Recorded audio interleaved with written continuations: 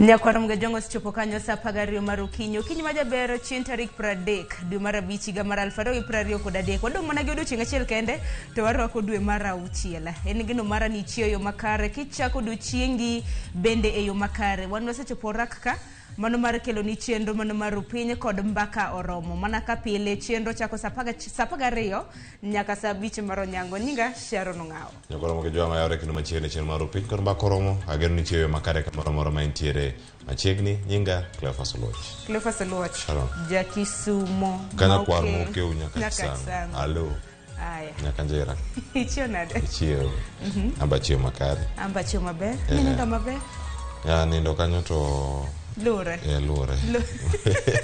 Kata kamano anende chieo. Wagone Nyasaye erokamano. Emiyo wangata ka seche ariyo kata saa achiel. Imiyo imondo ka saa apar gariyo nyakwa mos Nyakwara Ramogi jwang' no yawre rupiny ochako. Aka Nyakwara Ramogi jwang' ni chieo nade kama intiere. Koka mano wan ka mano mar kelo ni chenro mar odiochieng' makawuono. Mathoth timore e paw mano weche mag siasa. Odiochieng' manyoro nwaneno ng'anyo mopogore opogore mabende nadhi nyime buora Nairobi e kinde mabende duonde mopogore opogore natero pachgi ahinya nyaka luore kod paro mar chik mar omenda mano mahiga ne ting' koro nitiere ni jod bura ma pacho kae e ting' magintiere godo ganda mathoth Nyakwara Ramogi jwang' odiochieng' manyoro kweth moloyo 15 nochwalo ng'ur margi kane gintiere kacha oko mar od bura jogo makendo ratiro mag jotije riwruoge mag jotije mag piny owacho bende wuok oko kacha mano mondo mi gikede mager ahinya ka gikwedo paro no mar chik mar omenda mari gani mar 2023 kod 2024 kod 4 in kaka japiny pachien mane mar biro bedo kwato kod chiema kawuono jofwambo biro nyaka kama intie kanyo mondo mi wawinjie pachi kata kano selor ne oganda chwalo pachgi mano tarik 27 mano weekend mano tieko chieng' ngeso ang'o makoro dong' jod bura kani kacha kore mana kwayo jod bura mondo mi ogo e piny nyono wi nyaka jok mopogore opogore nyaka ntiere kar kacha ka chiwo pachgi kendo kata mbui giwacho mani o jatend piny Kenya Ruto weri gini chok paro manyien Tigini wacho makamano wambe kaka jofwambo bende kitowa kama tek nikech odiochieng' manyoro bende ni neno duonde mopogore opogore ma bende ochung' ne jofwambo pacho ka neno ka ni jofwambo mago media owners kata mana ute fwambo opogore kapo nono ni paro mar chik makama Cleophas bikadhe ing'eni ute mag fwambo biro bedo kalalo omenda mano mar siling bilion 2 manyiso ni tiji gi tiji jofwambo wetewa nitiere kama tek miwuoro bende to kindego jatend piny Kenya manyo bilion 2 mondo dhi otim global trotting kata bayo e pinje mopogore opogore ka otimo limbe en gima tek warito ne dhi chalo kuma chalo Nyakwara Ramogi jwang' MCS maromo 38 bende ogoyo ombulu mane wacho ni ndio wayie mondo mi twak makamano koro chwal wacho ni koro ero gi puodho paro no kata paro mar bedo ko twak makamano mar thichoko jalup gavana mano William Oduol to koro en kuma chalo nade kama gintiere wacho ni MC achiel manoko go kura ne onge ne absent to kata gibed gite dai go ga ombulu ni woyo Oduol koro mondo thichoko e wacho ni mana mar chako twak okeo dhi chomo kama chalo nade osego machielo bende oboke bende ang'warange ne nonu magazeti anena nyaka oboke moro ma bende luongo pachi kata na jogo kuma bende nitiere county Masia king'eni nja Siaya koro bende iwacho ni public participation itero pachi kaluore kod thicho oko mano jalup gavana Oduol aneno nyaka chien tarik 5 mano chieng' wuok tich mar juma mabiro koro ponono ni nitiere gi paro moro amora idwaro no thiche koso kik thiche e apisi inthuolo mano mar tero oboke mari achiel kachiel nyaka apis clerk mano mar od bura e county Masia koka Nyakwara Ramogi jwang' ka mi line up mar odiochieng' makawuono waiko ni mathoth moko nyawadwa Cleophas Oluoch dibedo ka kilo ni weche manyien bed gi ng'ango matimore gweng' ma bende intiere an ka gi gazede adhi bedo ka kilo ni nonro mar gazede mane gazet ma The Standard kanyakla kod Daily Nation bang' mano adonjo kod twak wang'e ni midhiero ma bende koro okwako William Oduol odiochieng' manyoro bende nwaneno delegates mago mag ODM e county Masia bende koro dona wacho ni othicha oko e apisi iwacho kanyo bende MCAs bura 38 e od bura e county Masia bende odiochieng' manyoro noluto ombulu mano mar thiche oko koro kamiti nitiere mochuogi ma bende nitiere kacha ma bende biro bedo ka ndiko report makare ponono ni report gi biro yango mibadhi ma bende nitiere gibiro bedo ka gichwalo wach makamano nyaka e od bura kata mana Senate mar mondo mi senators bende koro okaw ting' makamano. Iwacho ni kinde mamago timore jopiny Masia to nigi paro machalo nade wi wendegi duto mapodhi nyime kacha e od bura ka gidani koro thicho oko jalup gavana mano jalup Orengo William Oduol. Ang'o thuolo bende mar winjo pachgi odiochieng' ma kawuono ka koro dhi bedo ka ogoyo okang' machielo odiochieng' machielo ma kawuono. Koro wakoni mana nyakore mogo jong kinyi ma kawuono kama intiere med mana oro ote mano twak mokwongo madhi bedo oro kar kanyo ka Sharon Ng'awo dhi bedo kacha kataye kae to ng'adonyo kacha kod chenro mar mbako romo kaono chieng' tich ariyo wang'eni motelo ne mano mantiere gi chenro mar orako iringe matime gik moko adek kanyo kama intiere kar kanyo kae to mbako romo wagoyo mbaka kotenore kod kwedo chikego mag omenda nyaka sani ang'o mosebedo kanyo ka timore wadhi bedo ka kod jagoro maduong' mano riwruok mag jopuonj mar NAT ento owacho e yo machalo nade ne waneno nyoro ka riwruoge mopogore opogore bende nitiere ng'anyo mamuol nok waneno NAT kacha tiende nang'o nok wanene to bono penjo mi penj na kod inso yukinyi makawuono embo siro wach ni koso en gi paro mopogore nikech nowacho ni ero wach mar housing levy ni ema ponono okosir modong' nyabero nosiro nyalo bedo koro we wawinj an gima nomoro odiochieng' manyore ng'anyo makamano na gin placards ma bende noting' iwacho ni dala maber ibomiwa e polo wacho ni Zakayo shuka ama tukate mti mago gin gik mana nie placards nyoro awuoro gidok e ng'ado yiende kendo jokoro moge joma matwak man go saa 3 nyaka saa 5 kik idhi mabor ikech mar Ramogi TV chakorno wote machuok kiny ma kawuono konwa ni ichiewo yo machalo nade gweng' mari kama ichiewe kanyo oru nade ote machuok no en 3:6 tudi kod Ramogi TV e YouTube mar Ramogi TV mano yudwa kacha Ramogi TV Facebook Ramogi TV wantiere live bende kachiel koda ka Twitter wantiere kacha @Ramogi TV KE koro ne yudwa yo machalo nade katon bende e Facebook fan page mara yuda kacha Cleophas Oloch Twitter @Cleophas Oloch mana kumanya kor mgejwa kaka pile fan page mara imbui mar Facebook yuda @Sharon Ng'awo Twitter Instagram gi mamoko bende antiere kwa kamano bende kodwa nyaka giko mar chenro makamani kichma enrope mokwongo magethondo weche. The committee has 10 days within which to investigate and prepare its report on the finding of this matter. The 10 days shall expire on Thursday the 8th.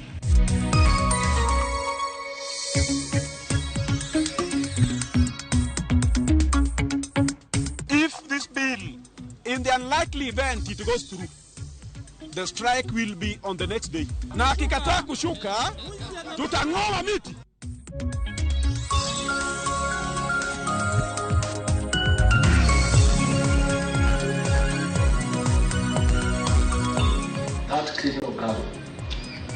Ikirudi hapa Dubai ni mimi na hii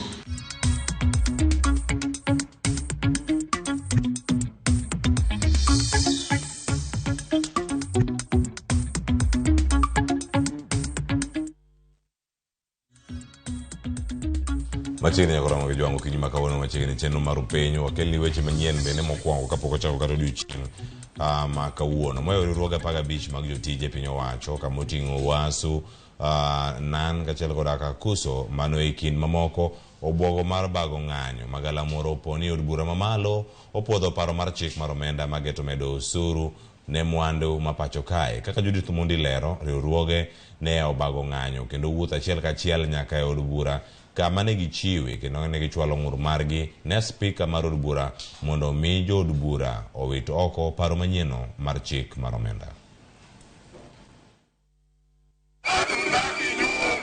Ne en pangruok wer kod go oporo e chuny boma ma Nairobi. Magi gin mahao riwruoge 15 mag jotij piny owacho ma oramo ni ngang' ok ginisir paro manyien mar chik machano ng'ado atamalo 3 mar osara mar jotich mondo tigo e gedo mag udi. Kotelnegi kod jotendgi ne gichwalo ng'ur margi od bura mamalo mar lombo jo od bura mondo mi owit oko parono manyien mar chik. And we have gone in and presented our petition to the Speaker of the National Assembly. Tunaambia wabunge wetu, sikizeni ground. Sikizeni ground. The ground is saying no. E lipot mane gichwalo, ging'ure wi wach mar ni kuom higni 6 koro, Jotich mag piny owacho poko medo sara kata bed ni pod idhirogi mondo mi gichulo osuru mathoth. Bende gikoni paro mar chuno jatich gi chulo omenda mar okumba mar thieth NHIF ma ok oriw jogo ma ondiko jotich ok liw kendo biro keto jok mapek e ng'ut jotich ka ng'ado omenda mar wuoth mar jotich poni gidhi tiyo oko bende ok giyiego. The amended NHIF Act of 2022 provides that every employer is supposed to pay a matching contribution amount to that of the employee. Kama wewe unatoa 1,000, employer anatoa 1,000. Now, they have agreed with the employer that the employer is not going to pay their part, and that is why they are pushing the burden to the workers. Gisingo dhi ng'anyo magalamoro poni od bura opuodho pend chikno. If this bill, in the unlikely event it goes through, the strike will be on the next day. Yes. And we want all public sector unions to be on the lookout. And let the strike be spontaneous. If we can be on strike for 1 month, Sakayo atashuka, na akikataa kushuka, tutang'oa miti. We have agreed amongst ourselves. There will be no room for taking envelopes. Everything we are doing for you must be done on top of the table. We don't want secrets when you are dealing with the workers, and especially when you are targeting workers' money. Your money is your money, and nobody should touch your money without consultation.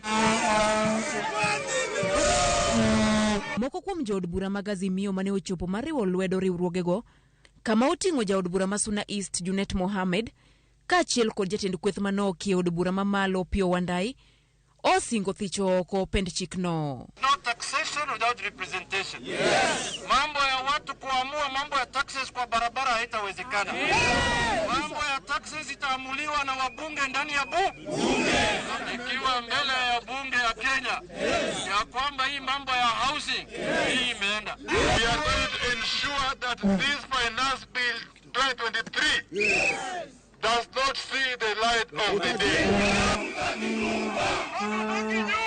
Bang' chwalo lipodi ni od bura okinyi makawuono, riwruoge mag jotich piny owacho koro diro pira ne jood bura mopogore pacho ka mar golo duoko mogik ewi ka bende pende chik ni owinjore kod piny Kenya.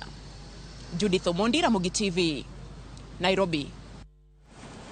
Erokamano Judith Omondi. Riwruoge mag ohala mano dhi nyime kod kwedo paro mano mar chik mageto kelo lokruok e chudo mag osuru ma pacho ka. Riwruogego wacho ni nitiere weche ma ok ni kare paro mar wach makamano. Riwruok mano mag weg ute fwambo kod keyo kwedo moko kuom paro mag osuru manie paro mar chikno. Kaka jafwambo marwa Walter Nyambaga lero, riwruok makedo ratich jopur niang' mano Sukam bende koro okoyie kod parono.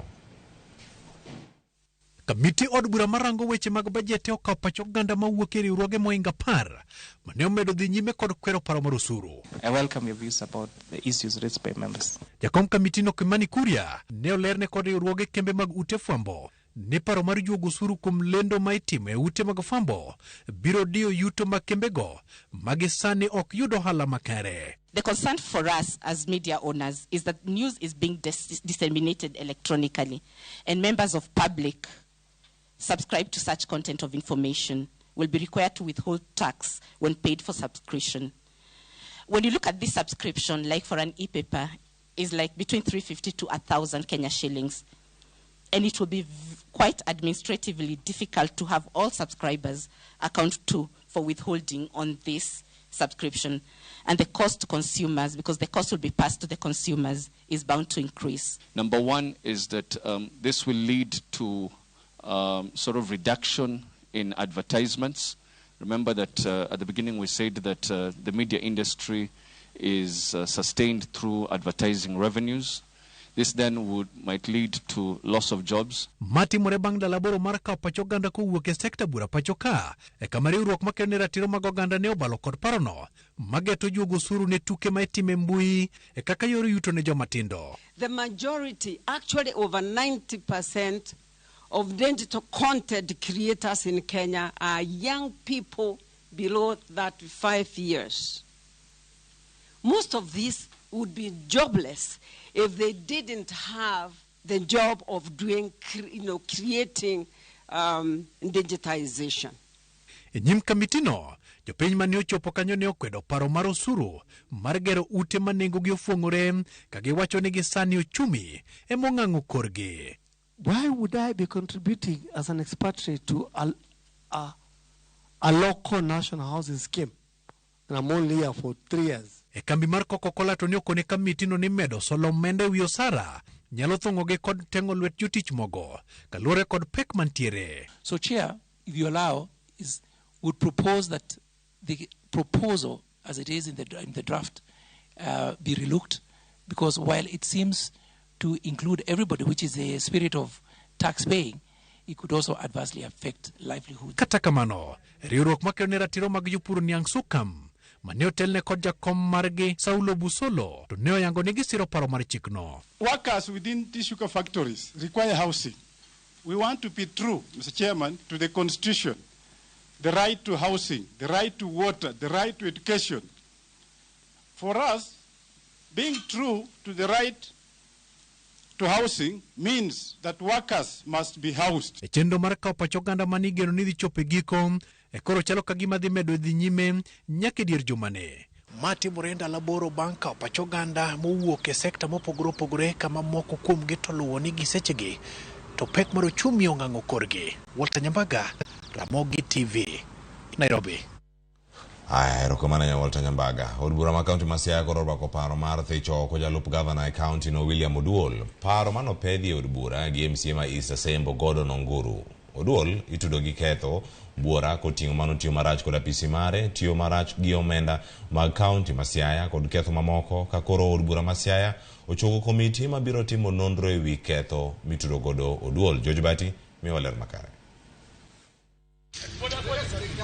Kotenore gi paro manopedhi od bura ma kaunti ma Siaya gi MCA ma East Asembo Gordon Onguru. MCAs 38 ma kaunti ma Siaya nopodho paro mar thicho oko jalup gavana ma kaunti no William Oduol e paro manokali e yor ombulu ma panda ma MCA achiel kende ema ne okosire. Please, let us give Honorable Raila Odinga peace, Mr. Speaker. When he's busy trying to help us down there and we are busy fighting for useless things. Mr. Speaker, let us give Honorable Raila Odinga peace, because our political opponents up there will find a lot of advantage. William Oduol itudo gi ketho bura kama oting'o ketho chike mathurka mawachore nochuna pisas ma ochung'ne weche mag chiwo rak kata tenda mag losa piny e kaunti ma Siaya mondo mi olok nonro mag oboke maromo 89 mag tenda go e tok chik. MCS go wacho ni jalup gavana no bende osebedo katiyo marach gi apisi mare ka giwacho ni Oduol no tiyo gi apise marach kama no tiyo gi omenda maromo milion 18 e bero apisi mare chenro mane onge budget mar kaunti no. MCAs ma Siaya go wacho ni higa mokalo jalup gavana no tiyo marach gi omenda mag kaunti no bang' dhiero momoro ma mare wuon kadho wadna mchumbi gi riwruok mar Icepack bura mane onge gi tudruok moro amora gi kaunti ma Siaya. Kata kamano omenda mar kaunti no tigo e tawo wuodho Oduol kod romo ma kamano. Oduol bende itudo gi ketho mar roko kendo tiyo marach gi jotij kaunti ma Siaya. Ahinya to mago mane migawo mar omenda ka bende itude gi ketho mano mar kiro weche moko ma ok adiera ne jopiny kama oting'o mago mosebedo kolieko ne piny owacho ma kaunti ma Siaya ok tayo makare. Od bura no koro chugo kamiti moting'o MCAs 14 mago mabiro timo nonro kendo manyo neno ewi mago modonjne go Oduol. Komiti no igeno ni biro duogo e od bura bang' ndalo 10 kod neno makamago. Ponono ne girem chope od bura no gi neno go parono biro gore Luanda. To ka gikelo neno moromo to od bura no biro bedo kod thuolo mar goyo ombulu mar thicho oko jalup gavana William Oduol. Paro mogwenyore koro medo wuok e wi okang' ma od bura ma kaunti ma Siaya okawo. Ka wenge koro rango kamiti no ka bende gibiro chwalo neno moromo thicho oko Oduol e apisi koso oyo. Onge gima unyalo tebo to kendo sechego un gi safari. Uriembo wakal gini pio pio ochulnwa ndege wahao Mombasa. Give them Mombasa for 1 week. Ne jo Siaya oyiero jok ma ichulo to wacho gik kaka pesa tiyo kose no gi oyier gi mondo gitetea jopiny. Jopiny ol to jo Siaya ol to kokwang'iyo ODM ni emogolo president ma sani ngatie. President ma Kenya en ja ODM. ministers wan go karibu auchiel mago mana jo ODM mabende nogol mana kakigolo William Oduolni. To kako gol William Oduolni nyalo bedo hape. Okwang'eyo gima kiny. Ko ke mago motimore county ma Siaya kod Ramogi rang moko manotimore odiochieng' manyoro e county ma Nakuru. Piny owacho mano koro medo singo chiwruok mare kedo kod kwong ma chik ok opuodho e pacho kae ka oloso kinde mane oromo kod jotend arita ma Hoho mar Okak e boma ma Nakuru. Jalup jatend piny Kenya Rigathi Gachagua kod jatend migawo mar arita Kithure Kindiki ogolo chik ne jatend arita kod loch nanga mondo ti kanyakla e kedo kod ohala kod math mano mar kong'o. George Bati koro miwa ler mathoth. E romo mar keto kenge mag kedo kod kwong' e gwenge mag Hoho mar Okak, romo manoting'o jotend arita, obila kod apisa mag loch nanga. Jalup jatend piny Rigathi Gachagua ogolo chik ne ruodhi kod jolupgi mondo chwal ne jodito mag arita kwe nyinge jonyuok kong'o kod joma uso kwong' ma chik ok opuodho. Our county commissioners, our DCC, muende muite machifu wetu mkubaliane, wapeane listi yote ya ile watu wanauza bangi kwa sababu wanawajua. Wapeane listi ya ile wote wanapika pombe haramu. Wale wote wanatumia license establishment kuuza sumu, wapatie nyinyi hiyo list. Uita kamati yako ufanye kazi. Kopako moko kuom obila matimo tich manimba ya pedha mar kedo kod kwong' ma chik ok opuodho. Rigathi Gachagua kata kamano oseyo obila moko madonjore e ohala mar kunde math e gwenge ma gitie, ka moko bende kar dhi mako jonyuok kong'o to gin ema yudogi ka gimer tak thing. We are very happy with police officers who are doing a good job. But we have a serious problem with a few of them who have conflict of interest, who have opened bars in the areas where they serve. We have a problem. We have a problem with our police officers who are collecting protection fees. We have a problem with our police officers who are supposed to go and arrest drunkards, but they are more drunk than the people they are going to arrest. That we have a problem. Jatend migawo mar arita Kithure Kindiki ma bende noyuore romono ogolo siem ne obila ma Kawasoya kendo weyo thuolo jonyuok kong'o ni bad piny marabora biro jukogi. And I want to direct all officers involved in this crackdown not to use the excuse of this fight to harass, intimidate, extort money from legitimate traders and business people who are engaged in the business of alcohol. E kinde romono jalup jatend piny Rigathi Gachagua bende oseyo piny owacho mag counties kuom chiwo mayot lesen ne johand kwong' ka koro dwaro ni jood bura mag counties olos chike moridore mabiro thiro ohala mar kong'o e Hoho mar Okak. Governors have licensed every small building in a trading center into bar and restaurant. We called the 5 county assemblies to harmonize the laws and to make it difficult to license bar and restaurants. Ka koro piny owacho ramo ni giwuok oko mar tieko chuth kwong' ma chik ok opuodho, ting' maduong' en dino rode duto mag kwong' ma ok opuodhi madonjo e kuonde mag math ma pacho ka. George Bati, Ramogi TV. Koro mane sigano mar George Bati motelo jokel kata kod Lydia Okeyo. Jalup jatend piny Kenya Rigathi Gachagua osiemo jotend arita kwe ni kik yie ni kweth maundu mar Mungiki yud teko kendo mar duogo e pacho ka. Gachagua owacho ne jotend arita ni kod ting' mar thiro njore makamago kendo ok owinjore kwethno yud thuolo mora mora. Kano lose kaunti ma Nakuru, Gachagua owacho ni josiasa moko bende koro nigi paro manyime e chwalo kwethno mano mar Mungiki. Gino mawacho ni piny owacho ok biyie kodhi nyime. The revival of those gangs cannot and will not be allowed. That particular gang we saw in DCI there is responsible for murder, and I want to talk to parents and our church leaders. Please talk to our young people, mostly in central Kenya, Nakuru here, Laikipia, bit of Eldoret, bit of Lodiani. I want to tell the RC and the regional team, please, that criminal gang, ikirudi hapa hii Rift Valley, ni mimi na nyinyi. That gang cannot, should not be allowed an inch in this region. Kama chelo nyakromo gi juang' mane en jatend kweth mar Mungiki ma en Njenga owe thuolo kod rambun mar omenda ma ching' mar siling' 50,000 bang' kwedo ketho 7 manosom ne nyim doho ma Nakuru. Njenga itudo kod ketho buora moriwo mar siro kweth maundu mar Mungiki, bende itude gi ketho mar bedo gi bunde e tok chik kanyakla kod bedo kod nyasore manyocha omake go mago ma obila wacho ni ne romo akota 90. Tich Ang'wen juma mokalo, Njenga nyocha odadhoge log tich mar okwach kich bur Nairobi ewi romo mano bago gi kweth moro kanyo tarik 11 dweni e gwenge ma Wanyororo e kaunti ma Nakuru. Accused in to a bond of 100,000 shillings or an alternative cash bail of 50,000 as the other co-accused.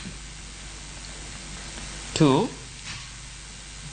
The accused is restrained from making statements either through press or in public rallies which make any direct reference to this case. 3. That the accused shall, in the pendency of this case, never make any contact with any prosecution witnesses known to him in a manner that is likely to jeopardize the trial of this case. Finally, that any violation of the above condition shall lead to cancellation of the bond terms. Nyakoromo gi jong do mamalo bende koro chungo duol manyocha ochuogi gi jatend piny Kenya William Ruto mar nono tho mag dhano tandawuoya mano manyocha timore Shakahola. Mano bang' riwruok mar Azimio la Umoja chwalo kwayo makamano. Magi timore e sechegi makoro chenro mag timo bero ne ringre jogo ma oseyudi Shakahola pod dhi nyime mar temo yango wedegi kaachiel koda kagino bade nikel tho margi. Joja oko nigi ler mathoth. Kane ochungo duol no ewi nono tho ma Shakahola, jang'ad bura Lawrence Mugambi koni okang' mar chuoge ne ok en dwach jopiny ni mar od bura mar Senate kaachiel kod obila dhi nyime kod timo nonro ma kamano. Jang'ad bura no koni kweth ariyogo sani chulo omenda jopiny, omiyo kelo kweth machielo dhi medo muonyo omenda makore lach. E kwayo margi, riwruog Azimio la Umoja ne okoni jatend piny Kenya William Ruto ne omiyore owuon teko mar chuogo duol no, kato bedo ni teko makamano nitiere e lwet od bura mamalo. Kopogore gi mano, ringre ji 34 mano yudi koiki e bungu ma Shakahola ne otimnegi bero e chenro madhi nyime kar thieth ma Malindi mar yango gima dine kel tho margi. Today we managed to do a total of 34 postmortems. And of these 34 postmortems, 21 of them were female, while 10 were males. 3 of these we are unable to determine the sex and gender, reason being that they were badly decomposed. As for the age, 22 of them were adults, while 12 were children. So we found that most of them were severely decomposed, being that 32 of them were severely decomposed, while 2 of them were moderately decomposed. As for the cause of death, being that there were many of them we found that were very badly decomposed, we are unable to get the cause of death in 22 of them, while 12 of them we saw features which look like of starvation. Iseche gogo, ringre miyo achiel ne oyudi e bungu no ma Shakahola makoro kelo kwan jogo duto mosewito ngimagi nyaka 242, ka dichuo achiel bende ne oresi ka chunye pod gudu, ka kwan jogo duto moseresi koro chopo 93. To e doho ma Mombasa, jadolo Ezekiel Odero e buo kinde mage ne ochwalo kwayo nyim jang'ad bura Olga Sewe kod wani owit kuchande okang' mar loro wang' jowi mar kanisane. Okoni bang' doho chike mondo mi odhi e nyim duol mochung' ne weche fwambo kod keyo midendo ni multimedia, giyango ni kwan jokanyono mag duol no nok kaluwore gi chik omiyo ok ginyal ng'ado bura ma kamano. And the tribunal has been in limbo for 1 year now. But I'll suggest, my lady, that we can mark this petition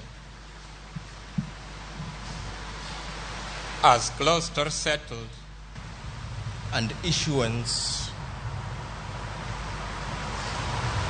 of the prayers at paragraph E may lead to a situation then where my clients may be cited for contempt of court orders. So my two orders are as follows. That the petition be mentioned on a date we'll give you shortly for a status update on the investigations, and two, that the petitioner considers amending the petition to reflect the current status of his cause of action. Bang mano, jadolo Ezekiel ne ochope nyima pisas magokwach kich Mombasa kakane doho mashanzo chike bangwe thuolo. They are not ready to proceed with anything at this particular moment. They have no questions for us at this particular moment. We cannot record any further statement at this particular moment. So at this particular moment, we are free to go. So we are told again we will report next week on Monday. George Aoko, Ramogi TV, Mombasa. Aya, nyakora mgejo ange report mar George Aoko ni ono mondo miolore gi kanyo sharono ngao biro kanyo gi gazet. Ukinyi makawuono kwa jawadwa Edwin Okoth kikidhi mabor. Nyinga Cleophas Oluoch, jagisumo kanya kor moke onyaka sango walore gi kanya ngaduogo kod mbaka oromo. Kikidhi mabor ero kamano kuom neno Ramogi TV.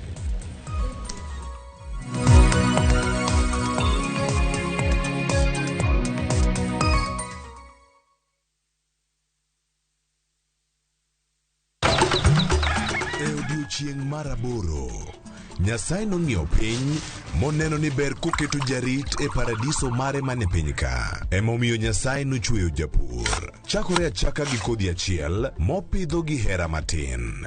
Gweth mar koth kendo bang'e oti ka okelo chiemo ma wachamo. Donge wanyalo loso puodho maber ma wacham chiemo mawuok kama ler kendo kama mor. Riwri gi alori nyaka Black e chenro mar pur gi ohala. Chieng' tich adek ka tich adek, saa 1:45 mar otieno. Mana Ramogi TV.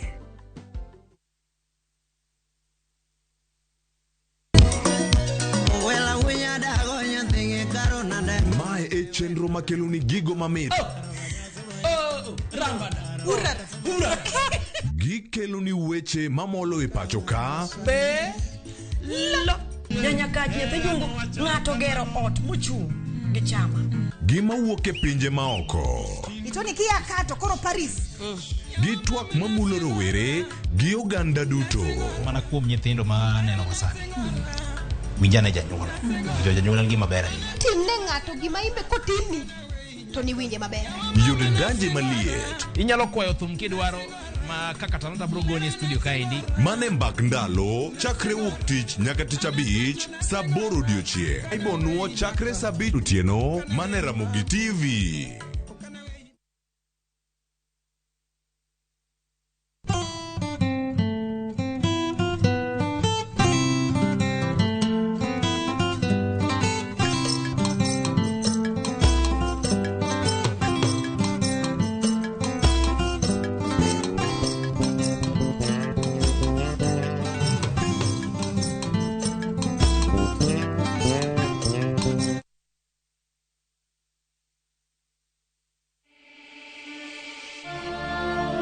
In what is now Kenya's worst drought in 40 years, over 5 million Kenyans are facing starvation. And almost 1 million children are staring into an uncertain future due to hunger and malnutrition. The situation is predicted to get even worse in the coming months. Our time to act is now. We have always been there for each other in the spirit of togetherness. One people, one nation. Together, we can help children in the worst hit counties to have a tomorrow to look forward to. Every help counts. To send your donation, dial *802# on your phone or visit www.saidika.co.ke, an initiative of Kenya Red Cross Society and Saidika.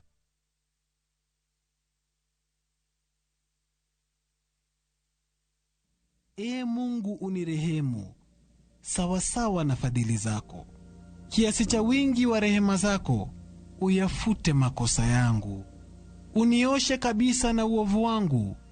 Unitakase dhambi zangu. Nimekutendea dhambi wewe peke yako na kufanya maovu mbele za macho yako. Dial *811*274# to get Toba.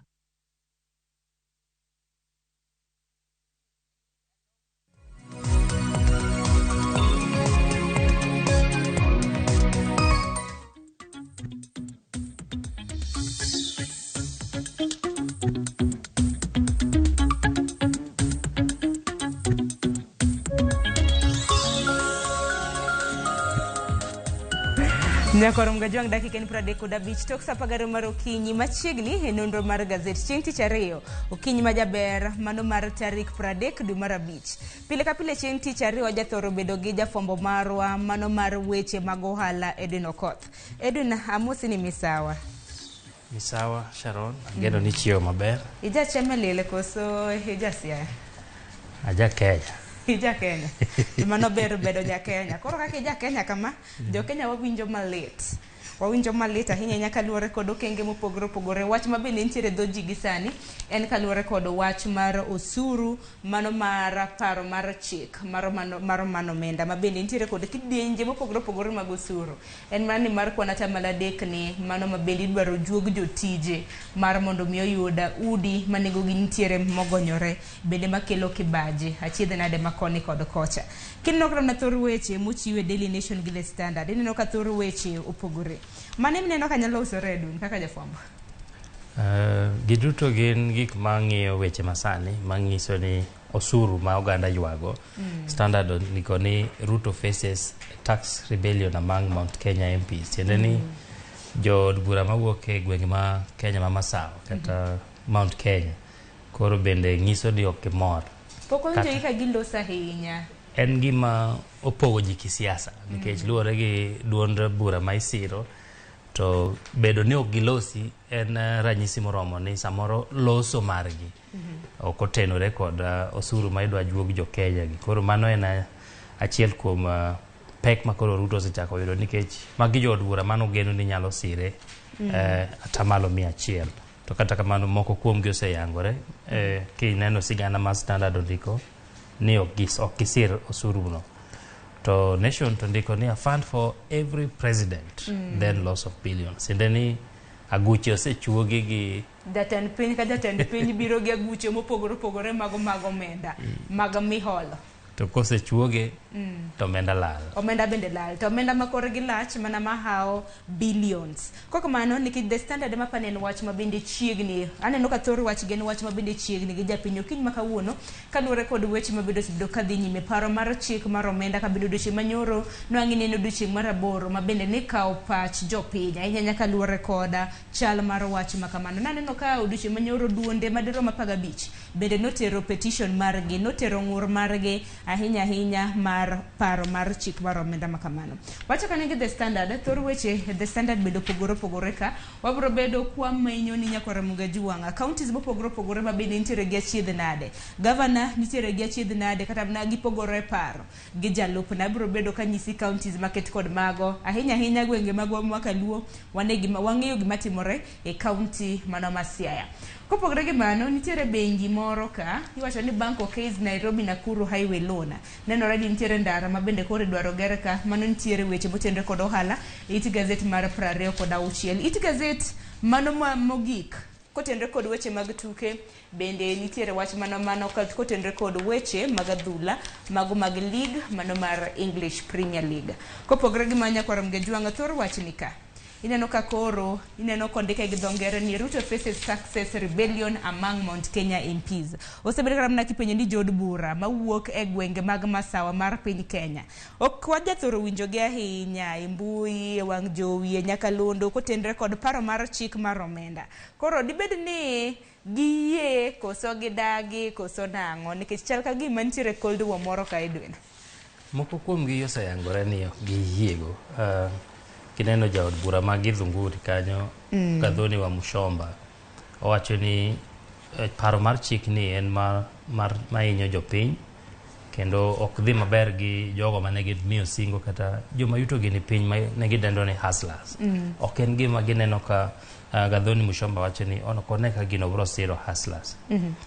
King'iyo MP Magatanga ma Murang'a County ka Edward Muriu bende wacho ni nyaka koro piny owacho ket chir kata ket med yie ma jopiny nego kuome mondo ng'e ni osuru ma ichoko no bilal nikech mana kaka nwan somo thor wache nation kocha ni aguche ichuogo to omenda lal. Koro giwacho ni koko miwa yie maber to ngiso ni kare ok wanyal golo osuru.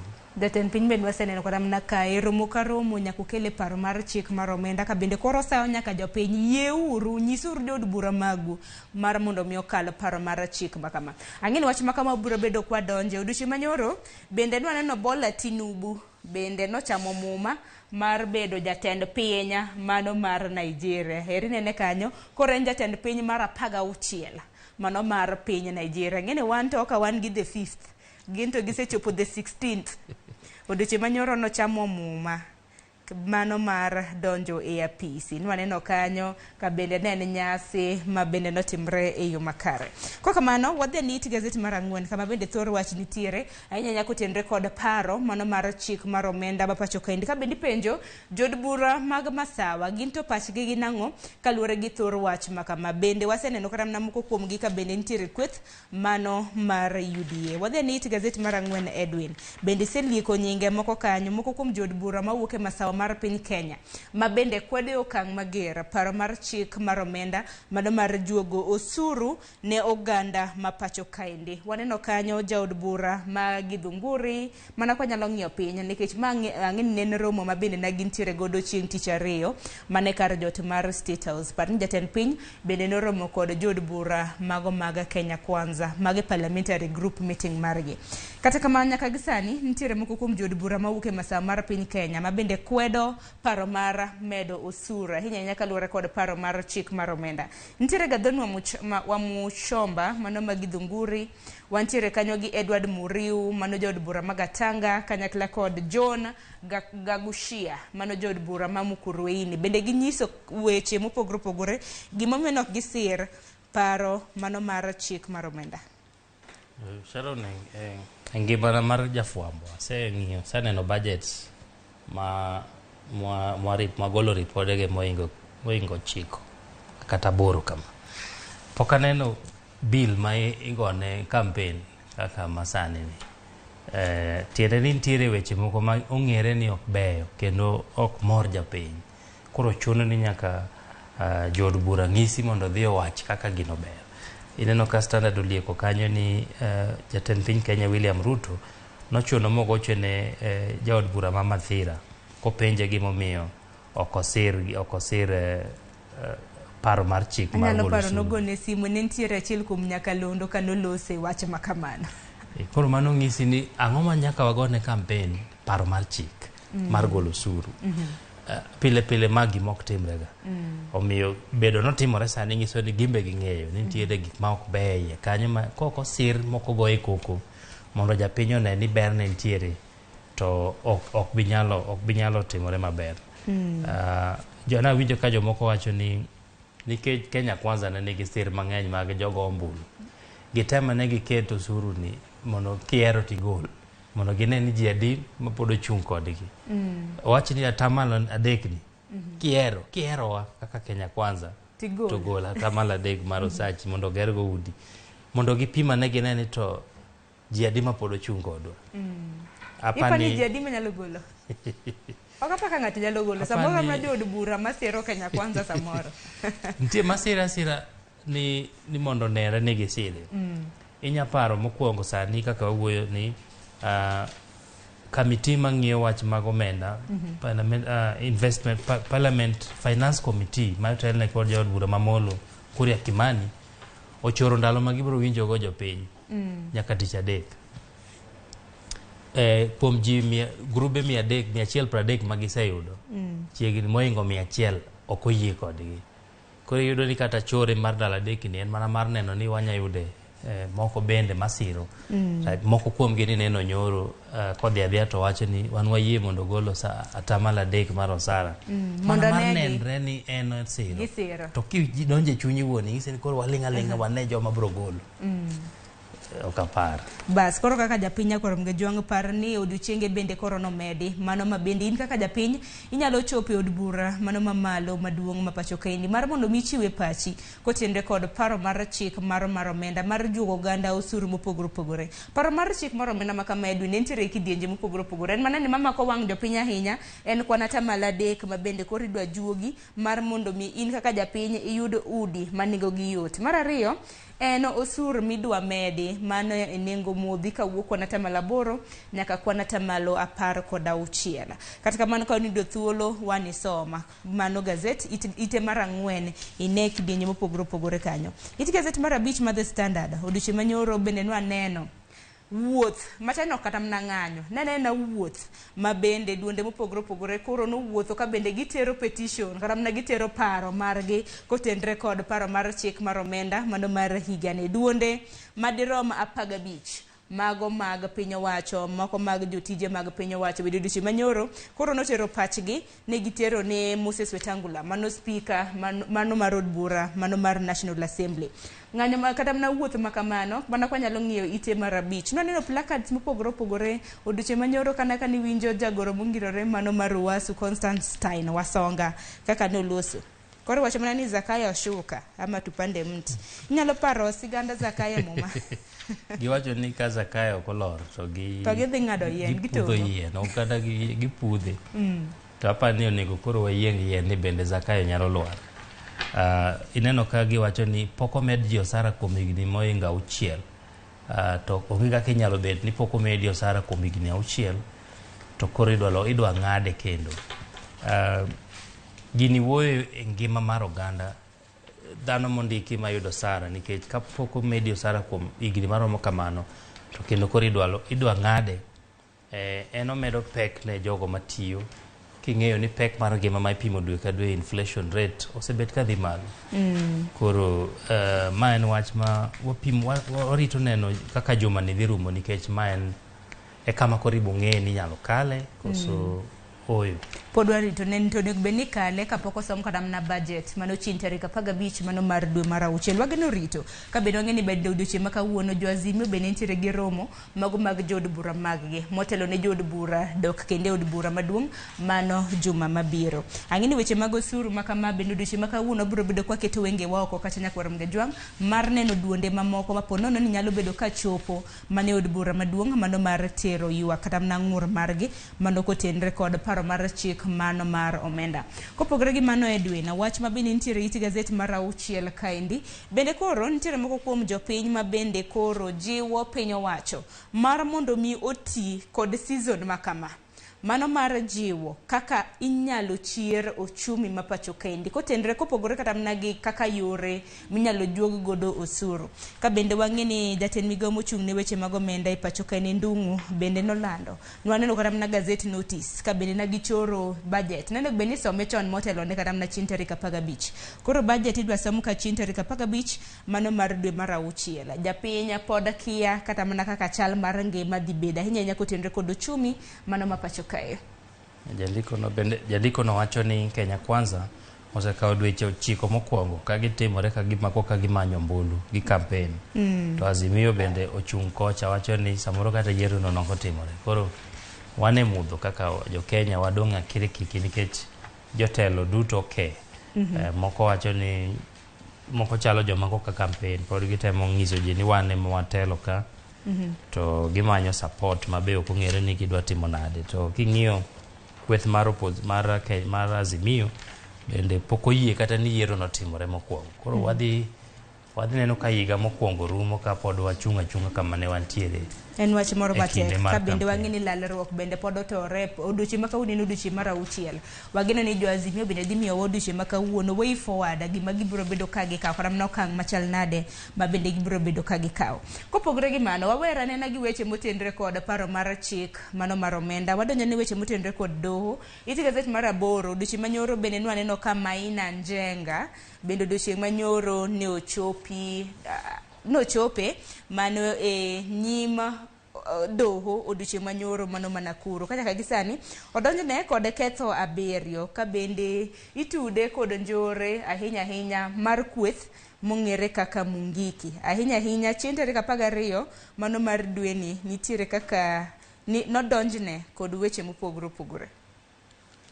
Aneno ka okinde mag Maina Njenga ma en achiel kuom gi en Martha Karua nowacho ni mondo weye gi rambun machalo kamano nikech giwacho ni ketho makamagi mitudogo Njenga gin ma idhiro kod siasa. Omiyo gineno kama gi en mana isande gi yore mag siasa. En mano nonro ma pod wawe ni obila bro timo mondo kata ka koro ichwale e doho gi ketho ma giseyudo kendo gisetime nonro ma ging'eyo maber. Nyaka sani wang'eni odiochieng' manyoro ka nochopo e nyim Nakuru, wang'eni nyim doho ma Nakuru kama bende jang'ad bura mano mong'ere kaka Principal Magistrate Kipkurui Kibelion bende koro nwaneno kanyo ka nowe gi rambun, kata kamano nowe gi bond mano mar siling 100,000 kata cash bail mano mar siling 50,000. En mana ni bende nonyise kosewe gi rambun makamano nonyise ni kik owuo kwa maji nitiere na kana chokruok mar ji e lela ikolosi nikech en wach ma bende pod nitiere doho.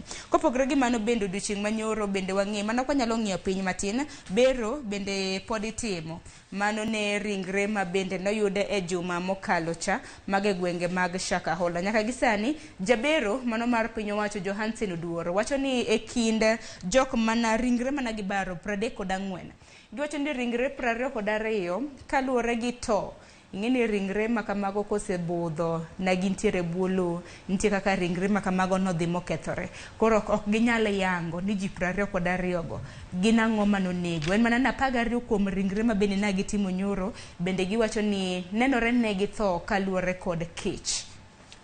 Nitiere 3 moko bende ma iwacho ni ochopo kama ok nyal kata yang ni gin mon koso chuo.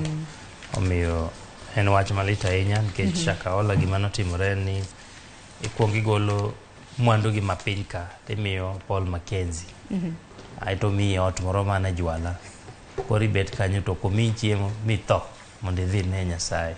Naneno nonro inyalo kowaram na paro TV mar Ramogi bende nwakele nonro kama bende kaka Shakahola nitiere nyirombe uninde jwala to jadolo nineno od jadolo nyaka gi timetable nyuka kiane gang'o en nyaka gi timetable into nyisi en chiemo kendo nyaka gi pula mano mar pi en gi yaw moro matene kanyo ma ogado godo pi into koro keti kanyo ni in itho kaluwore gi kech. Wach moro matek ahinya odiochieng' manyoro notim bero mano mar ringre 34 nyithindo joma mon kanyakla kod chuo. En mana ni kaluwore gi Johansen Oduoro wacho nitiere ringre mamoko kaluwore gi nyaka sani kaka chal mar wach nitiere ok ginyal yango kata mna ken ringre mar ng'ama miyo kata mna ng'ama wuoro. Mapiyo Edwin hadwa ni mar mondo mi wadhi e gazet mano machielo kapok wadhi gazet mar Daily Nation nitiere wach moro mananeno ka iti gazet mar 3 ji osebedo ka penjore ni governor mano Nakuru Susan Kihika en kanye osebedo kolal e wang' jofwambo kaldo ne rombe mopogore mabedo osebedo katimore county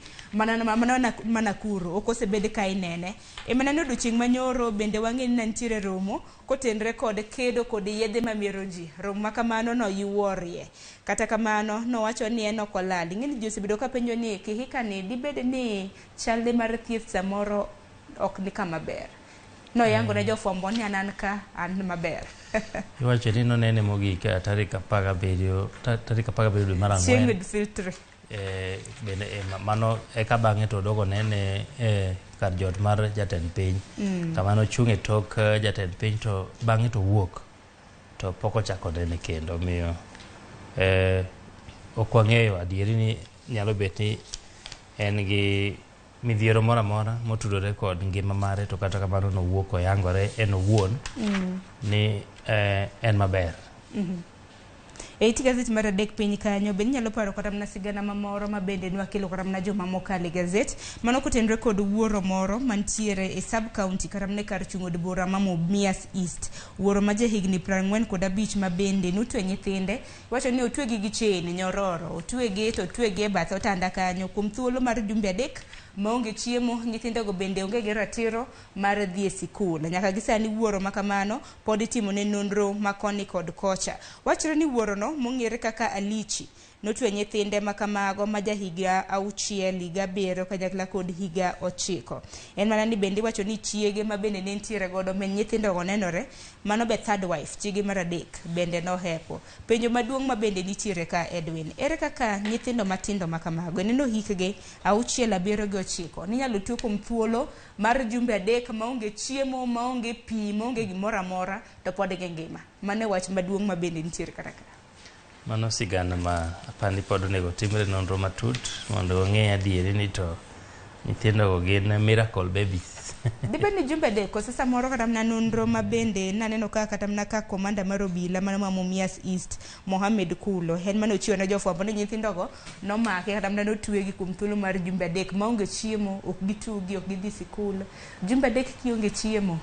Mano apani en gima ilieka ni nyalo bet ni ne gin kanyo to ndala jumbe 3 gi nyathi matin to kapar ko nyalo bet kapok ochiemo. Omiyo mano gima kwano bago gi kanyo gi ndalo to kata kamano bedo ni nitie nyithindo ma omara tero mar dhi skul kata ok otwegi mana ndalo achiel mok gichiemo to en ketho maduong' kendo wageno ni gibiro yudo ratiro e nyim piny owacho kata en ratiro gibiro yudo ten geno marwa ni wuoro makamano bendi biro maki. Adani watie gazet makama to kapok watieko naneno wach moro e it gazet mar 27 wach mabendo odiochieng' manyoro ni romo maket kod ma kamede jatend piny Kenya William Ruto bende liko ni koro sani pinje mantiere Afrika kapo nono ni nitiere pinje mora mora japiny mora mora pinje mag Afrika kidwaro biro timo limbe e piny Kenya ok nego bed ni bedo kod visa.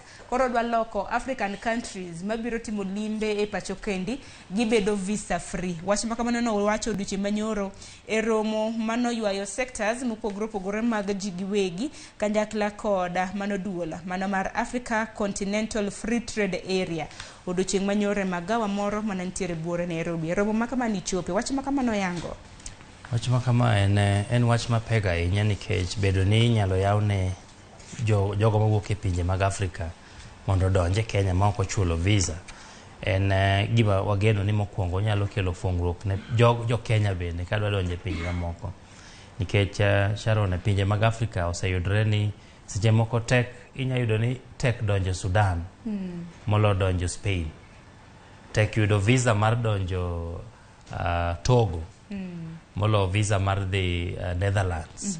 Koro Afrika osebet ka gigeng'ore giwegi, gichalo joma ok oherore.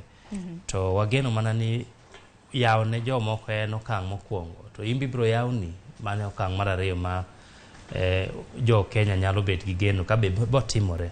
Mondo ka oyawnegi mondo gidonj gitim ohala e thurka to wambe giyawno mondo wadonje pinje makamago mondo watim ohala kata watim limbe kaka gimbe gibro donjo mayot. Aparo ni mano nyalo bedo okang' makara ahinya kaka weche mabedo wasebedo kata mana kanenore pinje mago mag Afrika ma ugwe. Ang'eni sa achiel tero dhi karomo tang'ini nitiere weche mopogore Edwina kotendre kod wache mag ohala mano mineno kendo mama ka oboke ma ituboke mar 26 ndara mawuok Nairobi nyaka Mau Summit en ndara ma jo Uganda mawuok e Masawa kata Nyanza osebet ka rita ahinya to bengi mar Africa Development Bank koro yie ni gibiro golo omenda maromo siling bilion 20 mondo los go ndara no. King'eyo ni ndara ni ne ochan ni ibiro lose dual tiende ni ng'ama wuok Nairobi luwo konchiel kodhi nyaka Mau Summit to ibiro chule en toll road koro kichopo kamoro to igole omenda matin kikalo kaka jariembo to apani en okang' maduong' nikech kolose to masiche mag apaya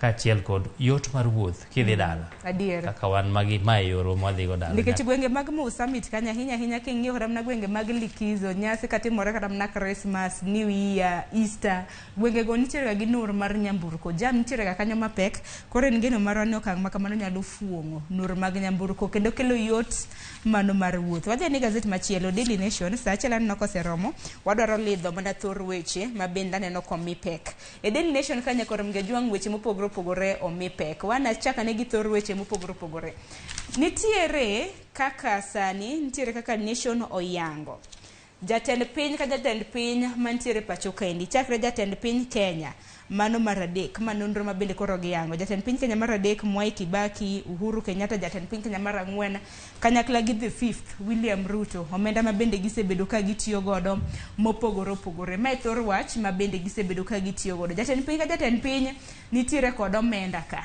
Ineno Mwai Kibaki na nitiere kod omenda mong'ere kaka Women Enterprise Fund, nitiere kanyo Youth Enterprise Development Fund, Land Settlement Fund, Rural Enterprise Fund, National Humanitarian Fund. Akeno omenda makamagi nyakoro Mgajwang' bende isewinjogi ahinya ahinya e kidienje mopogore opogore ka. Omenda mathoth ma bende notigodo, moko kuomgi ne ok ochula, wach malich ahinya. Uhuru Kenyatta bende nobiro gi Uwezo Fund, National Government Affirmative Action Fund, mano ngaf, ma bende Women Rep nitiere godo. Kanyo bende nitiere omenda ma kore lach ma bende notigodo, moko bende nolal. Sani wang'e ni Hustler Government motelne kod William Ruto, ineno kanyo nitiere Hustler Fund, nitiere Housing Fund, manyaka sani Kibaji nitiere. Ponono ni Oluto Ombulu jod buro kadhe, en wach ma bende koro biro riwo omenda ma bende koro jatend piny Kenya masani nitiere godo. Kopogore ma kanyo, Edwin nitiere nonro moro ka ma bende notim kod Aga Khan, mano kotenre kod Generation Z. Ing'e Generation Z, Edwin? Ing'e gin nyithindo manonyuol e kind thuolo mar nyithindo ma ng'iyo gik miluongo ni luku kende ma koro wan ga gi millennials gi Generation Z. Millennials gin nyithindo manonyuol 2000. Generation Z ni Cleophas ong'egi maber, obodo bedo konyisowa. Kata kamano nitiere nonro ma bende notim. Koro joma nitiere Generation Z gi gin ging'iyo look, mana kaka Edwin osewacho. Gibong'io ne girwakre nade. They care less about work. Ok obadhogi kata ponono ni gitiyo kata ok gitiyo. Bende money or current affairs, mago be gik moko badhogi. Sani waloso kotenre kod paro mar chik mar omenda. Nonro wacho ni Generation Z ni gin ok obadhogi weche ma bende iwacho.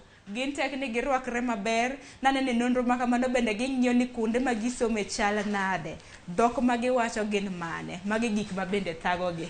Kopogore gi mane koro Mgajwang' gi gazet mar 8, bende kotenre kod paro mar chik mar omenda, bende wan kaka jofwambo Edwin wantiere kama tek miwuoro. Ka bende odiochieng' manyoro nwaneno ka jo media kata mana media owners, jok mantiere kod motelo ne udi mag fwambo, odiochieng' manyoro bende noromo kod kamiti mano mar omenda ma pacho kaendi, ka bende wacho kanyo ni media dwa lieko lalo omenda maromo siling bilion 2. Ponono ni paro mar chik makamano ibro bed ka ikadho. Odiochieng' manyoro bende nwaneno MCAs maromo 38 e kaunti ma Siaya bende noluto ombulu mano mar thicho oko jalup gavana e kaunti ma Siaya. Mana achiel kende emane ok oluto ombulu, koro wachre ni en koro ok kata ni nosiro kata nokosir nokoluto ombulu odiochieng' manyoro. Aya, Nigeria bende nasing'isi ni Bola Tinubu nochamo muma mano mar bedo jatend piny mar Nigeria mar 16. Bola Tinubu nitiere kod higni 71. Machielo makiyudo thuolo it gazet mar 14, Edwin wang'e ni oro nokwako kor gwenge mopogore opogore pacho kaendi. Koro nonro mar United Nations, mano riwruok mar pinje mangima, bende lieko ne piny Kenya ka wan achiel kuom pinje 22 wan e hotspot, ahinya ahinya kotenre kod ngaji manenore ni nyalo wuok e pacho ka mane kende thuolo mabiro. Report makama giwacho ni chakre dwe mar 6 nyaka dwe mar 11 ngaji nitiere maliyo. Koro Edwin, thor weche to opogore ka. Wachake giti gazet mar 6, gima japiny geno winjo kaluwore kod romo mano mag jod bura mag Azimio odiochieng' makawuono. Odiochieng' makawuono ageno winjo ni gibro bedo ka giloso kotenre kod ang'o. Wang'e ni nitiere wach mar paro mar chik ma bende nitiere otimonewa. Wageno winjo ni gibro bedo ka giwacho ang'o.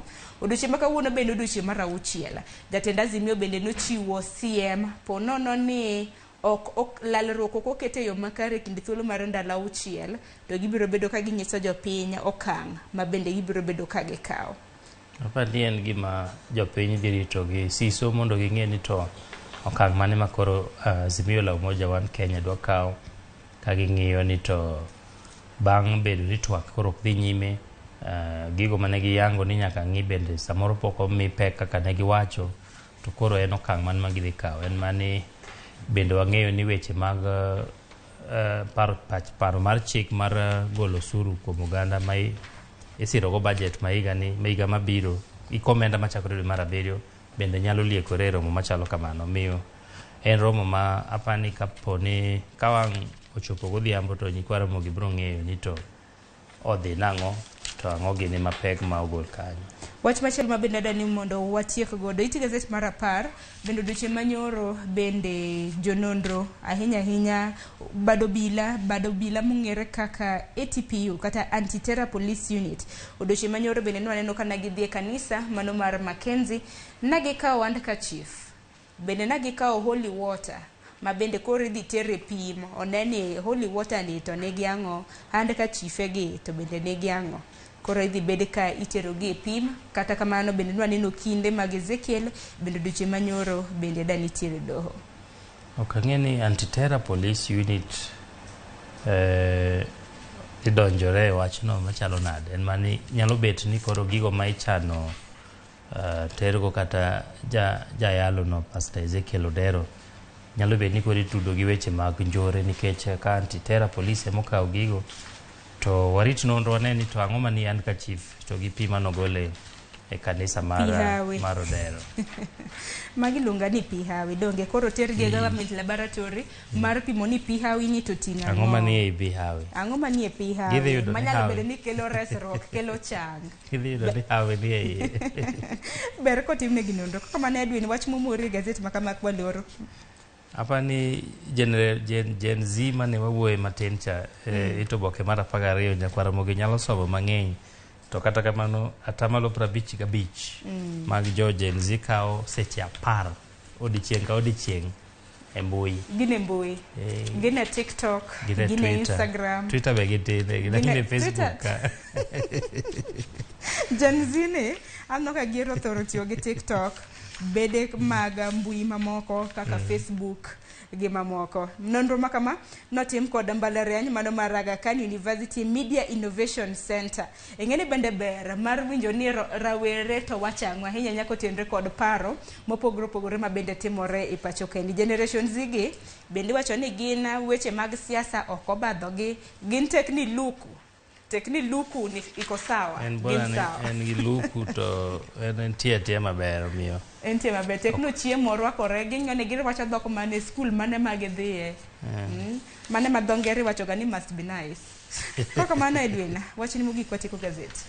Wach mogik Sharon ni en juma mogik mwang'e wach mar osuru ma igole kuom oganda kata ewi mwandu ma oganda ng'iewo ma wageno ni report mawuok e bad kata kamiti mar omenda dhi yango ni to wadhi chomo kanye ahinya te yuto mar oganda. Omiyo en akirikigi ma ka wakalo juma ni to wang'e ni to wachomo kanye kaka oganda e yuto to gi osuru ma wagolo. Gima ng'eyo ni ji okawo okenge mopogore bedo ni kweth achiel wacho ni kik wagol osuru to kweth achiel wacho ni wagol osuru mang'eny.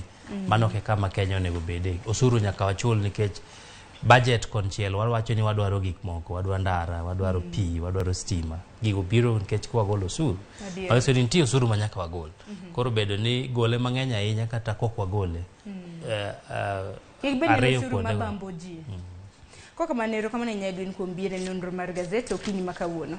Ero kama na nyasharo. Jakwa Ramogi jonka oyudo thuolo waninyo gazede mopogore nikech gazet ok en mana lidho kende gazet bende nitiere gi puonj malong'o nikech kinyo Daily Nation odiochieng' makawuono iti gazet ma iye gintiere gi DN2 to DN2 tika nitiere gi weche mopogore kinja ohala nti puonji kanyo kaka ohandi inyalo tego ohandi e kinde makama. Standard bende jathoro bedo gi financial standard weche motenre kod weche mag ohala kaka inyalo timo ohala yo makare ohala mopogore ma bende inyalo timo e kinde gi ma bende piny bende tek ngima tek mokalo. Kok manyako Ramogi jwang'ina mar mondo miako yo matin dakika na 9 tok saa 1 mar okinyi bang'e gisani adwaro donjo gi nonro mano motenre kod sirikand county ma Siaya ma bende ywaruok waseneno ka nitiere e kind gavana Orengo kanyakla kod jalup mare Oduolo doshi manyoro MCAs maromo 38 bende koro noseluto ombulu mano mar thich oko William Oduola.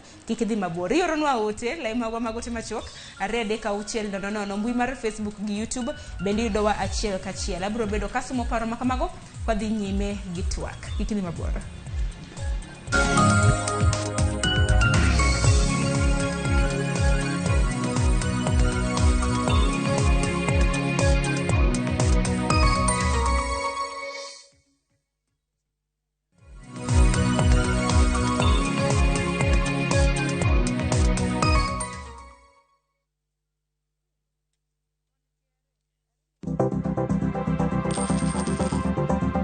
Mondo mi ikungo omenda e yo mayot kendo e yo mowinjore, onego ibed kod paro mar kungo dwe ka dwe, juma ka juma, kata odiochieng' kodiochieng'.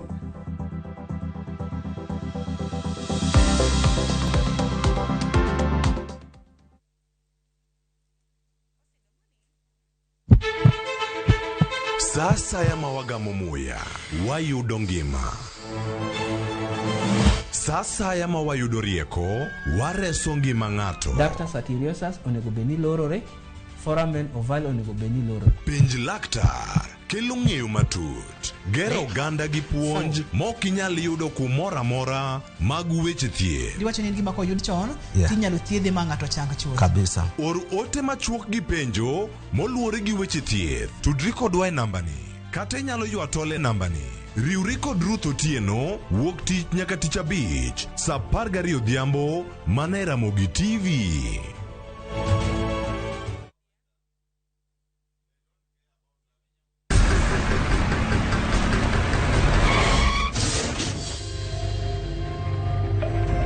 Pole sana madam. Usijali. Wacha wasiwasi.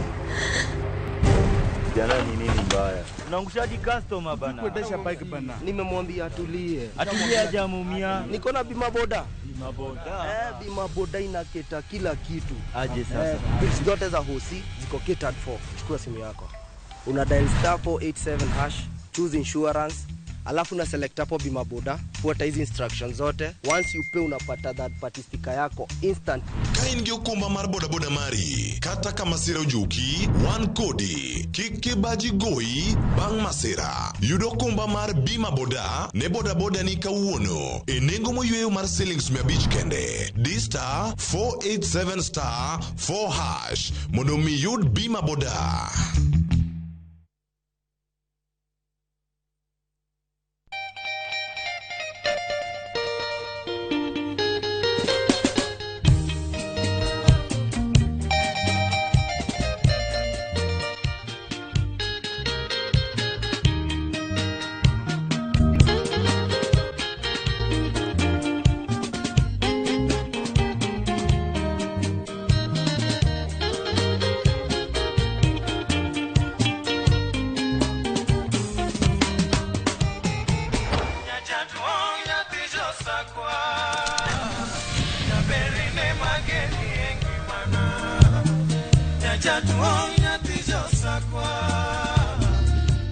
Radio Ramogi, Cartoon Jaluo.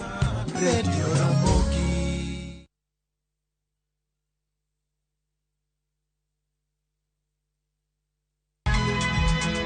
Nyakwa Ramogi. Wachaka nigi weche matimore sa. Gige dongruok en gigo eko ma en hakini, ok en gime miyi gi mich. Buch Jopin. Adier gima dhi mbele sani, Trevor dhano kech nego.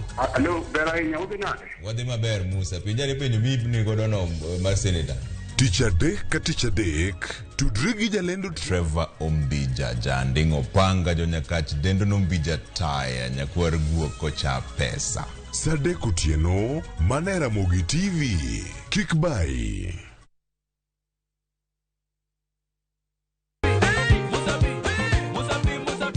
Masemana chake na kuromoga juang moto kama pasi yelongo ni moto ebele.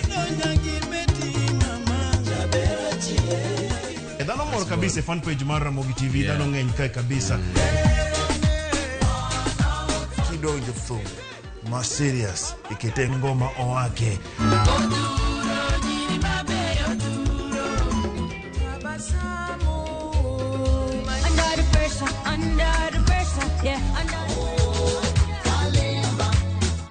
Kete manaka kod Papa Vic, ngoma wake, wuok tich nyaka tich abich, saa 10 odhiambo, nyaka saa 12.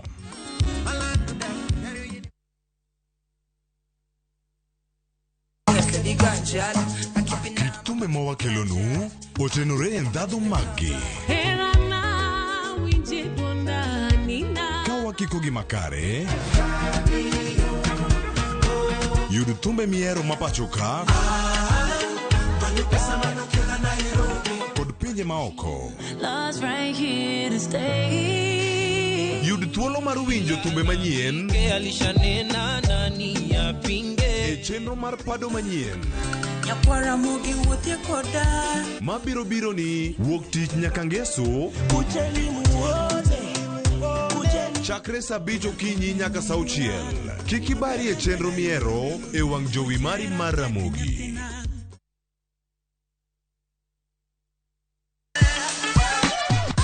Dwalo, ng'ado, wang'o, magi te gin yore mag tedo. To bilo kod chiemo e gima ber moloyo e wach tedo ni. Iwinjo gima winjo kosi winje kendo. Gi tedo itime nyaka obed makare gi suya kod ndhadhu mamit. Tedo gi chiemo gi jai lieta tich adek ka tich adek saa 2 okinyi mana e Ramogi TV.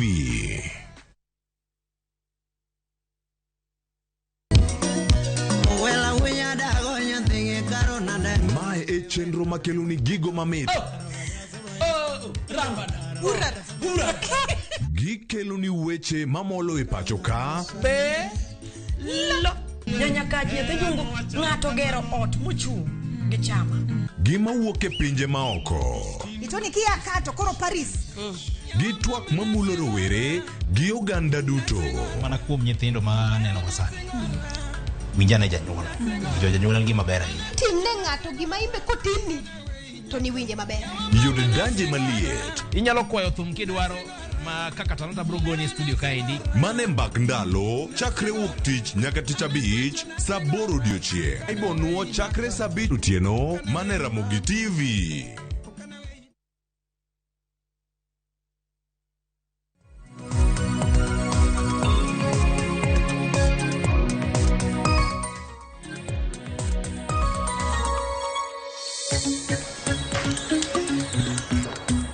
Nyakoro mgajong dakika na paga bero tok sachil marukinyi kamoro moro mintiere machiegni network mane chenro marupi network mabende adwaro kelo ni kanyo nyaka roma saa 2:30 marukinyi. Okinyi makawuono nyakoro mgajong adwaro loso kaluore kod achiedh nade mopogore pogruok mar paro mabende nitiere e kind gavana ma Siaya mano James Orengo kanyakla kod jalupne William Oduola. Odiochieng' manyoro MCAs maromo 38 bende koro noduto mbulu mano mar mondo mi othich oko jalup gavana ma Siaya William Oduola. Ka bende paro ni mano MCA ma East Asembo mong'ere kaka Gordon Onguru ema bende nochwalo paro mar mondo mi othich oko William Oduola. Kaka mano odiochieng' manyoro jafwambo wadwa Lydia Okeyo notimo report kaluore kod chal mar wach makama. Winja nena kapok wadonjo e twak. Kotenore paro manopedhi od bura ma county ma Siaya gi MCA ma East Asembo Gordon Onguru. MCAs 38 ma county ma Siaya nopodho paro mar thicho oko jalup governor ma county no William Oduola e paro manokali e yor ombulu ma panda ma MCA achiel kende emane okosire. Please, let us give Honorable Raila Odinga peace, Mr. Speaker. When he's busy trying to help us down there, and we are busy fighting for useless things. Mr. Speaker, let us give Honorable Raila Odinga peace, because our political opponents up there will find a lot of advantage. William Oduola tudo gi ketho bura kama oting'o ketho chike mathurka mawachore nochuna pisas ma ochung'ne weche mag chiurak kata tenda mag losa piny e county ma Siaya mondo mi olok nonro mag oboke maromo 89 mag tenda go e tok chik. MCS go wacho ni jalup governor no bende osebedo katiyo marach gi apisi mare kagiwacho ni Oduola notiyo gi apise marach kama notiyo gi omenda maromo milion 18 e bero apisi mare chenro mane onge budget mar county no. MCAs ma Siaya go wacho ni higa mokalo jalup governor notiyo marach gi omenda mag county no bang' dhiero momoro ma mare wuon kadho wadna mchumbi gi riwruok mar Ice Park bura mane onge gi tudruok moro amora gi county ma Siaya. Kata kamano omenda mar county no notigo e tawo wuodh Oduola kod romo ma kamano. Oduola bende itudo gi ketho mar roko kendo otiyo marach gi jotij county ma Siaya. Ahinya to mago mane migawo mar omenda ka bende itude gi ketho mano mar kiro weche moko ma ok adiera ne jopiny kama oting'o mago mosebedo kolieko ne piny owacho ma county ma Siaya ok tayo makare. Od burano koro chugo kamiti moting'o MCAs 14 mago mabiro timo nonro kendo manyo neno ewi mago modonjnego duol. Komitino igeno ni biro duogo e od bura bang' ndalo 10 kod neno makamago. Ponono ne girem chopo od burano gi nenogo, parono biro gore Luanda. To ka gikelo neno moromo, to od burano biro bedo kod thuolo mar goyo ombulu mar thicho oko jalup gavana William Oduol. Paro mogwenyore koro medo wuok e wi okang' ma od bura ma kaunti ma Siaya okawo. Ka wenge koro rango kamitino ka bende gibiro chwalo neno moromo thicho oko Oduol e apisi koso oyo. Onge gima unyalo tebo to kendo sechego un gi safari. Uriembo wakal gini pio pio, ochulnwa ndege wahao Mombasa. Gidhi Mombasa for 1 week.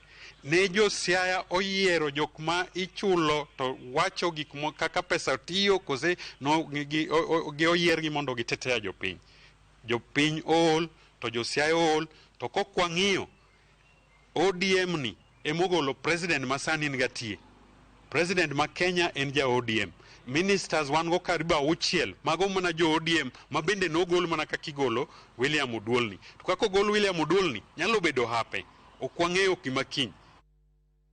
Aya, nyakoro mga jong manaka kiwinjo kaka MCA no wacho okwange gima kiny. Oduol nodonjo ne gavana Mano James Orengo kotenre kod weche mag mibadhi.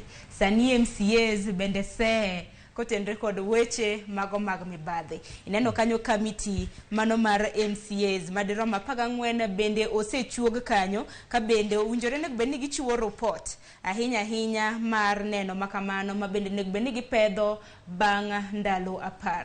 Pache nango kalure kod weche makamagi oro nwala magwa magote machoka rede ka uchiel no mbui mar Facebook gi YouTube yudowa achiel kachiel mano Ramogi TV. Okiny makawuono ntiere ka gi jalonye weche mag telo antiere gi Kevin Osido mabende en wuod Siaya. Kevin arwaki ni machiegni chionade. Achio maber. Agone Nyasaye erokamano kuom thuolo machal kamae. Kamano mondo wago e mbak Siaya. Ber ka mbak Siaya to ber ni mini wuok e county ma Siaya. Nyalo bedo ni kaka japiny ma county ma Siaya bende chwale pachi. Pache nango kaluore kod tungni mabende koro dhi nyime. Aparo ni jo Siaya ok gin jok ma osebedo gi hawi ahinya. Especially ka wawacho weche mag devolution kata weche mag serikal ma piny. To nikech kata bedo ni chal kamae to wajawacho pile ni wuon devolution kata the father of devolution in Kenya to ento wuok Siaya. Tangono momiyo hap wadang bed marach machalo kama nikech koro wantiere higni madhi mana 9 kamae ka wasebedo gi weche mag devolution kata mag serikal mag pinygi. To angono momiyo tek kwanyo gimoro kata chiel tek yudo gimoro ma serikal ma Siaya mar county government osetimo ne jo Siaya. Omiyo an awinjo malit kendo kwayo na en ni siasa madhi mbele Siaya ok en siasa maber.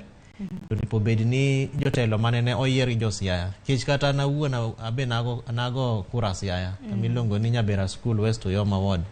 To kaneno gik matimore kaka dhini to kawinj maber ahinya. Nikech iwacho ni giko odiochieng' japiny dwaro neno kata mana dongruok mopogore. Kotende kod dongruok sani dong koro dwacho kuna ni dweche madiromo 9 chakre ne gavana gi jalupne ne cham muma.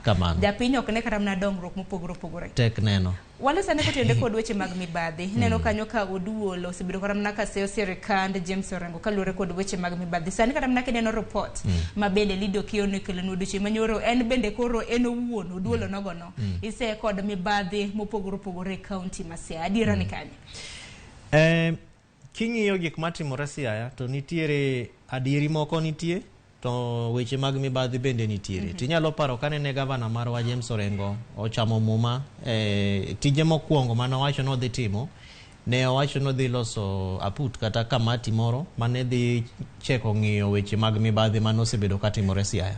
To en nikech kinyalo paro kata mana serikal mane ne okalo mar gavana mar Warasanga nowuok e ofis ka nitiere weche mang'eny mane wachre mag mibadhi mane oyudo kata ka bende oseor Ethics and Anti-Corruption Commission mar mondo dhi kacha mondo chekane ni to nobet nang'o nikech ni wacho ni pesa mang'eny kabisa notiyo kane gavana no eka ikore mar mondo owuog e ofis kane wadhi e uchaguzi kata yiero mane lowe. Omiyo bang'e to gavana marwa James Orengo noketo kamati kata put moro kanyo ma bende nene ng'iyo weche go kaka ne dhi. Report no loss mano mi governor no bedo discussed kata no go twak no beti e county assembly kacha mabange ni ntiere actions kata gigo manoripo bed ni timo e county government gi county assembly but problem maparo nitiere en number 1 followership manyiso ni okwangi follow up maber gi jogo matiye e sirikal mar county government to bende migepe mopogore opogore mag jopiny manyalo luongo ni civil society organizations bende okotegno ahinya e yo manyalo seyo sirikal mar mondo tim gigo ma timore e yo makare. Mar ariyo makoro mako deputy governor marwa jalup governor marwa ma en William Oduol okapar ni en tije mar mondo obed ng'atno makoro dwa kawo tich kata teko e lwete mar mondo chak ng'iyo ni to pesa mane motiyo pesa mane ma ok otiyo.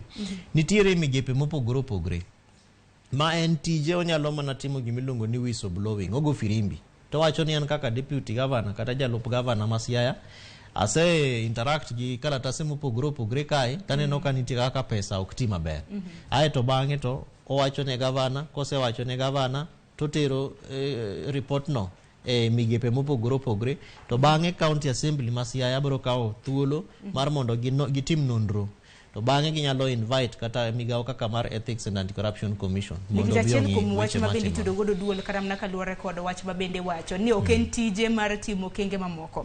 Ise kod weche mopogore opogore jakoro mgajwangi bath TV mari kanyo bende neno weche mopogore opogore mabende iseo godo jalup governor mano ma Siaya William Oduol. Achiel kuom gi mana kaka isewacho governor jalup governor nitiere kod ting' mare. Ise ni osebedo ka oroko mano jotije mag county ahinya nitiere achiel kuom jotije mag county mabende no wach kanyo mano director of supply chain management ni osebedo kata bed ni director makamano mochung' ne procurement mar county ok en answerable to him, ok nego bed ni en kata mano monyiso Oduol kaka gik makotimore e apise.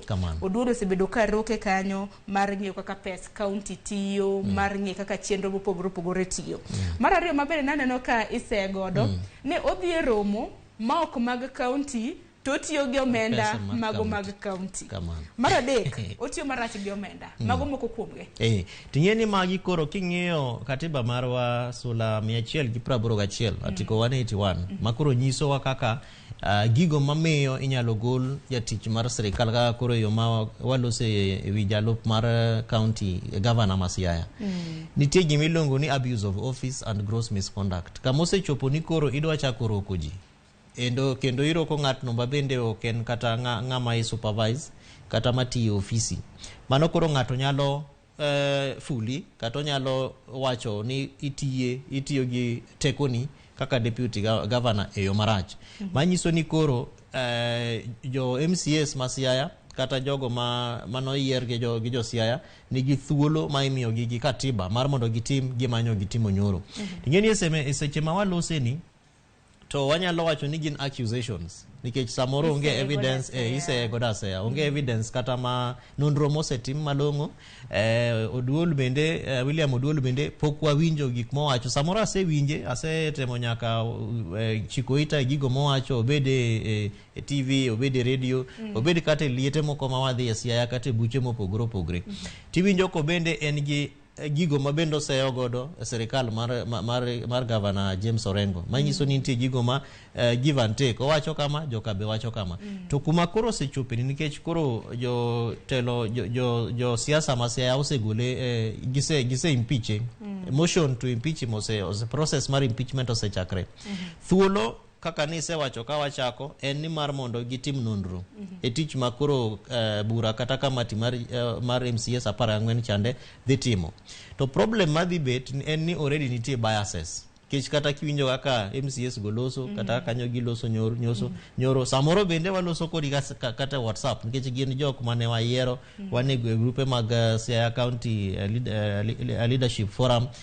The agenda magin go en ni mar mondo William Oduol owuogi kata mana kinjo kako duol loso e wang jowi mopogore opogore. Ramogi kendi bende osebiere oseloso ma bende wakelo ne karam nyanya koram ga jwang weche manyien.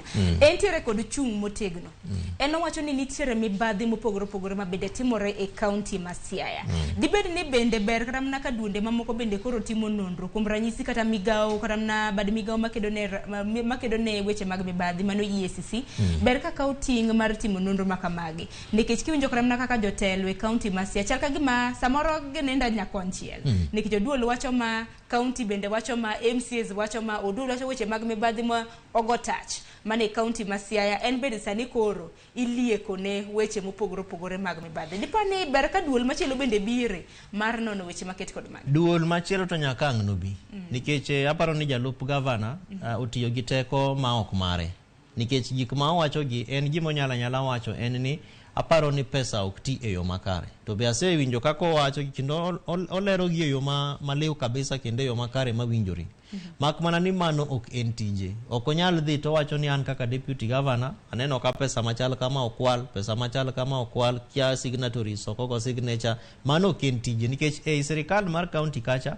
bende wantiere gi migao miluongo ni treasury ma jatende gini gi jatelo ma en CEC of finance and public planning gini gi chief officer bende mago te gin tije gini gi accountants jogo matiji gi en mar nyo kaka pesa tiyo to bende within the county government bende wantiere gi miluongo ni internal audit department mago koro dware ni oripo bed ni gin jogo ma gise tudre godo kata William Oduol ose tudre godo mar mondo olergi but problem manyalo bet samoro bende obwok nikech mago nyalo bedo ni gin jok mawinjo governor ahinya kata gibe ginyalo luor kata ginyalo bedo gi bwok ni kamoro samoro county public service board bende nigi aninda kata biases maluwore gi kaka gidwa ni mondo gitim gik moko kaluwore gi ratiro mar governor but sama in public officer kata in jatich mar sirikal okoripo bed ni gik makamago buogi omiyo ang' ne bed ni William Oduol miyo migepe mopogore opogore thuolo kaka EACC mondo odonje e county ma Siaya mondo gitim nonro but king'iye matut kabisa to anaparo ni jalup governor marwa tiyo gi gik matimore gi to achieve a certain political end kech William Oduol no chung governor 2013 to kendo kata an youth leader mar campaign mar Oduol William in 2013 no dwa bedo governor negotiated democracy notimore mabange ok no chung but nentiere petitions court cases gi gik mang'eny 2017 William Oduol ochung governor ma Siaya negotiated democracy nikech nitie kaka gigi pango kata kaka speaker akanye minority leader akanye ngano meyiero chairman kia mar public accounts justice and legal gigi te nitie kaka ipango gi emomiyo samoro koro nyalo winjo kaka tamana MCS kawacho ni nyaka wamira Raila Odinga thuolo mar mondo ogorenwa malo kacha manyiso ni king'iyo politically kata e siasa nitie gik moko ma bende timore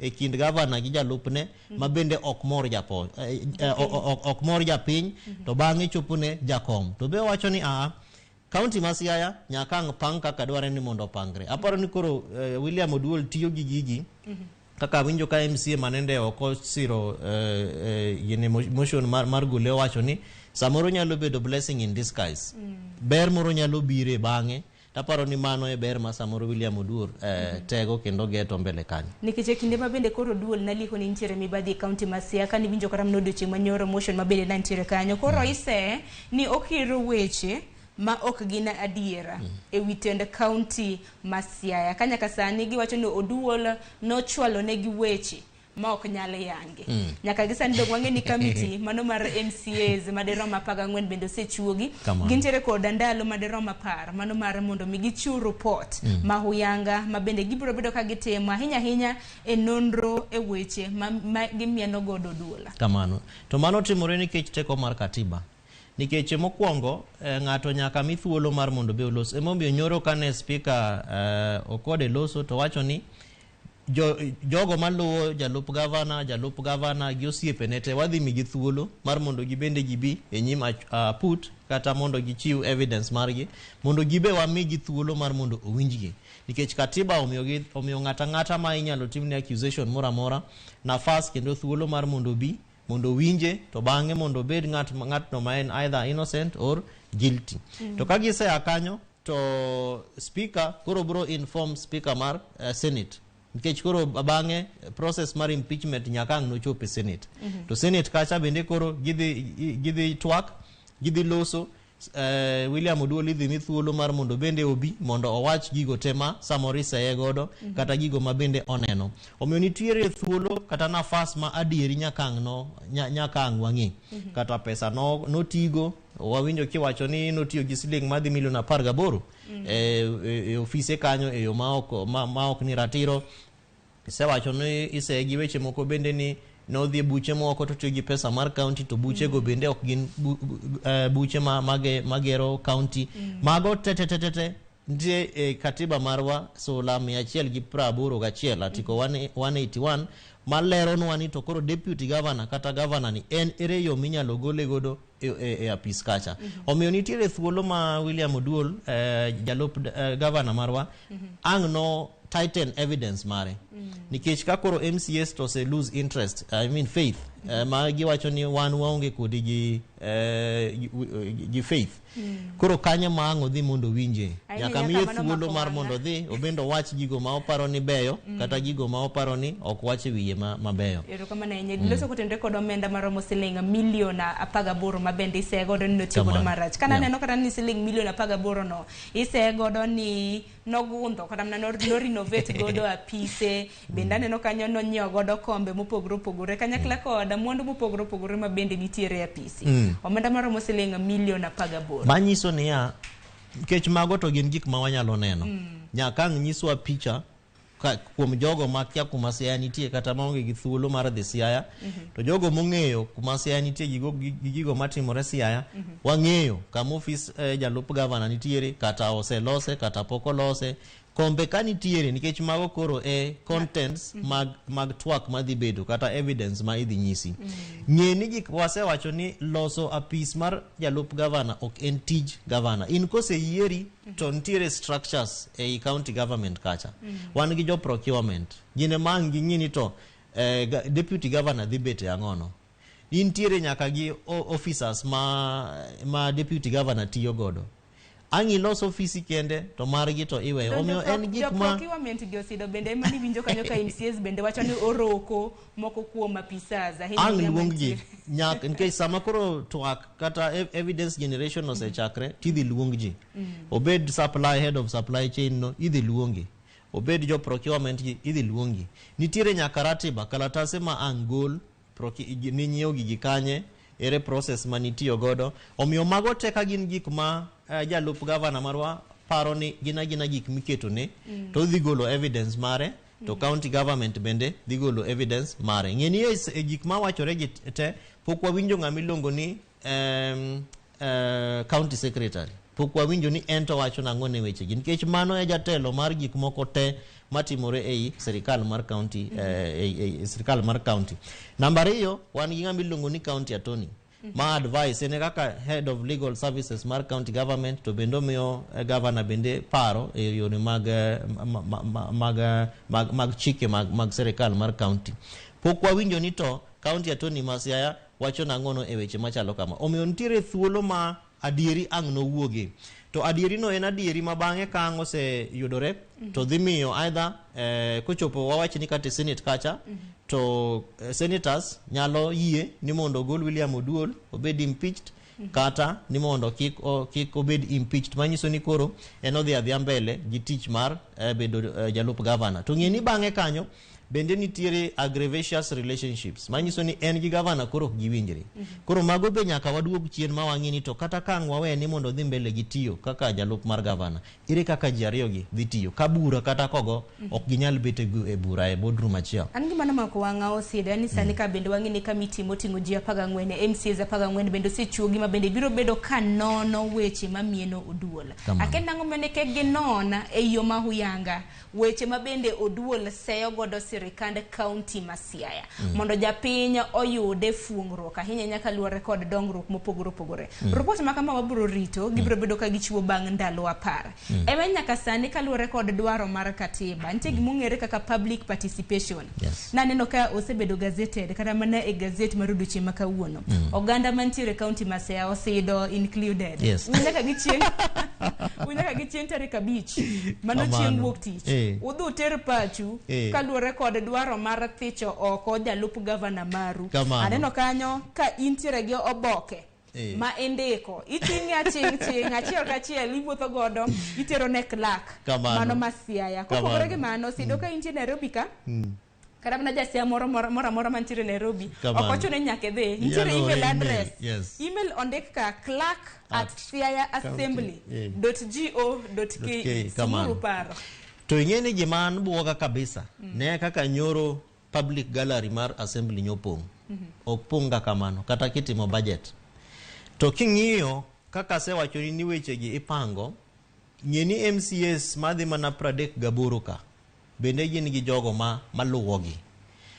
Kubed public petitions kalatas kata oboke midhi ndika ni to donge Sharon kata in gi an wang'eyo ni gigi tindika kata ng'ato nyalo ndikoni tigo sei luwore gi kaka usewinjore.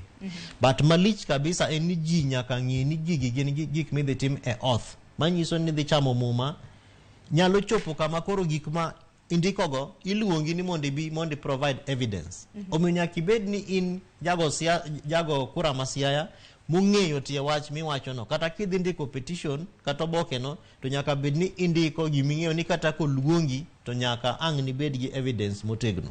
To kata obedo ni wawacho ni MCS gi jogo te nyalo ndiko petitions kendo ginyalo mobilize magi kel ji kaka nyo kel ji nyoro e public gallery ma Siaya County Assembly. Jalup gavana William Oduol bende nigi thuolo machalo kamano. To bende osebedo kotimo gik makamae. Obede liel, osebedo koloso, obede aruse mopogore opogore, osebedo kotwak kuonde ka. Wasenyaka neno ka ji mopogore opogore, migepe mopogore opogore, osiepene bende go press conferences gi jondika habari, gi jo radio, gi jo television. Mago te nyaka koro angi follow the gazetted gine memorandum request mondo gibene gindik margi ni wan waparo ni Oduol ni ena ng'amiluwo kisiasa to gik mondik ne gina gik miseye godo tok gin adier. Nikech nyaka sani wang'eni nitiere jo Kenya adek ma bende noseringo modhi e doho mano ma Siaya. Mano jo Kenya adek mana bro mana nyiso uge nyingege Peter Odhiambo, Eric Onyango gi Elizabeth Akinyi. Na giseringo magidhi e doho maduong' e county ma Siaya ka bende gimono mar mondo mi othich oko Oduol e apisi.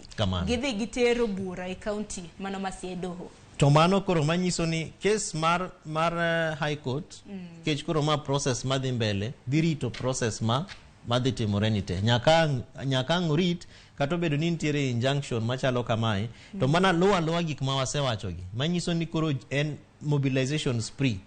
Jogo manigi jalup gavana Oduol nyaka kel joggi, jogo mabende siro thicho oko William Oduol bende nyaka ker jogi. Mabang'e to koro kamati mar 14 chande nigi ndalo 10 mar mondo gilos godo report, gitim godo nonro, gisom godo petitions gite, luongo ji bende ginyalo luongo standing orders ojiene gi mar mondo giluong ji mondo gibi e assembly kacha mondo gilerne kamati no wach ni to untu neno ang'ono ma unu paro ni wanyalo timo.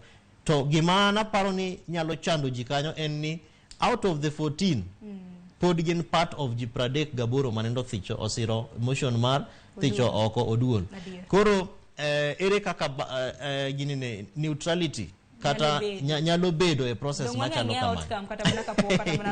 kamano. Omiyo Oduol agno ti matek kabisa ochak loso gi MCS okony gi mondo gi elewa ni kata obedo ni une muloso kamati ni osesiro thich mudwa thicha godo oko but an position mara en kama kako osebedo kodhi e TV radio gi gigite okaw thuolo malong'o nikech mato is a political process. Kaka wasewacho ni gik ma William Oduol timogi mago ok gin tij jalup mar gavana. Ong'ini tije en ang'ono eber kabisa ka onyalo bedo gi thuolo mar mondo osira gavana kaka waneno kaka counties moko itimo. Nikech counties ng'eni ng'ama iluongo ni deputy governor to tije malong'o e katiba to onge. En ng'at ma kaka ondik ei ler mar katiba ni in you deputize the governor. Sama gavana onge ine gavana koduogo you hand over, sama wuok to weni gigi. Emo mineno ka ng'eny counties wasani jalup mar governor bende imedo added responsibility. Kori obe iluonge ni deputy governor and CEC in charge of. Manyiso no bende en jatelo mar gimoro ei county government kacha.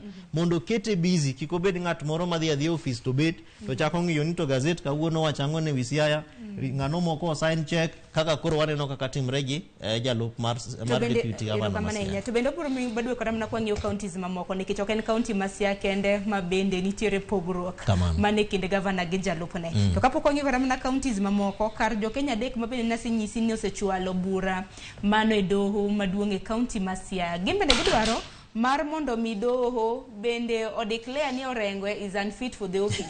Mano ma bende gintiere. Ka bende gidwaro mar mondo mi oduola bende omie privileges kata mna oduokne privileges ma bende nitiere godo wang'eyo kaka allowances kata mano omenda mabalang' ma bende noyudo ahinya kotenre koda tich ma bende onyalo tiyo e apise.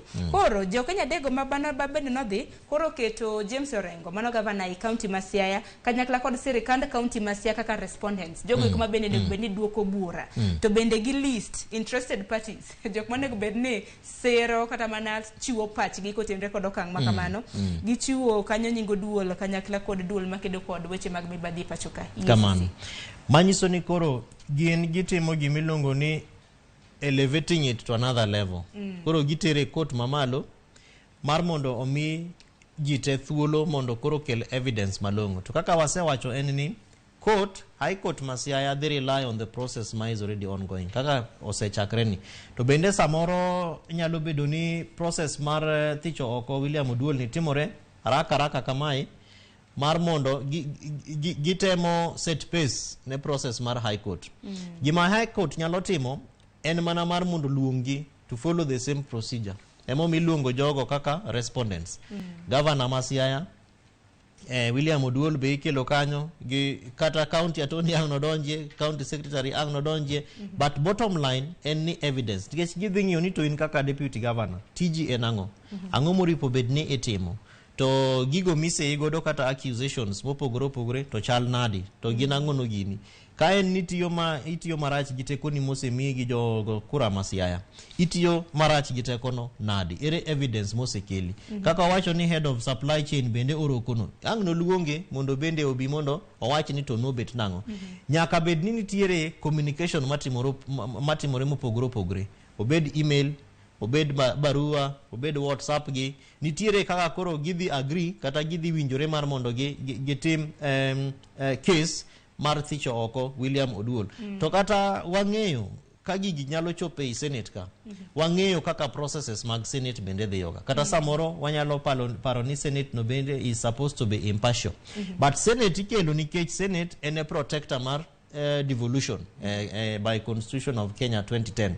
Koro tijigi en ng'iyo ni to ang'ono ma jo Siaya nyalo lose ka gi onge gi deputy governor for the time ma deputy governor obedo impeached, ka nomination, vetting and appointment of deputy governor moro poko timore.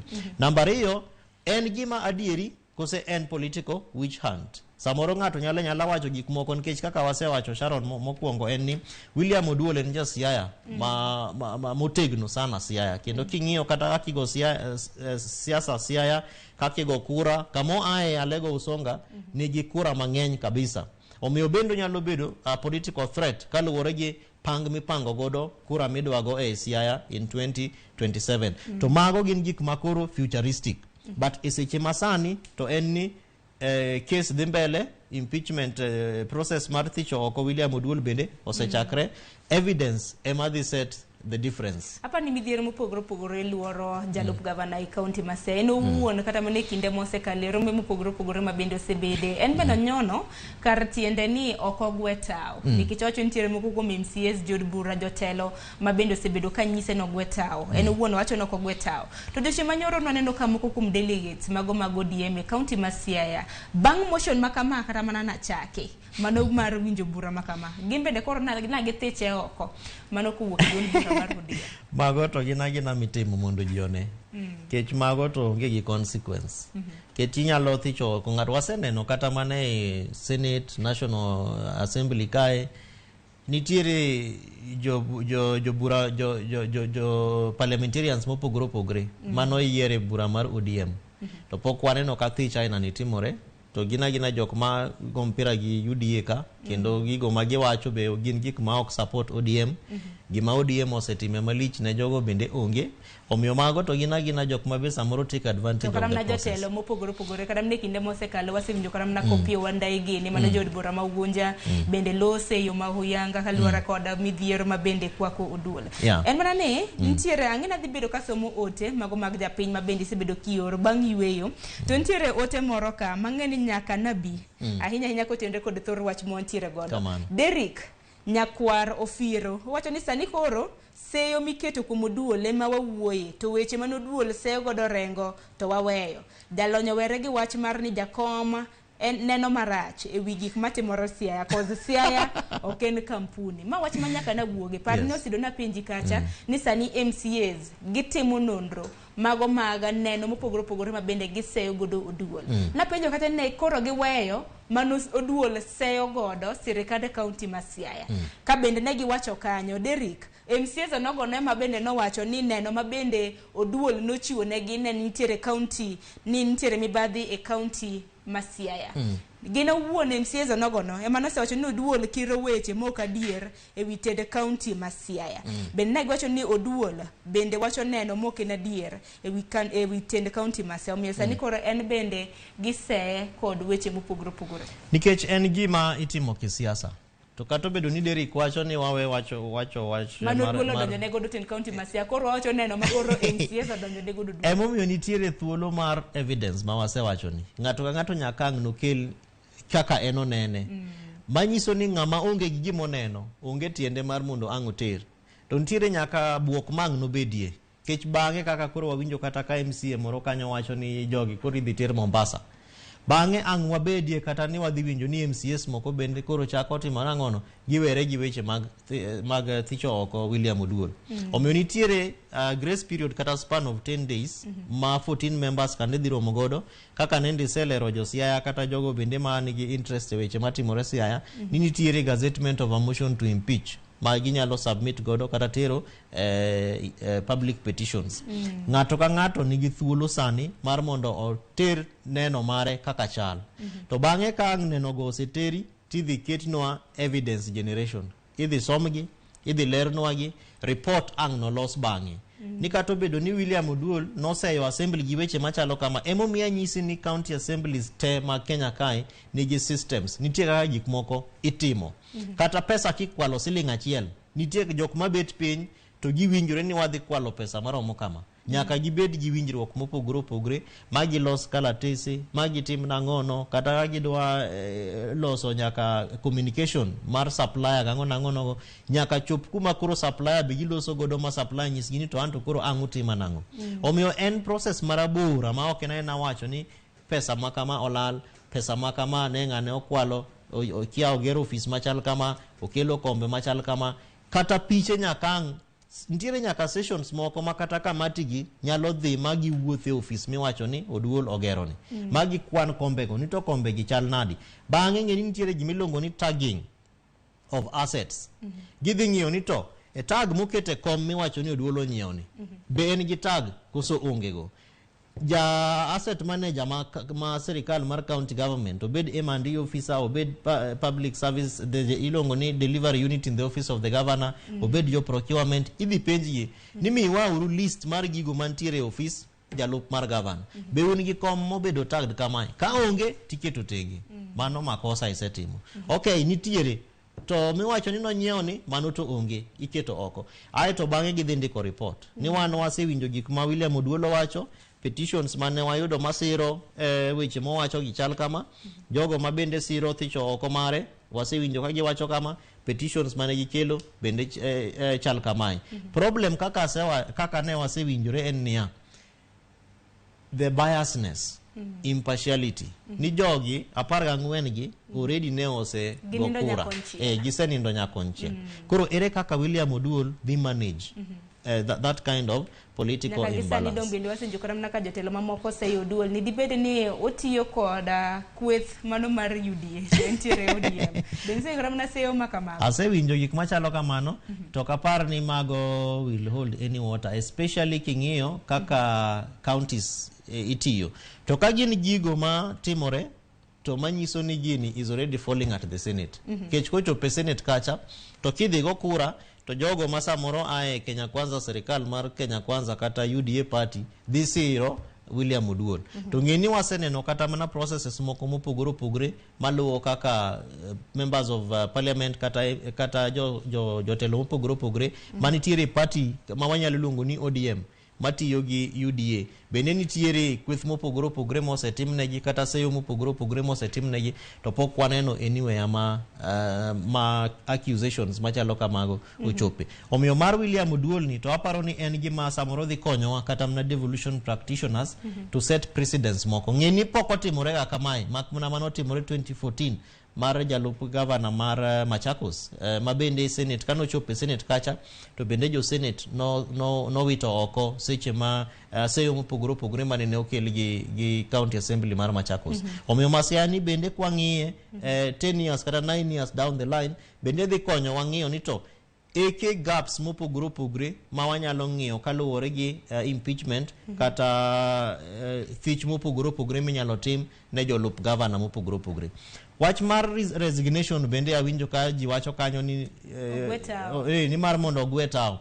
Ing'e ni samoro tek kaka wasewacho Sharon, siasa migo siaya ok en mana siasa mangi wacho ni an Kevin Osido adwa chung kaka gavana. Nyaka bed ni nitiere pango mise pangrigo kaka isepangri gi kaka osepangi. Dibede ni mana kaka nilieko motelo ni samoro duo lekore ne yiero mar higa mar 2020 in mane wacho? An mana wache to mane kaka en. Kech 2013 ne nitie, 2017 ne nitie, dongero 2022 bende ne nitie obedo deputy jalup mar governor. To samoro aparo ni problem manyalo bete momiya wacho ni precedence mar gigo matimre e kind governor gi jalupne en ni samoro bende wan gi ideologies mopogore opogore. Jidhi adhi office to gidonje marriage mar deputy governor gi governor mare, kata wasamoro waneno mar president gi deputy mare, especially Jubilee government manokalo. Samoro donjano nyakanyo mwanyalo luongo ni marriage of convenience. Ni wan wabira mar mondo mi ware ukura mekwa ikeli meka mondo wabed ji mang'eny wakaw office. But king'iyo ideological differences mantiere to koro gi outweigh public service delivery ma jopiny mamiyo jopiny gunu kura. Omiyo case masiani is a perfect example. En ranyisi maler kendo malong'o mar ideologies mopogore opogore. Ng'eni kata bedo ni jo ODM bende wacho ni wan gi thicho oko William Oduol. Dwaro ni mondo wang'i ni to ideology mar ODM gi ideology mar William Oduol gi kaka ne William Oduol ochung kura 2017 kod 2022 in between kae William Oduol ideology mare osebedo nango. To bende en ideology machalo gi mar jatelo ma county ma Siaya miluongo ni James Orengo. Ma bende aparo ni en conversation ma minority leader mar National Assembly ma iluongo ni Opiyo Wandayi ma bende Siaya osebedo ka wacho kendo en gik ma osebedo ko oparonwa ni ideological indifferences gi samoro ema nyalo kelo shida maduong' kabisa. Kech samoro nitiere kaka ng'ato feel ni en oripo bed notimo gike to nikech koro en jalup ng'ato to ko feel ni ng'ano o embrace kata ohero kako timo bende gike. Ber mar mondo mi kata mana sama ng'ato donje kom nyako ng'ene ng'ane ma e jatenda to an jalupne. Jatelo nitiere gi ting' mane, tij governor en ang'o, tij jalup gavana en ang'o. Ang'eni jotelo makamagi bende ng'iyo japiny bende kinde ka kinde karamne TV mar Ramogi ka wasebedo kwa lero ni tij gavana, tij jalup gavana, tij jaod bura, tij MCA, tij human rep en ang'o e county. Maka intiere godo to ber mar mondo ming'e kata mna kuma twak maka mochomo. Osedadan mar mondo mwaka yo matin japiny bende no ka oro ote mopogore opogore. Ote ng'enya korom gaji wang. Aduogo somo ote magi intiere joma sero gi joma kwedo. Koro medo orogi live mago te machoka riede ka uchel nono mbui mar Facebook anyakla kod YouTube bende yudo achiel kachiel mano Ramogi TV tudri koda mbui maga iyuda @Sharon Ong'ao. Waka yo matina aduogi mathoth.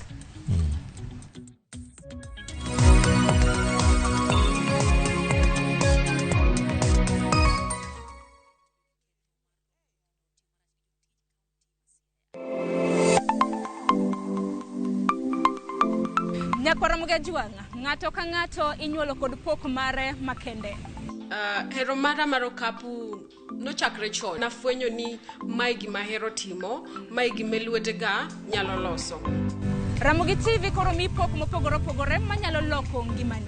Nitie gima iluongo ni giving back to the community. Like iga moantie ni asepuonjo ji ariyo no.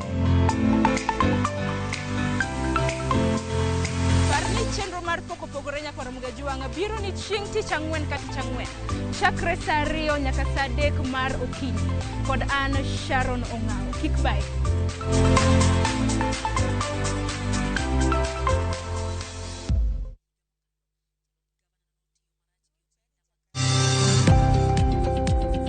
Ohala gi mwandu wakelo ni jolony e weche ohala. It is important mondo wan kaka joluo wabed gi dongruok. Wafwenyo ni adiera matut mag timo ohala. Tijni kidwa time en mana mashin mar luoko to gi kuminya yude pi. Wawuoyo e wi yore makare mag timo ohala. Kisechopo level mabedo brand, ono bende gimoro amora mitimo en gima timogo makelo pesa. Wakonyi dongo ohandi ka wamiyi yore mag kano mwandu. Investment group kawache mana gi nyinge no en choko pesa kasto ikete kamoro kasto golo nyinyo. Mabiro konyi e kinde mabiro. Omiyo wakwayo ni ji duto ket pesa gi e savings mondo wapuonji kaka gibiro tiyo kodo. Riwri kodwa chieng' tich ang'wen saa 1:45 otieno. Mana e Ramogi TV.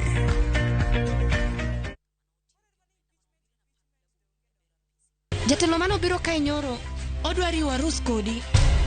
Hera motwere kidi Lwanda omuoche kind osiepe ariyo. Jiteng'i neno no kende ok nyal romo wange gi nyaka miriambo thinyore lela kendo kelo mirima kod lit. Anang'ini do ng'at maber kaka bende anyuola kod osiepe nyalo donjo e kind osiepe ariyogi. Bedi en ok ohera kata matin. Inyalo chopo kanya gi jal ma ihero kiling'ling'. Ne Suresh ni oko ibende biwadhi ng'at mabo kendo pragia ng'ano nigi hawi. Kik iwe ma ok ineno sigana mar hera motwere mar kumkum bagia. Ok anyal yudo yo manyalo wacho nigo ni aheri.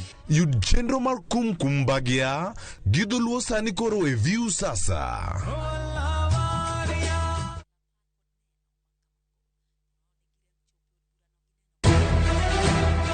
Chulo kuoro. Anadwaro mondo timni malit mana kaka ni timna malit kuom higni 15. Miriambo. Jamriambo? Mano ng'ama jamriambo? Bedo gi kiawa. Ayadhi pando nyathi maracha ni kula man kaeni. Gik ma osekalo timore kendo. Onge keny moro amora madhi timre kawuono. Tapki pod en siro no. Masiro jot. Mama samoro in geno mari oserumo. To an geno mara pod nitie. Kotemo mondo adiera ong'ere. Ang'o momiyo initimoga gik maricho seche te? To kwe obedie ot. Anyuola iloso ga mana ka ute uhero rum to anyuola kende manyalo loko dhano mondo chal kaka dhano. Tapki wuok tich nyaka tich abich saa 2:15 otieno. Mana Ramogi TV.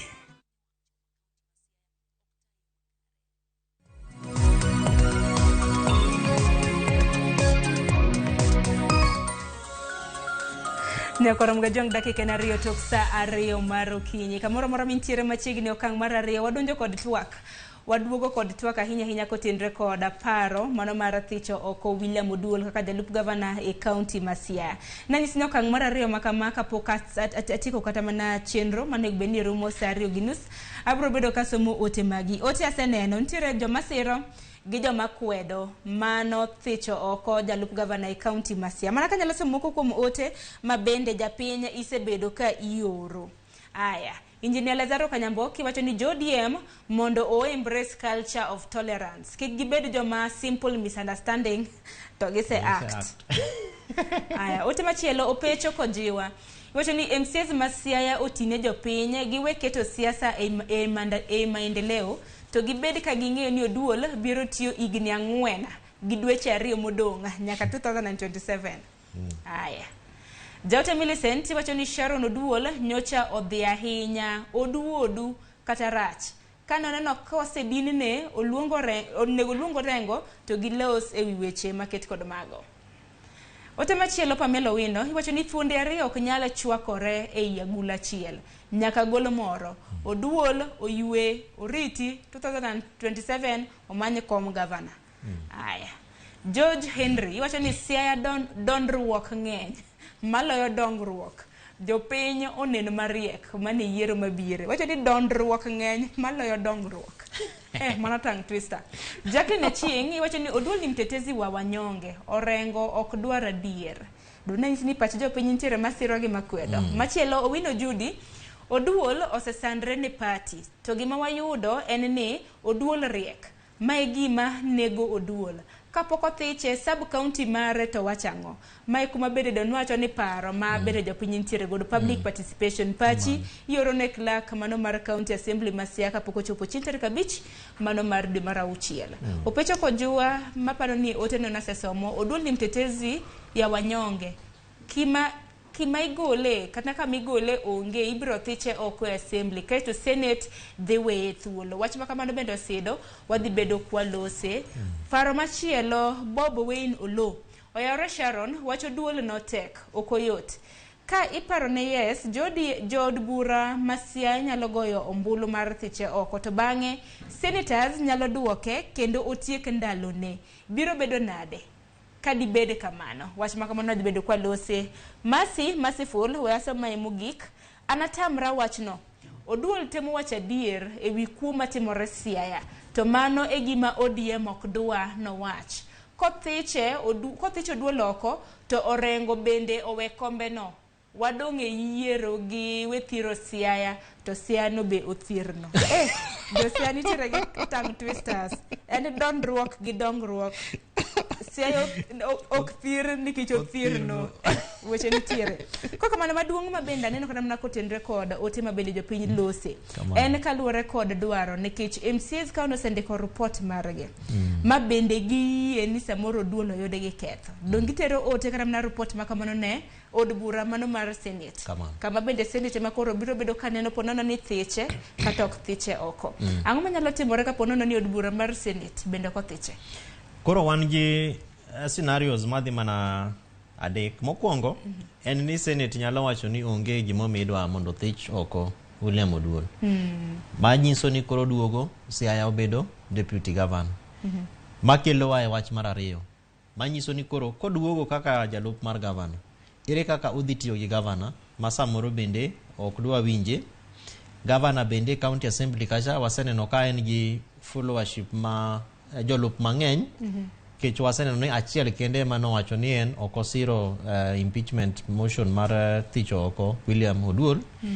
Ae scenario mar adek en ni senate bende nyalo wacho ni okay, gik ma okelnwa gin gik madieri omiyo koro wathiche oko. Kotimre kamano to manyiso ni koro Josiaya ibro mi gi thuolo mar mondo giyier jalup mar governor manyien. But kamano bende timore samoro William Oduol nyalo seek to appeal the senate process manyiso ni koro odok ang'ono e court. Imiyo jopiny mondo yier jalup governor manyien koso governor ema nominate. Ene nominate ae to bang'e jo county assembly dhi to gitimo ne vetting.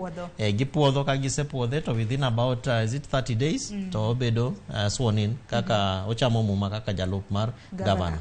To kapo ni William Oduol bende odhi to seek an appeal process manyiso ni court nyalo keto injunction. Ni ma is already a matter madhi mbele court omiyo processes tete manyalo timore kaka mar nomination, vetting,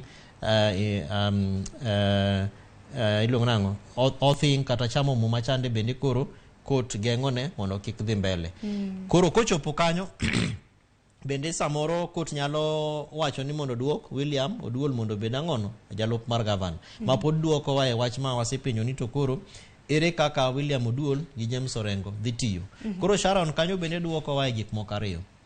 Political ideology mar Orengo gi mar Oduol en ang'o.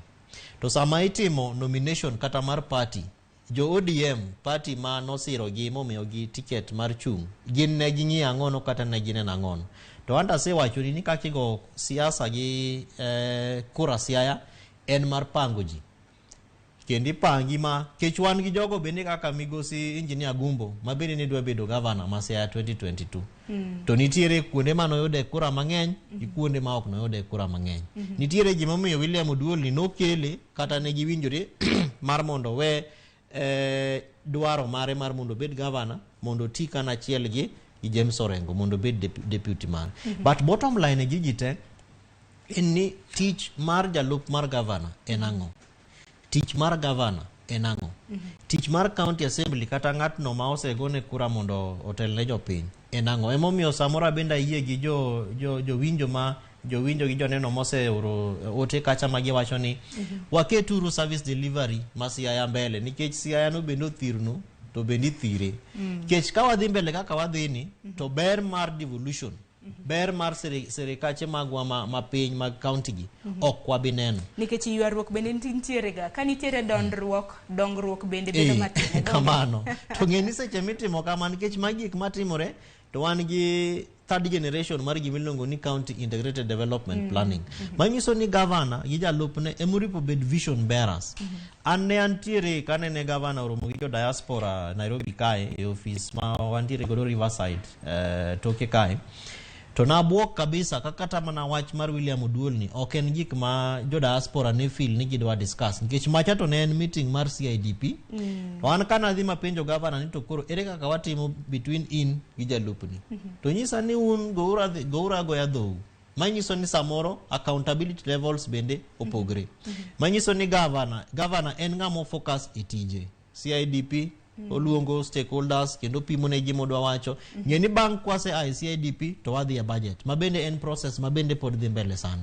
Tineno ka jo Siaya to keti gi wach mar lweny goch gik matimore gi yore jitemo ng'iyo kaka ginyalo infuse into the budget but politically speaking at that level to onge direction. Omiana paro ni kaka jowinjo moko osewacho jogo moyier kaka jotelo dware ni mondo giket service delivery kata dongruok mar Siaya County mbele nikech Siaya County across all board indicators temitimo mag devolution Siaya County ok tim maber. Adier. Aya, nitiere Edwin Nyangoro wacho ni Senate wachacheza kama Oduol is there to stay. Koro en mana ni ka koro Senate bendo dhi othicho nikech sani nitiere moko kuom jotelo mabende koro seyo Oduol ni dibed ni en tiere achiel kuom jogo eko mabende sero kweth mano mar UDA mano Kenya Kwanza.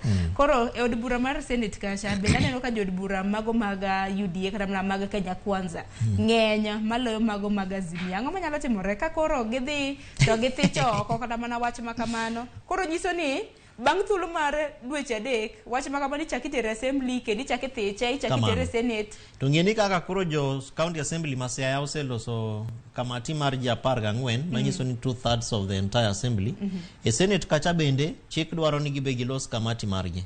Omiyo process te matimore e county assembly ma Siaya yo mar thicho oko William Oduol kendo dhi timore e Senate kacha. Manyiso ni speaker marwa ma Siaya Jojo Kode dhi ndiko ne speaker mamalo Amason Jaffa Kingi mar Senate. Aeto Senate dhi bedo gi twak mare impeachment motion ma Siaya gidhi loso committee mar ji 11. Kamati ni bebro timo gazettement mar memorandum mana kaka jo Siaya County Assembly otimo, clerk office otimo. Idhi luong jo Siaya, idhi luong jo piny te mar mondo gikel ang'ono petitions gi ka gisekelo kamae ji 11 ka bende dhi bet piny ma within about 14 days to gende gidhi submit ang'ono report.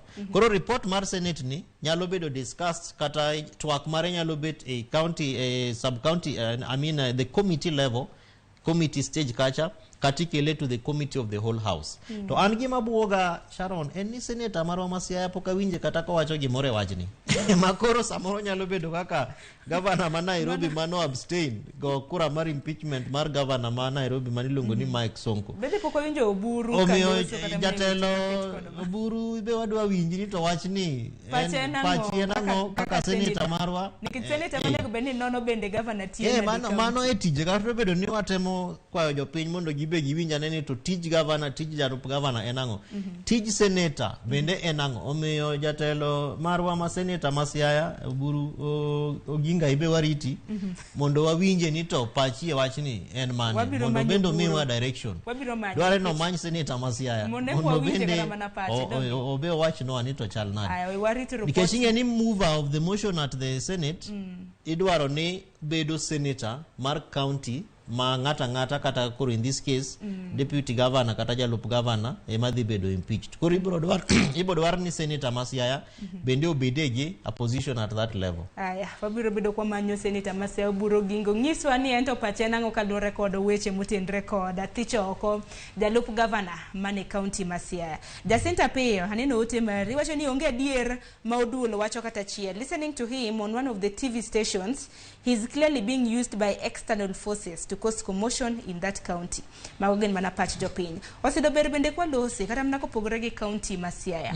Bende waseneno pogruok mar paro e counties mogo mopogore ma bende nitiere pacho kaendi. Governor gi jalupne. County ma Siaya ni wasenena kaka mnako Oduol biro bedo jalup governor mokwongo ma bende kori biro bedo kethicho oko bang' yiero mano mar higa mokalo. Wang'e ne kata mna counties mamoko. Waseneno pogruok mar paro ma bende nitiere kind governor gi jalup governor e county ma Meru, county ma Kericho, county ma Baringo, kanyakla kod county ma Siaya. Mago county 4. Emana ni counties adek gi Meru, Kericho gi Baringo poka neno ka MCAs ochwalo kata na motion paro mar thicho oko jalup governors ma kamago. Nikech gimomiyo mano timore kech gigo kaka wasewacho nitiere dispute resolution mechanisms. Yore mopogore ma ji nyalo bet godo to gi timo godo twak mar mondo gi sir wach kapok ochopo e bidoho kata e kamati kacha. To ng'enyne en gima dwaro ga gimiluongo ni political goodwill. Nyeni e case ma chalo kaka mar Siaya ni emomiyo kata bedo ni deri ka wacho ni wawere gi jakom kendo kik wakili weche ji. To ripo bed ni nitiere political leadership. Nitiere ng'at ma samoro nyaka bed ni penjo wach. Kata ka nyiwinjo ka jo MCAs ma Siaya kanyo gi keto twak manyoro gi wacho ni wawere uru gi jakom e wach ni waweuru chando jakom mondo wasire uru. Nitiere that political figure ma samoro ikelo mbele kendi penjo ni to inti paro nango. Omiyo Sharon wach ni ka Raila Amolo Odinga jatelo Raila Amolo Odinga ok dwa William Oduol mondo bed jalup mar governor ma Siaya to dhi.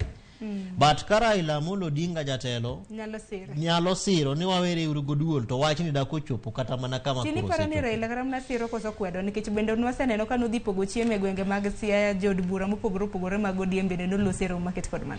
Anaparo ni odwani mondo William Oduol owuog. Kech dine bed ni jatendwa Raila Amolo Odinga ok dwa mondo omul William Oduol wach ni dako chopo kama osechope. Dinose lose kendo dinose kwero mar mondo mi thuolo jo Siaya mondo jalup governor mar Siaya William Oduol otine jo Siaya. But ing'eni ok ni gin gik matimore atima to jotelo kia. Emomiyo kaka counties miluongo go gin gi mechanisms mag kata yore mopogore magi betgo kendo giwinjore. Emana ni samoro Siaya kaka itimo gik moko nikech wanyalo bedo joma nyalo luongo ni litigious wahero dhi e court ahinya. 2013 ne wan e court, 2017 ne wan e court. Sani kato bedo ni waonge court to ero koro wadhi e court. En ang'ono malichruok madang bed ni jotendwa onge go kata gin go kaka aparo ni jawinjo amoro osewacho ni two bulls ok nyal bet e one pot. Fali wawili wakipigana kata thuondi ariyo kagore to mana jogo mantiere lum kache mahinyore. Jalumoro no miyo wangero mar ni agula chiel ok nyal chwake. No wacho nango ok nyal choke thuondi ariyo. Omiyo William Oduol kod James Orengo gin thuondi kendo king'iyo kata kaka go siasa Siaya Oduol William ka ok ODM again dinose bedo governor ma Siaya both 2013 kata mana 2017. Omiyo bende en thuon kendo kata kiwinjo kaka jiloso e wiye Siaya kacha en ng'at manyalo wacho gi dhongere ni he cannot be taken for granted. Kata e ODM party kae Oduol ok en ng'at monyalo wacho ni ang'ero koro wagol nikech kikwano pesa to be pesa Oduol nigo. Kikwano mobilization capacity bende entiere godo. En mana sidona neno ka moko kuom jopiny bende kata mna ote mopogore ma bende nagi oro.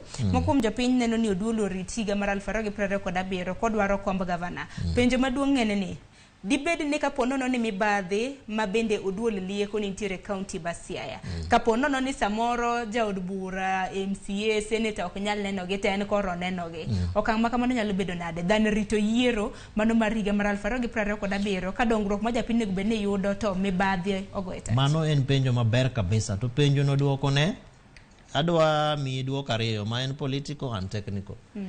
Political en ni koro in igweta iluongo ni you resign chailo enango egweta no kori wuok e office idhi tichungo kata mana Hindi Gardens kacha tiwacho ne josiate ni an asebedo jalup gavana kuom dweche madhi ka chal kama to gima aseneno ofisni en ofis ma an integrity level na ok nyal yiena mar mondo adhi mbele gi bet kae. Ae tindiko barua tiwacho ni as from today an awuok. Bende wan gi hapa nitiere is it a speaker or a deputy governor mar en West Pokot kose mane one of them moyudo tich gi jo UN. Ondika barua to wacho ni an gi gawerago. I think is either deputy governor or a speaker. Abro check.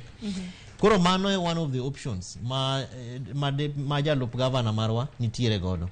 Namba 2, kisegwe tao kata kise resign koro ibedo iluongo ni civil society. Kaka koro waneno ga Senator Mabusi au Koiti Omtata odhi e court otimo ang'o en gi petitions odich kabisa. Koro mano e tich moripo bedni oduol timo. But unfortunately, because of gimwaluongo ni conflict of interest, Sharon, position ma William Oduol nitiere godo sani en position ma ok nyal yiene mar mondo bed ng'atno madwa timo accountability for office ma bende gin pesa ma obe otiyo godo. Omiyo option ma entiere godo en ni mondo owuoge office mondo odhi o join civil society efforts kaka magwa ma County Governance Watch ma wang'iyo godo kaka counties tiyo, kata ko choose ni mar mondo kik ogwe tao mondo dong' e office to mondo kosetimo whistleblowing kaka koro setimoni to ochiwo thuolo ne migepe mopogore opogore mag sirikal kod systems mag kaka county government ma Siaya tiyo mondo olu nafasno.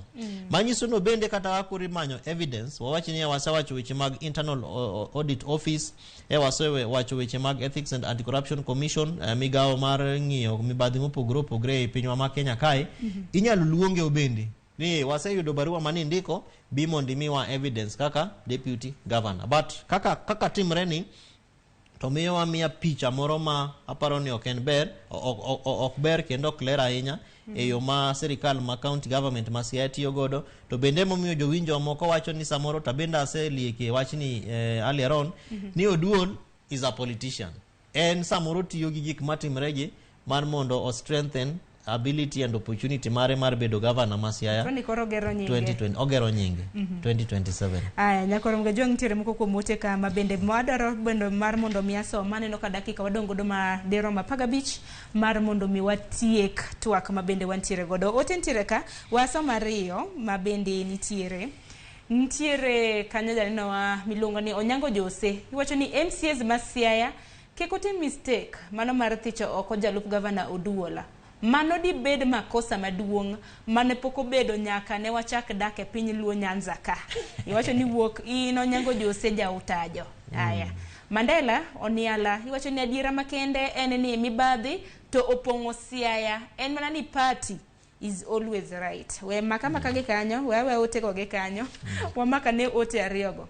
Wachaka negi mara Maniala mabende wacho ni party is always right. Waneno ka duond bura mar ODM bende odonje weche maket kod magi. To nyaka gidonje nikech Oduol orengo dong' na gichungi chama. Mano mar ODM. Mano tadier en nani koro kama wachope ni to koro chama to onge gi anyalongo ni modus operandi ability to engage kata local standard. Yani koro nafas magichunge oripo bed ni ng'amo yier governor gi jalupne ei county ma Siaya en governor gi jalupne mar jite.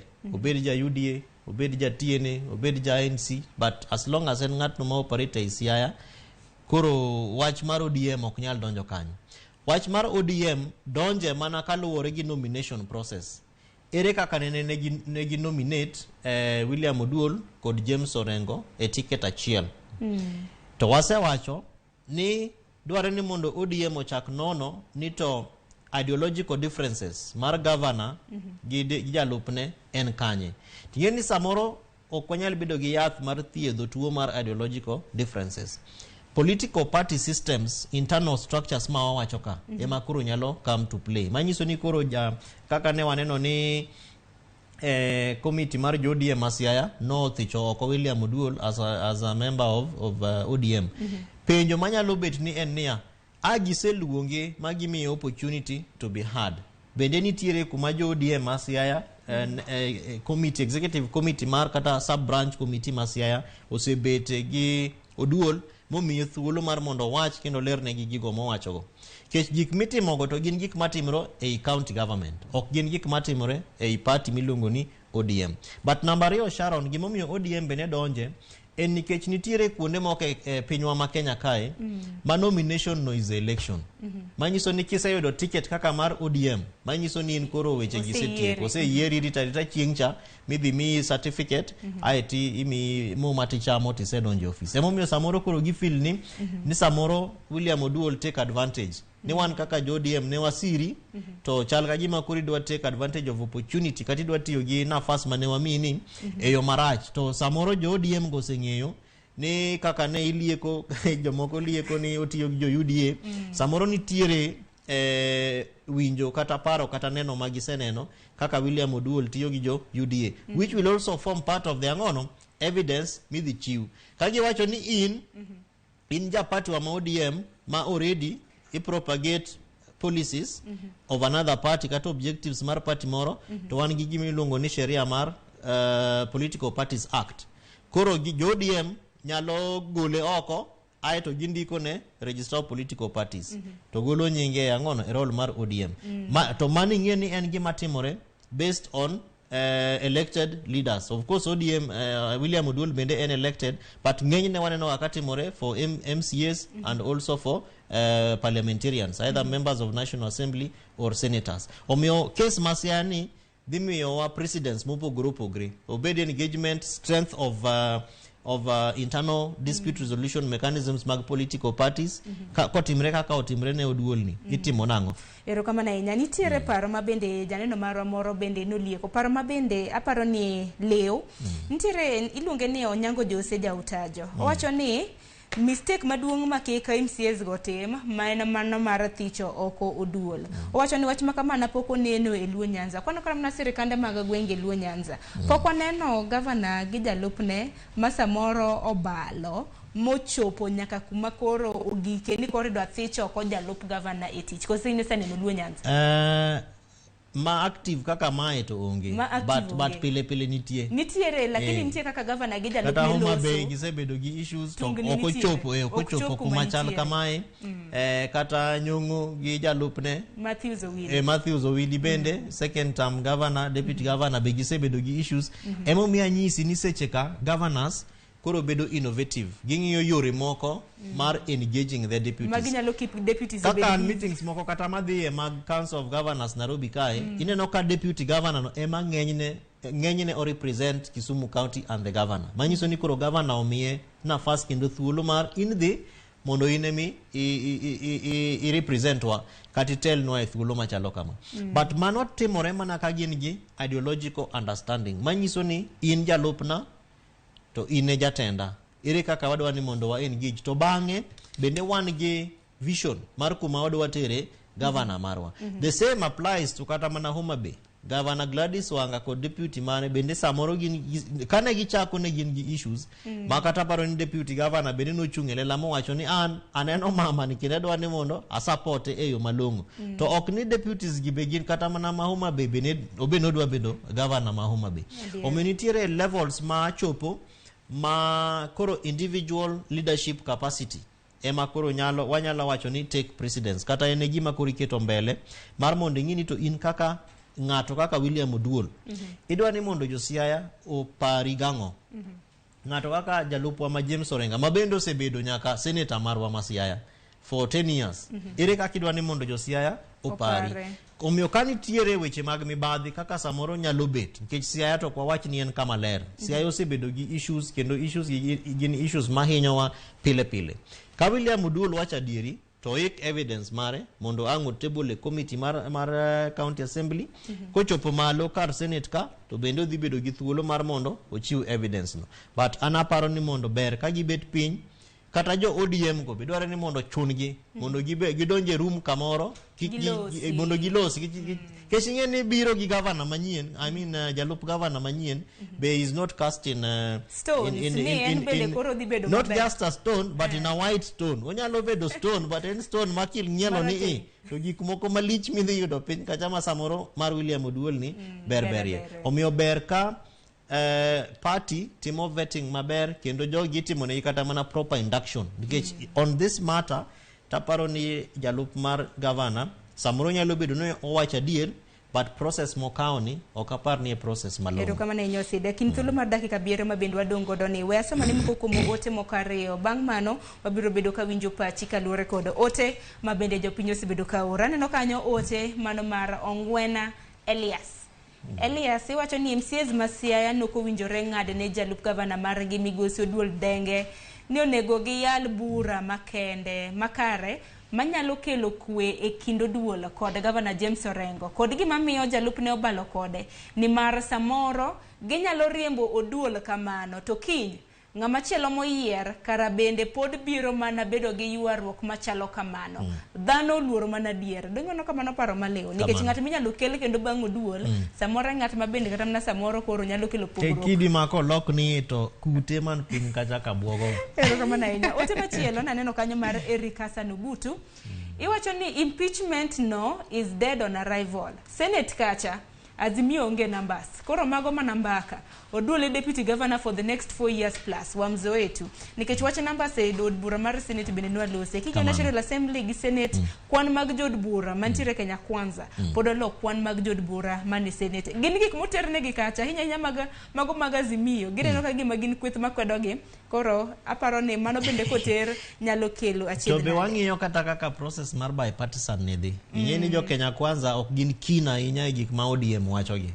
Omiyo kamane kaka bende kaponi process ni ochope Senate kacha to ginyalo ng'iyo thich kwayo mar thich oko William Oduol. Giwacho ni gik ODM to gina gik kuko pile pile.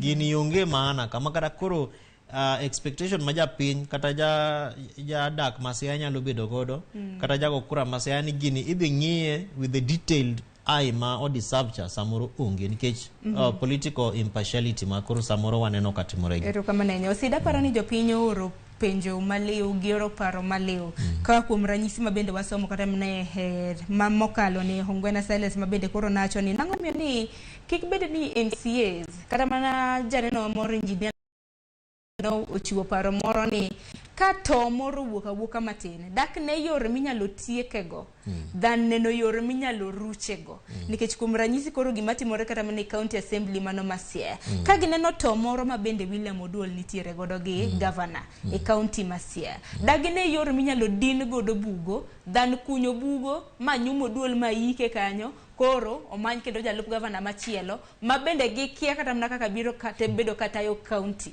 mano Siaya mane penjo maduong' kanyo. Penjo no to duoko ne en duoko matin ni gigi timore kisiasa kata mana MCAs go gibende yiero gi kisiasa to king'iyo kaka wasewacho kane wachako Sharon kaka igo siasa kendo igo kura Siaya en gima nyalo luongo ni intense negotiated democracy.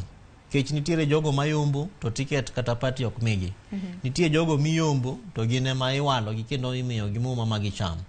Manyiso ni koro dware ni mondo wang'i ni to ere kaka wanyalo kaka jopiny wanyalo strengthen accountability. Keche samora bende awuoro ndi ni to migepe mopogore opogore matiyo ei county government Siaya mag civil society obedi jo kanisa religious leaders dog gi weche matimore gi gin kure nikech kata wan as county governance watch kane waromo gi governor to wanyise ni wadwani mondo wago bura mondo warom gi in gi jalupni kendo warom gi jolemo basically citizens kata jogo kura Siaya temano wacho nwana nyisi ni un dhi uradhi ambele gi timang'ono gigo dhou nikech obendo ng'eyo ni accountability strength mar accountability mar mondo serikal mar county government oti maber nyaka wabed gi jogo matimo nonro to Siaya County samoro nyalo bedo mopogore nikech migepe gi nitie to pok waseneno gi ka gitimo ang'ono ka giloso kendo ka giwachonwa ler kendo ratiro omiyo anadhi bedo keen ahinya mar mondo ang'e ni to petitions ma ji dhi ndiko gi ng'ano gini ma dhi ndiko gi to gin ji adi kech nitiere gik ma wanyalo luongo ni matter of public interest koro kaka mar budget ma finance bill mitimo sani Kenya wa ineno kaka petitions tichore nikech ji ng'eny kamati nigi sama tin mambo ni mengi lakini masani ang'ono tin kamae omiyo nyaka ang gichwal paro koro bende adwa ng'iyo ni to ji adima dhi keto petitions masiro thicho oko William Oduol ma Asiaya to ji adi madhi to bende gichiwo gadier mane problem manitie to ike kaka paro manichiwo ne ji adi mokwedo ji adi masira ing'eni nitiere ber mar chiwo parono whether I support whether I siro kata si to en dwaro mar katiba kikwan wach ni nokwatimo public participation emomiyo ng'ato nyalo penjo ni to MCS gi bende ging'e tijgi but ng'eni MCS moko ma bende wayiero kata mne counties moko gin MCS ma kata kizungu ko nyalo wacho gik mang'eny kata petitions miwacho no nikech gine ma gine committee to soma petition no bende tame kech waseneno gi kuonde gi bende kaka gi bagni gi weche moripo bedni gitimo omiyo jakom japiny ber ka gi organize especially matters of public interest kaka mae mar mondo gibende gitigi katiba no nikech article 11 mar katiba wacho ni sovereign power ni ang'ono lwet japiny kaw teko no mondo ibende dhi godo county assembly ma Siaya nyis jo MCS ni gimutimo ni rach kata gimutimo ni ber ne jo Siaya wach ni mogik e Bwanyerere 20 jotelo ma Siaya na kwayo beduro piny mondo los example kata kaka wanyiso jopiny ma Kenya kae weche matimore ok en example maber Siaya gi jo Siaya osechandre onyiswa ni wathirno nikech wathirno akwayo ni mondo wakauru thuolo mondo walosure weche wagi walos gi uru kapok gikethore bende dondruok owe dongruok waweuru dondre mondo wamiuru thuolo dongruok kamano Kevin Osidaguni erokamano ahinya kuom biro twako kinyi ma kawuono nyakoro mga jong monona Kevin Osido Wood Siaya ma bende nwatwak godo kaluwore kod okenge ma bende koro MCs e county ma Siaya dwaro thicho oko jalup gavana margi William Oduol odiochieng' manyoro nagiluto ombulu MCs 38 dwaro mar mondo mi othicho oko jalup gavana ka bende nyaka gisani wang'eni committee moting'o MCAs 14 bende osechuo gima bende biro bedo ka timo nonro ahinya kotenre kod weche ma bende mieno Oduola seyo county ma Siaya kaluwore kod mibadhi MCAs bende se kaluwore kod mibadhi koro en report ma bende gibiro bedo ka gitimo ma bende giyango bang' ndalo 10 ma bende bang' okang' makamano report makamano kochwala e nyima od bura mano mar Senate koro senators ema bende biro bedo ka nyiso jopiny ponono no Oduol nego beni thicho kata oyo wan kaka TV mar Ramogi wan kaka iti wang'i mar neno kaka chal mar wach makama biro bedo ka bedo erokamano nya kuom ote magi aneno gi beda temo kar nyalo mara mar somogi ote wuoro maleo donga gonu erokamano kokamano gisana neno kanyo ken dakika 36 tok saa 2 mar okinyi akawiyo matene chenro podi yelach nikech chenro rumoga saa 5 mar onyango gisani chieng' tich 2 hingini chakre saa 2:30 nyaka saa 3 mar okinyi chenro en mar orako koro sani kanitwe tai osedo haloso kodi kanitwe kanin gi koti kore gonyo irieyori erokamano ahinya chenro kono en mar orako kikidi mabor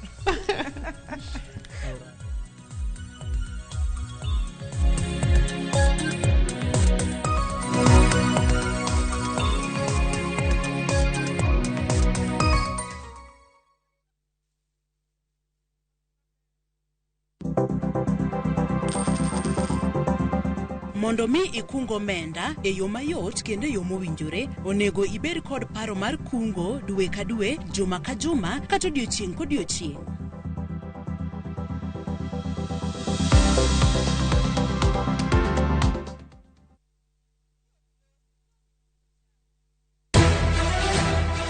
Chulo kuoro Anadwaro mondo timni malit mana kaka ni timona malit kuom higni 15 miriambo Jamriambo? Mano ng'ama jamriambo? bedo gi kiawa Aladhi pando nyathi mararacha ni kula man kaeni gik ma osekalo timore kendo Onge keny moro amora madhi timre kawuono Thapki pod en sirono masiro jot Mama samoro in geno mari oserumo to an geno mara pod nitie kotemo mondo adiera ong'ere Ang'o momiyo initimoga gik maricho seche te to kwe obedie ot Anyuola iloso ga mana ka ute uhero rum to anyuola kende manyalo loko dhano mondo chal kaka dhano Thapki wuok tich nyaka tich 5 saa 2:15 otieno mane Ramogi TV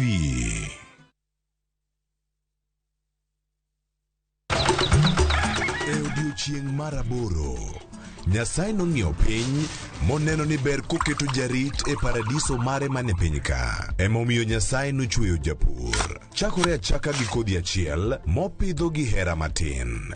Gweth mar koth, kendo bang'e oti ka okelo chiemo ma wachamo. Donge wanyalo loso puodho maber ma wacham chiemo mawuok kama ler kendo kama mor?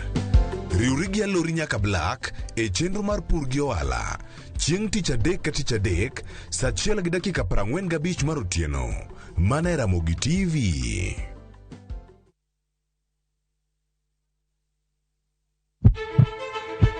Sasa ya mawagamo muya wayudo ngima. Sasa ya mawayudo rieko wareso ngima ng'ato. Ductus arteriosus onego beni lorore, foramen ovale onego beni lorore. Penj laktar kelo ng'eyo matut, gero oganda gi puonj mok inyal yudo kumoro amora mag weche thieth. Diwacho ni gima koyud chon, tinyalo thiedhe ma ng'ato chang chuth. Kabisa. Or ote machuok gi penjo moluwore gi weche thieth. Tudri kodwa e nambani.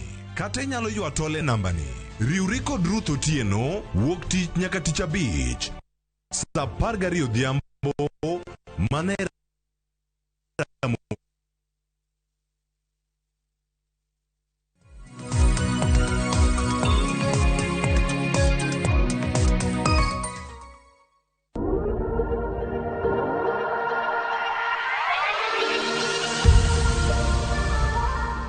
machiegni jaera mar Ramogi TV kendo jaera mar Mike wuod Nyasene machiegni chenro marwa mar orako kendo ma kawuono an kenda and I hope ni they enjoy orako man godo kawuono gin ok gin matekruok, gin basics ma kata ini nyalo timo. Koro kang na chiw matek sana. Okay? Wa expand chenro matin. Wa squat, wachako gi squat. Achiel, ariyo, adek, ang'wen, abich, auchiel, abiriyo, aboro, ochiko, apar, achiel, ariyo. Mano tielo, wadhi jumping jacks.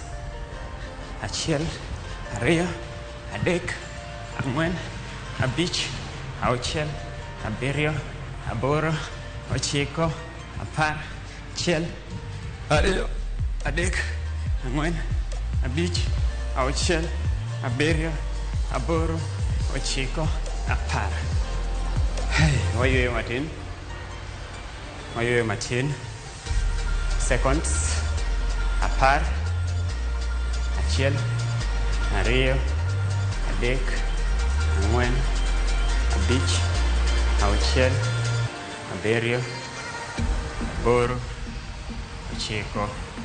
Apar. Wadhi sides. Achiel. Ariyo.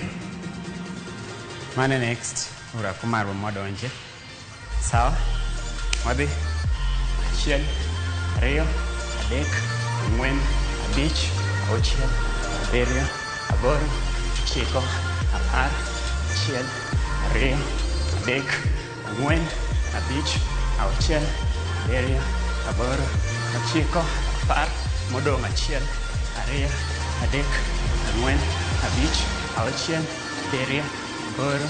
Ochiko. Apar. Hai, wadhi. Ha. Achiel. Ariyo. Adek.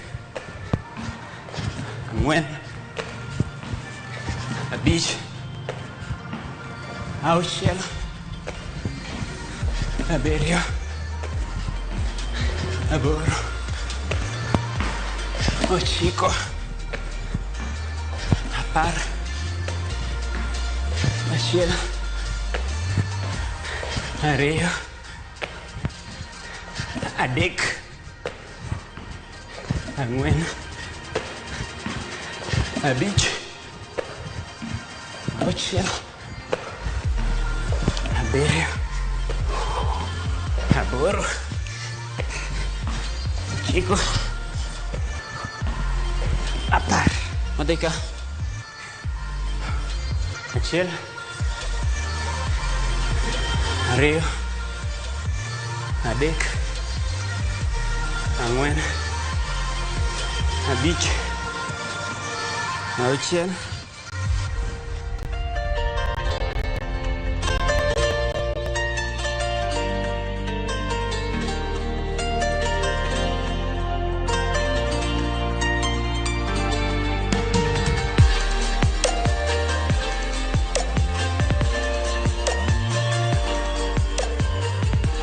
Machielo mawadhi zezi mit rodonjo watimo gimiluongo ni mountain climbers.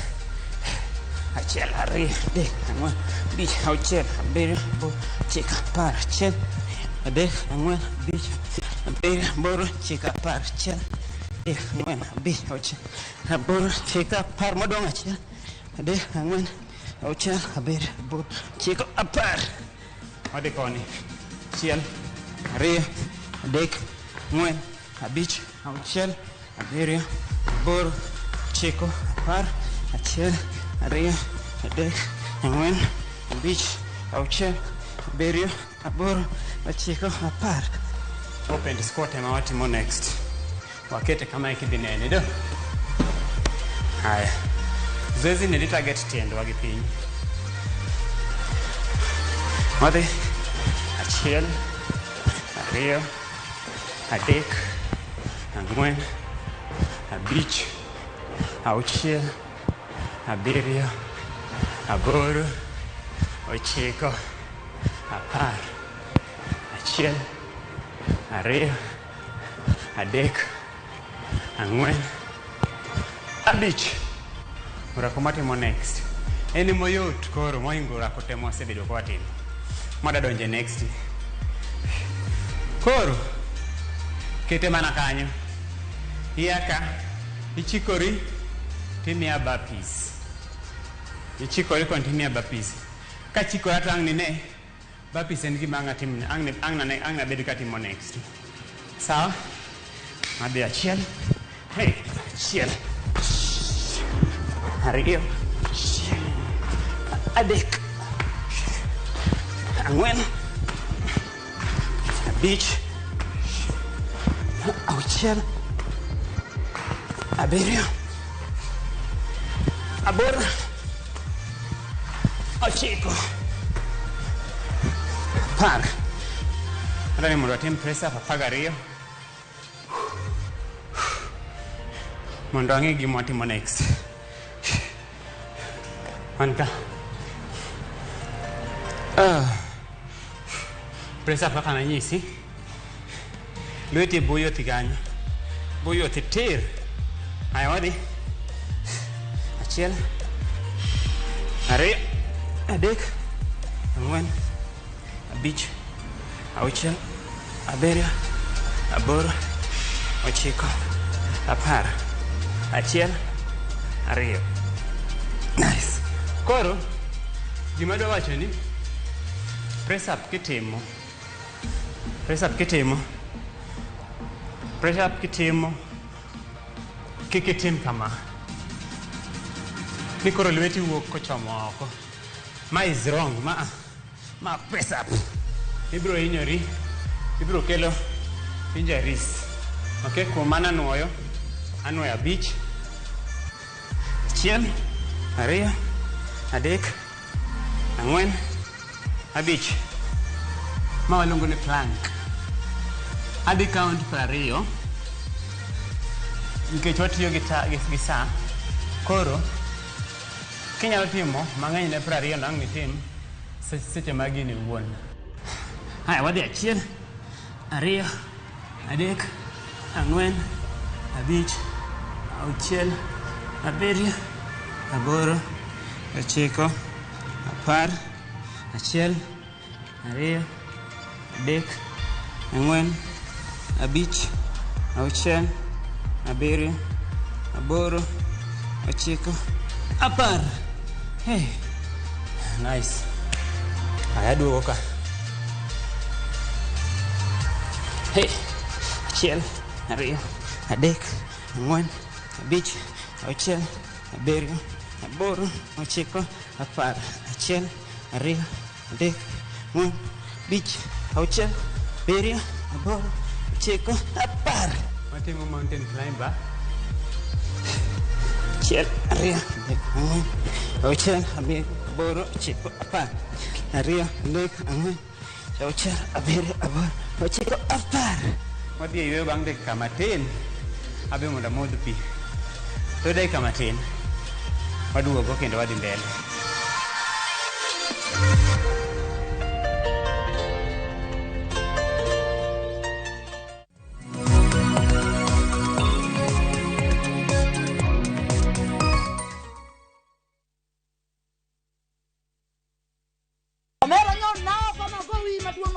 Ka nyiero kod mor dhi nyime, nadwa bedo lawyer. Ka koro piende mininde ok inya ban. weche mopondo be medo ng'eyore. Mushende dwa participation. Ni winjo. Pesa na mise chamo. Oinga yie nyaka garus combine. To kwe kethore e kind ji. Bona wewe wanamgwenya sisi. Onjaore. Ma town, to ng'ato ka ng'ato temo mana tony. Yani mtaani sani ji tema pek. Nyar kochia, tich abich ka tich abich, saa 1 gi dakika 45 otieno.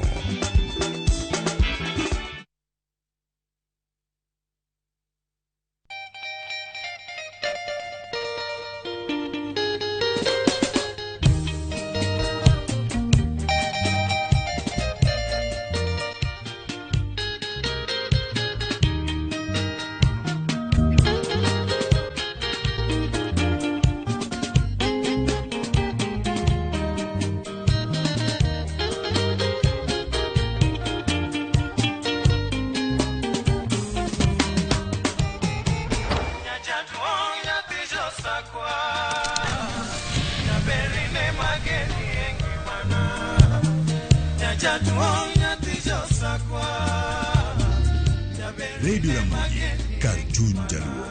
Radio Ramogi.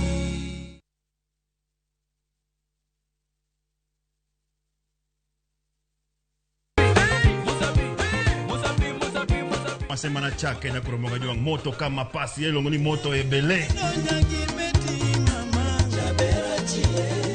Dano mor kabisa fan page mar Ramogi TV dano ngeny kai kabisa. Kidogo fu ma serious ikite ngoma oake.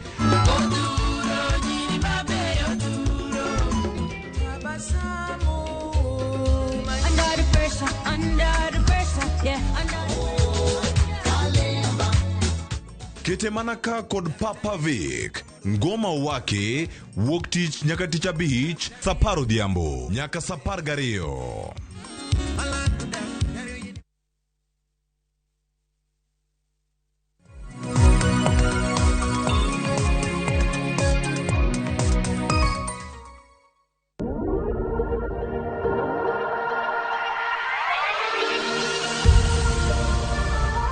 Machiegni janeno mara kendo jaera mar mayo pod nyaseme wane show mar orako and wadhi mbele. Hey, watimo gimiluongo ni snatch to push up. Snatch to push up.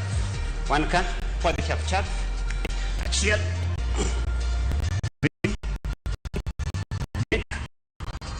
Ang'wen. Abich. Auchiel. Abiriyo. Aboro. Ochiko. Apar. Achiel. Ariyo. Adek. Ang'wen. Abich. Auchiel. Wasquat kendo matin. Apar kende. Ket tiendi. Okiar tiendi maduong'. Matin tu. Haya wadhi achiel. Ariyo. Adek. Ang'wen. Abich. Auchiel. Abiriyo. Aboro. Ochiko. Apar. Matimo next. Iluongo ni side touch. Wadhi achiel. ariyo, adek, ang'wen, abich, auchiel, abiriyo, aboro, ochiko, apar, apagachiel, apagariyo, apagadek, apagang'wen, apagabich. Hey. Hey. Ay, wadhi piny. Kawuono adwani mondo wacombine ich gi zoezi matimogi. Bit. Hey.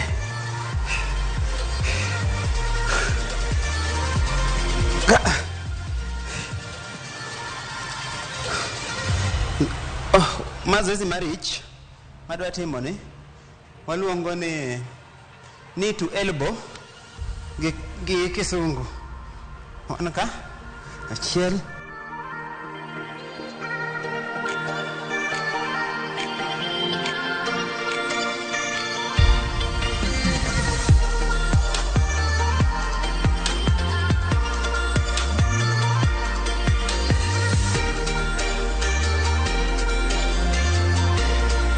japuonj Mr.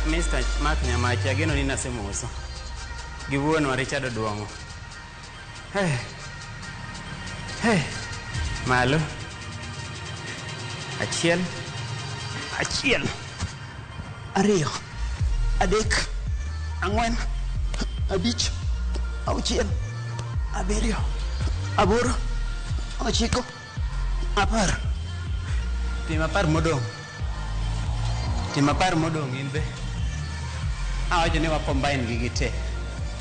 Awachung' malo, watimo high knees 20.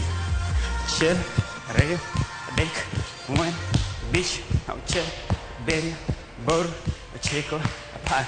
Achiel, ariyo, adek, ang'wen, abich, auchiel, abiriyo, aboro, ochiko, apar.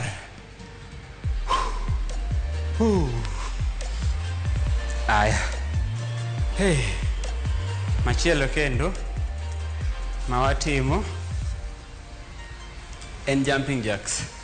Wanuoyo jumping jacks.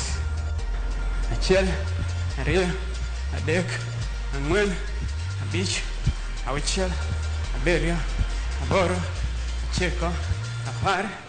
Achiel, ariyo, adek, ang'wen, abich, auchiel, abiriyo, aboro, ochiko, apar.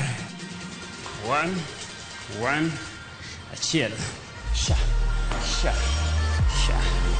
ariyo, adek, ang'wen, watimo aboro, abich, auchiel, abiriyo, aboro, sha, achiel, ariyo, hey, adek, hey, ang'wen, hey, abich, hey, auchiel, hey, abiriyo, hey, aboro. Achiel, ariyo, adek, ang'wen, abich, auchiel, abiriyo, aboro, ochiko, apar. Achiel, ariyo, adek, ang'wen, abich, auchiel, abiriyo. Achiel, ariyo, adek, ang'wen, abich, auchiel, abiriyo, aboro, ochiko, apar. Achiel, ariyo, adek, ang'wen, abich, auchiel, abiriyo. Achiel, ariyo, adek, ang'wen, abich, auchiel, abiriyo, aboro, ochiko, apar, achiel, ariyo, adek, ang'wen. Koro correction, tizi mako kae ni kapo ni timo, to ibedo flat, irieri tir e kor yamo, tiendi ema ni piny gi elboni. Mae gima dwaro ka flat. Kik tim kama. Kik ibi malo kamae. Mano onge gimitimo. Kata kik itimne. Adwari ka tir. Dendi obeda beda flat. Hey. Oh. Ha. Wadhi mbele. Kwan ka. Achiel. Ariyo. Adek. Ang'wen. Abich. Auchiel. Abiriyo. Aboro. Ochiko. Apar. Achiel. Ariyo. Adek. Ang'wen.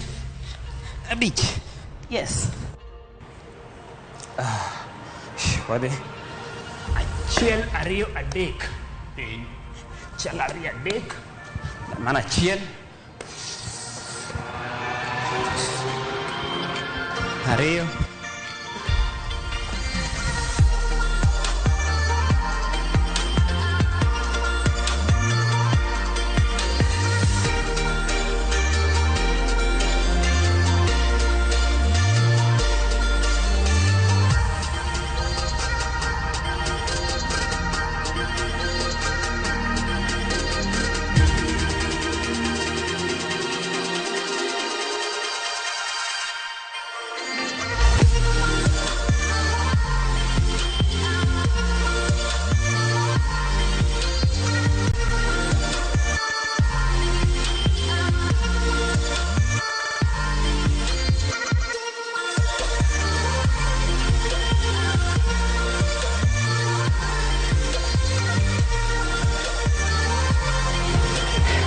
Again, if you watch,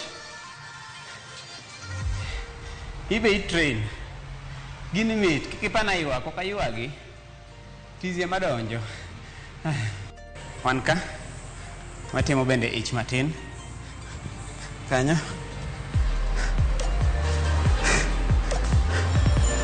Achiel, achiel, ariyo, adek, ang'wen, abich, auchiel, abiriyo, aboro, ochiko, apar, achiel, ariyo, adek, ang'wen, abich. Tim abich modong' go ibe. Achiel, ariyo, ayok nok ing'eya itimo. Ariyo, adek, ang'wen, abich. Yes. Watimo next. Machielo. Support ng'ei. Kama. Achiel. Piny. Ariyo. Adek. Ang'wen. Abich. Auchiel. Abiriyo. Aboro. Ochiko.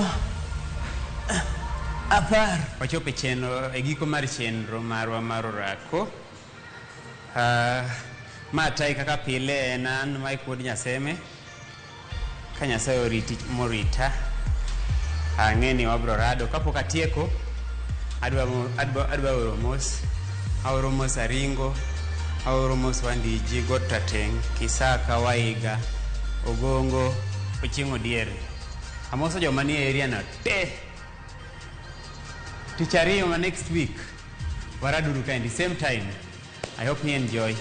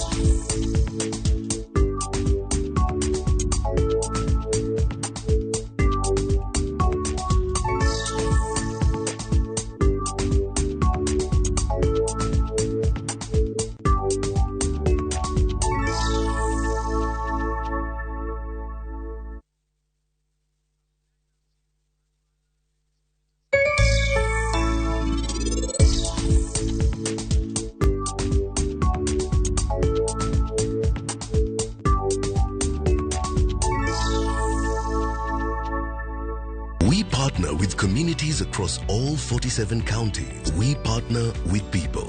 Through the values we share, the people who inspire us, and the lives we continue to touch. Because when we unite, there's nothing we can't do.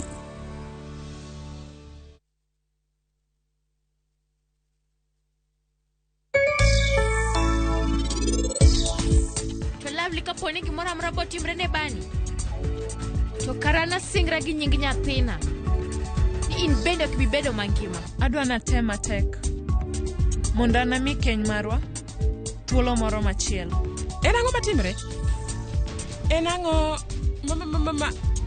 ma un jari utimo kai lamoni wacha rusni orum mapiyo piyo kasto anabiro keto gi line to kapoko chopo chiengno tapkino nyaka midhoge. Dial star 334 hash to enjoy 1 GB at 50 Kenya shillings for 24 hours. Bundle exclusively available on Airtel Money. Okay, nimeshasetiwa hiyo 1 GB. Sana data yako kakuku tu.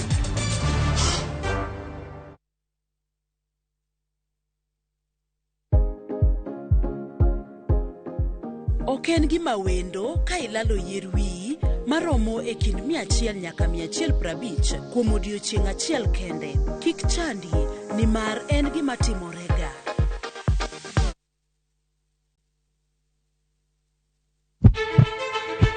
Sasa ya mawagamo muya wayudo ngima.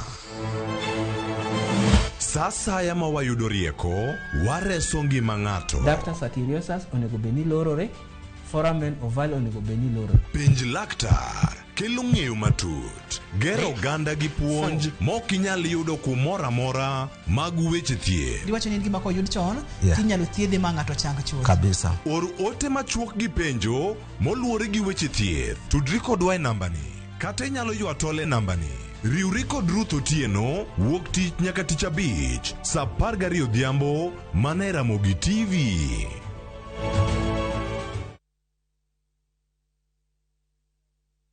This June 3rd, you get a dose of entertainment with Vibia Embu Afropiano Edition Palenjo Kiri Grounds. Halafu kuna Mombasa Youth Awards on June 8th at the Afra Hall. And that's not all. Prepare your taste buds for a sumptuous Nyama Bomba Festival Throwback Edition on June 10th at the Ngong Racecourse. It's gonna be lit. Log on to viewtickets.com or dial star 487 star 6 hash and get your tickets now for an epic month of entertainment.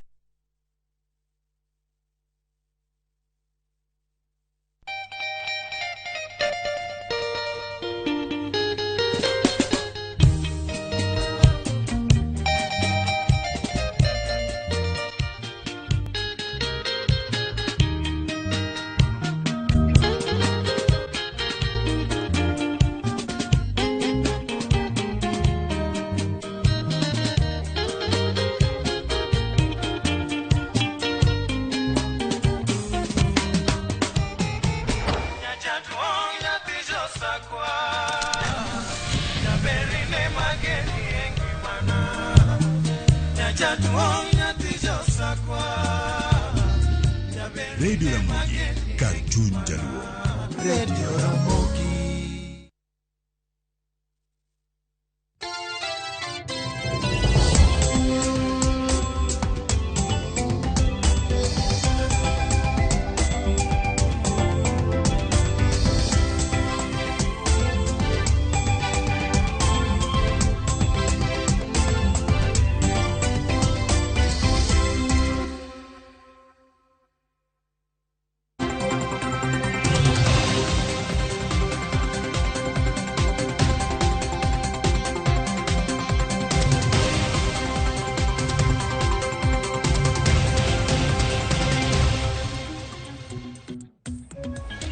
Nyakora mugajwa wantiere karka kendo wantiere kamondo miwako ni gigo matimore kor gwenge machiegni cheno mar mbako romo ka korwako ni mago matimore e kor gwenge mopogore opogore moko bende matimore kwa kalo nyaka boda wadhi e piny Uganda wadhi nyaka e piny Amerika gin gik mage mosebedo kacha katima rok ni machiegni e kidieny ni mawantie ko kae mano mara mbaka oromo wachako gi mano mar chal mar fwambo mage moko kuom weche moko bende mantiere karka mwadhi bedo kata waluwo machiegni kendo warango yo moro makare odiochieng' ma kawuono koro kik idhi mabor wane Cleophas Oluoch jakisumu kanya kwar ma okeo nyaka sango machiegni mbaka oromo chako gi ka nyakoromo ke jwang Azimio la Umoja odiochieng' ma kawuono jood bura magi romo maluongo ni parliamentary group mano moting'o romo mag jokanyo duto mag jo Azimio mantiere od bura idhi taki kata kod ogai mar Azimio la Umoja Raila Odinga kod jokanyo mamoko jotelo mamoko mag Azimio mabende gidhi bedo kata ka gitwak kaka jood bura mag Azimio gi kwan margi mantiere od bura ng'eni maber odiochieng' ma kawuono gino magidhi bedo kata ka gitwake oting'o kaka twak koro kochopo ka kore rango paro mar chik mag omenda higa mar 2023 2024 ere kaka odhi bedo romo ma kamano ibago odiochieng' ma kawuono kendo ang'wa yudo jofwambo magwa mondo mi ochop kanyo ang'wa luwo ni wach ma kamano mondo mi wakelnige e yo moro makare mano parliamentary group meeting mano mar jo Azimio timore odiochieng' ma kawuono kama chielo nyakwar moge jwang choko paro mopogore opogore mag jopiny bende osebedo kata ka dhi nyime wacho kanyo nochore nyaka odiochieng' ma kiny mondo mi oganda omede ne chwalo paro mopogore opogore mantiere kar kacha mono wacho ni public hearing mano na finance bill 2023 ere kako dhi bedo kacha ka inone kendo ka irange wachno bede makoro kochopo kinde mochomo od bura gik mage monego bed ni irango ochore kacha odiochieng' makano pod nigi thuolo kiny pod nigi odiochieng' mogik mar chwalo pachi kotenore kod gi mane gimomiyo riwruoge mopogore opogore bende osebedo kacha ka chwalo pachgi waseno odiochieng' manyoro moyo wapaga bich nochopo kar kacha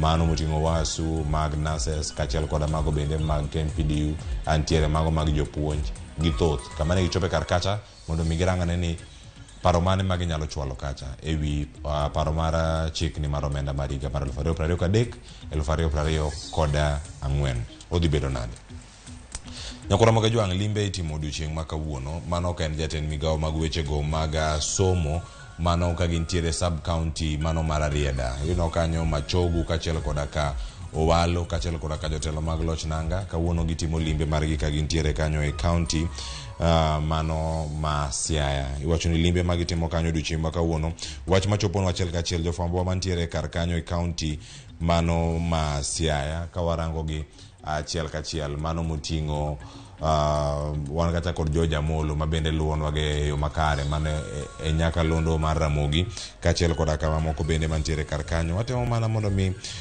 warangi kama gibedo kata ka giromi odiochieng' ma kawuono gidhi bedo kanyo ka gitimo limbe odiochieng' ma kawuono tarik 30 mano limbe Owalo kachiel koda kama Chogu e county ma Siaya okinyi ma kawuono saa 2 gintiere kata ka Metho Primary School mabende gisechopo kata Rarieda mano mantiere Asembo Rarieda sub county ka gintiere kanye county no Masiaya kato bang'e gichopo kata nyaka Siger Primary School mano mantiere kar kanyo mantiere Asembo podi kato Angiringo kendo gidhi limbe county Makisi mabende angidhi kacha Gesusu Secondary School Nyaribari Masaba mantiere Kisii County kachal koda ka Gateri Primary School mano mantiere Kitutu Chache North mano mantiere kar kanyo gin magidhi rango ka girango en disbursement kata weche go mag omenda magedo mag sikun magedo gik mopogore opogore mantiere sikunde bedo klese kata gik mamoko manyalo mede sikunde mabende gidhi bedo kacha ka gelemo odiochieng' ma kawuono limbe ma kamano osechako kiny ma kawuono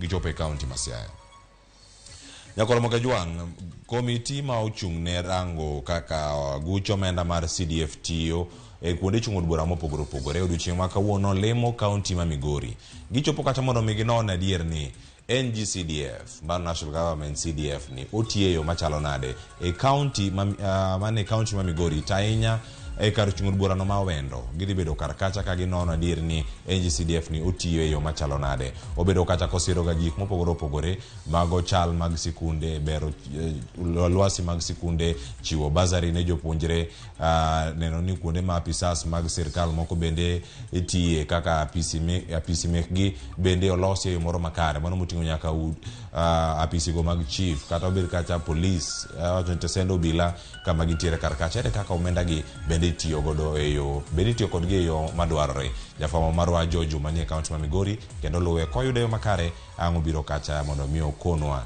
nyaka sani komiti mochung' ne rango ni CDF ni tiyo yo machalo nade ochopo Awendo to gin gik machalo nade odiochieng' ni ma kawuono Kama chelo nyakwara Ramogi Jwang, ma en wach ma obedo kanyo gi buok ahinya ma koro bende okelo buok e county mano ma Homa Bay okinyi ma kawuono kantiere japuonjre ma bende koro okawo ngimane wuon. Mano jomoko nyalo wacho bende odere odiochieng' ma kawuono ka entiere kar kanyo ni gik mage ma ponono osebedo kacha katimore. Magi gigo ma bende waluwo ni kacha odiochieng' ma kawuono mondo mi wakoni Ale Beach nitiere kanyo e county ma Homa Bay, kendo wach moluonwa odiochieng' ma kawuono en wach ma japuonjre mochopo okinyi ma kawuono japuonjre no ma somo e sikul no mano mara entiere alwora mar pap ndege. Ma japuonj ma ja grade 1. Japuonj ma ja grade 1 bende koro okawo ngimane owuon. Wacho ni mano bende wach mochopo kanyo ka entiere pap ndege, gweng'no ma pap ndege ma yudore Homa Bay Town constituency odiochieng' ma kawuono. Kiwacho ni gino mokelo en bende okawo ngimane owuon pok koyangore yo makare mar onge oboke moro amora moseyud kanyo ponono mano weyo kata kamano Ale Beach medo luwe kendo ang'o miyo wa report yo moro makare kaka mano bende osebedo kanyo katimore odiochieng' ma kawuono ang'o bedo kanyo kapotore kod Ale Beach okono gigo madhi nyime mane wacho ni odere okinyi ma kawuono. Ramogi Jwang odiochieng' makiny en alam ne Kenya. Alam ne Kenya Ramogi Jwang idhi bage mano hotel no mano ma Safari Park odhi bedo kacha bende ka jotelo buora dhi bedo kacha ka chopo nyaka sani gi jotelo kaluwore kod ote ma ochwal kanyo kod speaker mano mar od bura ma bende gin jokanyo ma dhi bedo kanyo ka hotelo ne nyasi no odiochieng' makiny ma dhi bedo kanyo kan alam ne piny Kenya ma bende dhi bedo kanyo ka ndalo bende oserumo. Mago gigo ma osebedo kanyo ka Azimio kwayo ndalo auchiel ka dhi bedo koro koserumo ni nyaka sani twak nya bedo ni chomo kama chalo nade. Iwacho ni nyaka sani koro thor wach ma gidhi bedo ka giloso odiochieng' makiny. Iwacho kata ni ere kaka oganda nyalo kware ng'uono gin giwegi kata ginyalo bedo e yo makare kin gi kaka dhano kod Nyasaye. Iwacho ni reconciliation between Kenya. Iwacho ni mana kaka jotelo ntiere in gi in kachiel koda un bende gi Nyasaye kachiel koda gigo duto ma bedo katimo odiochieng' makiny ang'o kelni bende achiel kachiel mondo arange ni gin gik mage matimore alama ma kamano. Nyakwa Ramogi Jwang mano ang'o rango kanyo alam ne Kenya jotelo bende ang' bed kar kanyo. Nyakwa Ramogi Jwang ma jatend piny Amerika mano Joe Biden kachiel koda ka jatend piny Uganda Yoweri Kaguta Museveni. Koro wach ma ochopo nyaka sani negi keto chik makumo jogo madonje keny mar kit chwech achiel kata jogo matimo hera e kit chwech achiel. Wache kata ni negi kalo mano wacho ni homosexuality bill koro nobedo chik mane piny no ma Uganda. Wach ma koro osekelo ng'ur e pinje mopogore opogore. Mokwongo piny Amerika osewacho kanyo ni koro girango kendo gidhi neno. Wacho ni kata ka gi consider ni ponono ginyalo chiwo kum ne piny Uganda kaluwore kod kalo chike mager magikadho kotenore kod jogo matimo hera e kit chwech achiel kata jogo magin homosexuality. Wacho kata ni mano anti-gay bill manyoro koro nobedo chike piny no ma Uganda. Piny no ma Ingereza bende osechwalo ng'ur margi ka koro sani magiwacho ni gidetemo kumo piny no mano mara Uganda. Kata kamano piny Uganda osedo poch gi pa kuom pinje mamoko mag Afrika ka wacho ni uchung' e yo makare. Jotelo moko bende oro mana ote magi ka gichiwo mana paro ma opogore opogore. Machiegni kanyo bende wacho ni piny no ma Amerika bende koro temo rango ni ere kaka onyalo chungo chenrogo mag visa mago matayo wuoth kawuok e piny Uganda ka donjo e piny no mar Amerika kachiel koda ka piny no mar Ingereza. En ang'o matimore mago mathoth ang'o koloni gi odiochieng' ma kono bende bede kod ng'eyo mage matimore e pinje malibamba mekwa ma kaka Kenya mano korango piny Uganda kata kwa dhi e piny mar Amerika wakoni gigo bende matimore. Nyakwa Ramogi Jwang yien mondo golore gi ka mana koro kwa tieki ka bakoromo koro wanago mbaka ka jotich mag piny owacho jotich yuago ang'o gikwedo e yo machalo nade. Mano kinde ma ntiere sanda ka osekalo kanyo 20 tok saa 3 yena mondo miaka yo masani kaduogo antiere ka kod jagoro maduong' mar NAT okonwa en bende kaka jatich kaka ochung' ne jotich kaka jopuonj en pache en mane kotenore kod twak modhi bedo godo odiochieng' ma kawuono. Chakoro nwa ote bende sani kikonowa ni to pachi en mane kotenore kod paro mar chik mano 336 2 3 6 0 mane SMS line marwa wadhi bedo kae kod Collins Oyo, mano jagoro maduong' mar NAT, wantiere kode sani. Ana ka uywe masani kaduogo wadonjo kore twak. Wadhi biro nyaka county kama intie, luonga ni Cleophas Oluoch, Jakisumu kanya kwaro ma okeu nyaka Chisango. We koro walore gi ka, waduogo gi twak mathoth.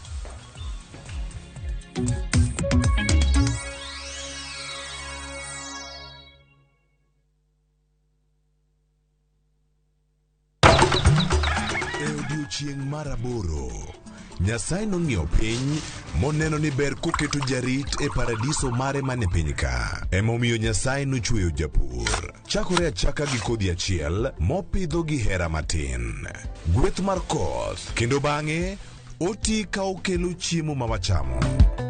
Donge wanyalo loso puodho maber ma wacham chiemo mawuok kama ler kendo kama mor.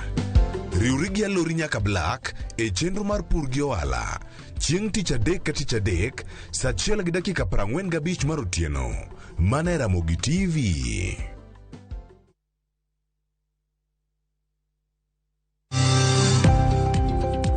E ohala gi mwandu, wakelo ni jolony e weche ohala. It is important mondo wan kaka joluo wabed gi dongruok. Wafwenyo ni adiera matut mag timo ohala. Tijni kidwa time en mana mashin mar luoko to gi kuminya yude pi. Wawuoyo e wi yore makare mag timo ohala. Kisechopo level mabedo brand, onego bed ni gimoro amora mitimo en gima timo ang'o makelo pesa. Wakonyi dongo handi ka wami yore mag kano mwandu. Investment group kawache mana gi nyinge no en choko pesa kasto ikete kamoro kasto golo nyinyo mabiro konyi e kinde mabiro. Omiyo wakwayo ni ji duto ket pesa gi e savings mondo wapuonji kaka gibiro tiyo godo. Riwri kodwa chieng' tich ang'wen saa 1:45 otieno. Mana e Ramogi TV.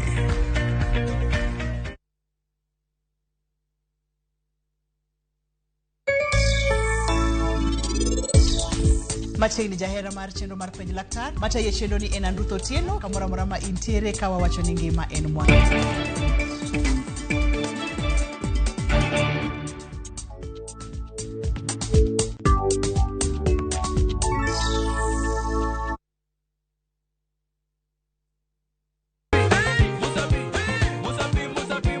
Semana chake na kuromoga juang moto kama pasi yelo ngoni moto ebele. Dano mor kabisa fan page mar Ramogi TV dano ngeny kai kabisa. Kidonjo fu ma serious ikite ngoma oake.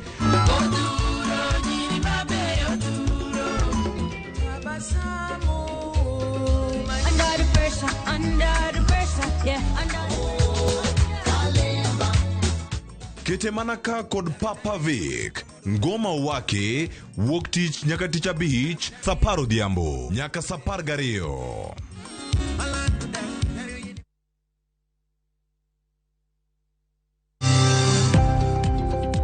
E ohala gi mwandu, wakelo ni jolony e weche ohala. It is important mondo wan kaka joluo wabed gi dongruok. Wafwenyo ni adiera matut mag timo ohala. Tijni kidwa time en mana mashin mar luoko to gi kuminya yude pi. Wawuoyo e wi yore makare mag timo ohala. Kisechopo level mabedo brand, onego bed ni gimoro amora mitimo en gima timo ang'o makelo pesa. Wakonyi dongo handi ka wami yore mag kano mwandu.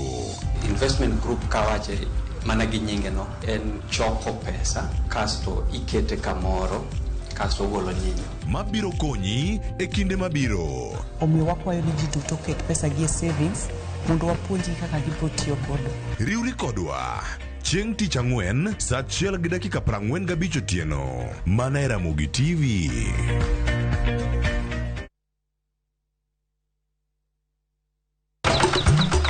E odiochieng' mar aboro, Nyasaye nong'iyo piny moneno ni ber koketo jarit e paradiso mare mane piny ka. Emomiyo Nyasaye nochweyo japur. Chakore achaka gi kodhi achiel mopidho gi hera matin. Gweth mar koth, kendo bang'e oti ka okelo chiemo ma wachamo. Donge wanyalo loso puodho maber ma wacham chiemo mawuok kama ler kendo kama mor. Riwri gi alori nyaka Black e chenro mar pur gi ohala. Chieng' tich adek ka tich adek, saa 1:45 mar otieno. Mana e Ramogi TV.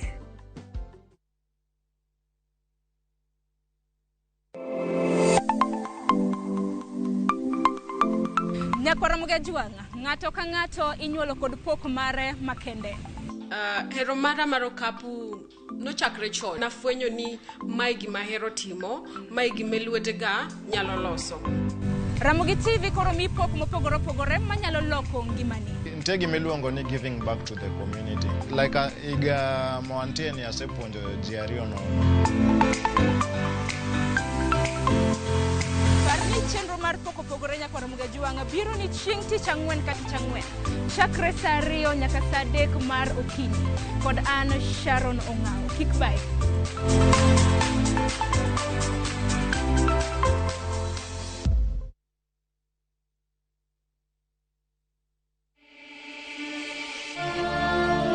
In what is now Kenya's worst drought in 40 years, over 5 million Kenyans are facing starvation. And almost 1 million children are staring into an uncertain future due to hunger and malnutrition. The situation is predicted to get even worse in the coming months. Our time to act is now. We have always been there for each other in the spirit of togetherness. One people, one nation. Together, we can help children in the worst hit counties to have a tomorrow to look forward to. Every help counts. To send your donation, dial *802# on your phone or visit www.saidika.co.ke, an initiative of Kenya Red Cross Society and Saidika.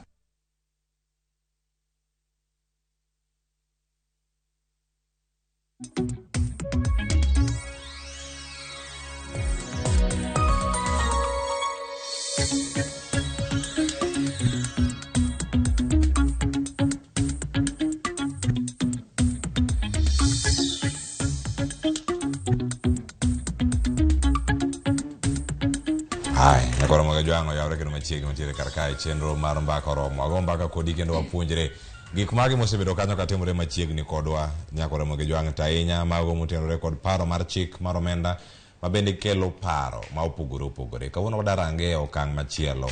Jotelo mag grube riwruoge mopogore opogore medo mana golo paro ma opogore bende kotenore kod iwacho ni ahinya nitie atamalo adek monego bed ni ng'ado mago magudi, nitiere mago bende monego bed ni ng'ado osara, nitiere moko monego bed ni imedo e nengo gigo mag modhi. Iwacho ni atamalo 16 mantiere kar kacha ka igolo atamalo 8 mano migolo e gas ma ji tedo godo, mano ka iwacho LPG cha bende koro nitie atamalo 8 migole ogole kacha tero mede atamalo 8 mane nitiere macha VAT mano mara gigo mag mauta kata mago mag modhi. To sani gigo mantie nyaka sani nyaka Ramogi Juanga tiende ni pek mar ngima oganda osebedo kacha kakadhe.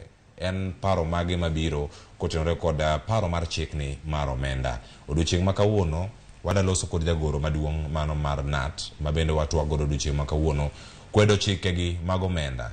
Tiende nang'o? Tudi kod sani nyaka giko. Wantiere live Facebook mar Ramogi TV, wantiere YouTube mar Ramogi TV, wantiere achiel kachiel bende Citizen Digital, bende wantiere achiel kachiel kamineno akanyo manya bedo ni tiyo kod gigo mopogore opogore mago jok makeyo wechegi achiel kachiel mondo mi ochopni kanyo. Wago erokamano ahinya ni marin kodwa ka. Koro bed kodo nyaka giko nyaka Ramogi Juanga antiere kae kod wendo mantiere go jagoro maduong' mar NAT mano Collins Oyu. Oyawre kendo machiegni Ramogi TV chenro mar mbaka oromo kawuono. Oyawre ahinya. Yapani wachiwo maber jokanya nambo chiwo maber. An kamondo waler weche matindo ma sani wuok sani. Tapane ok bitamowa wacho manyalre. Kama sechopeni ok apanda ne muda layot. Onge luoro iwache mana kaka en. Erokamano ahinya.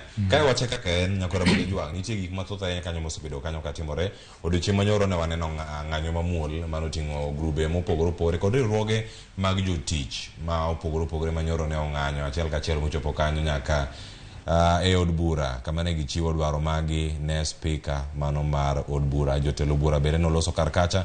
Wawinja ne kaka Judith Omondi no ikonwa sigana makama wang wagoye mbaka iwiye ni gik mage manotimore odiochieng' manyoro manyalo konyowa kawuono gi kinde mabiro gi kaka nyalo losgi gibed maber mondo mi sirkal adier owinj ywak mag jotich. Machiegni wawinja ne sigana ne mar Judith Omondi.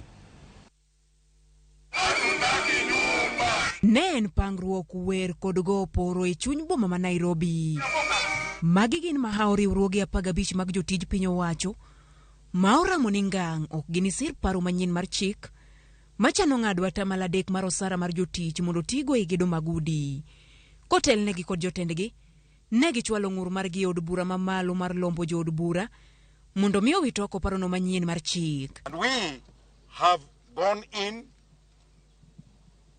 and presented our petition to the Speaker of the National Assembly.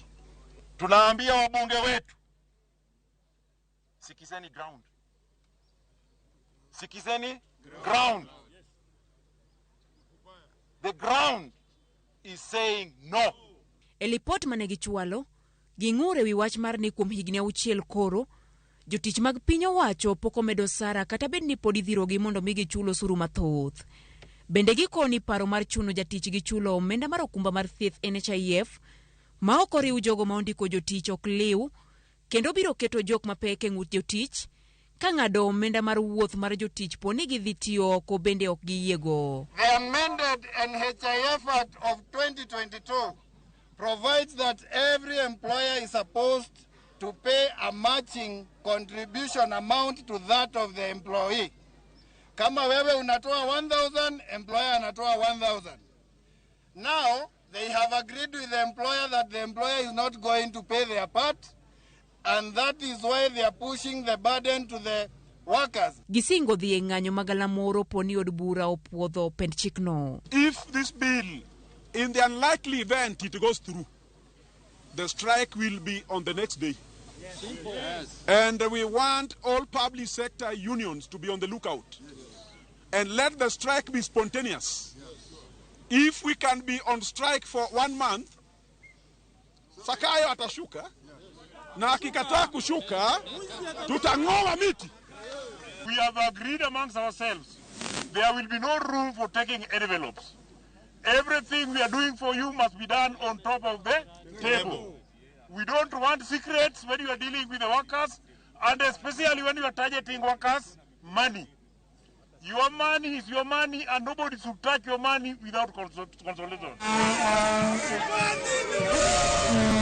Moko kuom jood bura mag Azimio mane ochopo mariwo lwedo riwruogego kama oting'o jaod bura ma Suna East Junet Mohamed kaachiel kod jatend kweth manokie od bura mamalo Pio Wandai osingo thicho oko pend chikno. No taxation without representation. Yes. Mambo ya watu kuamua mambo ya taxes kwa barabara haitawezekana. Yes.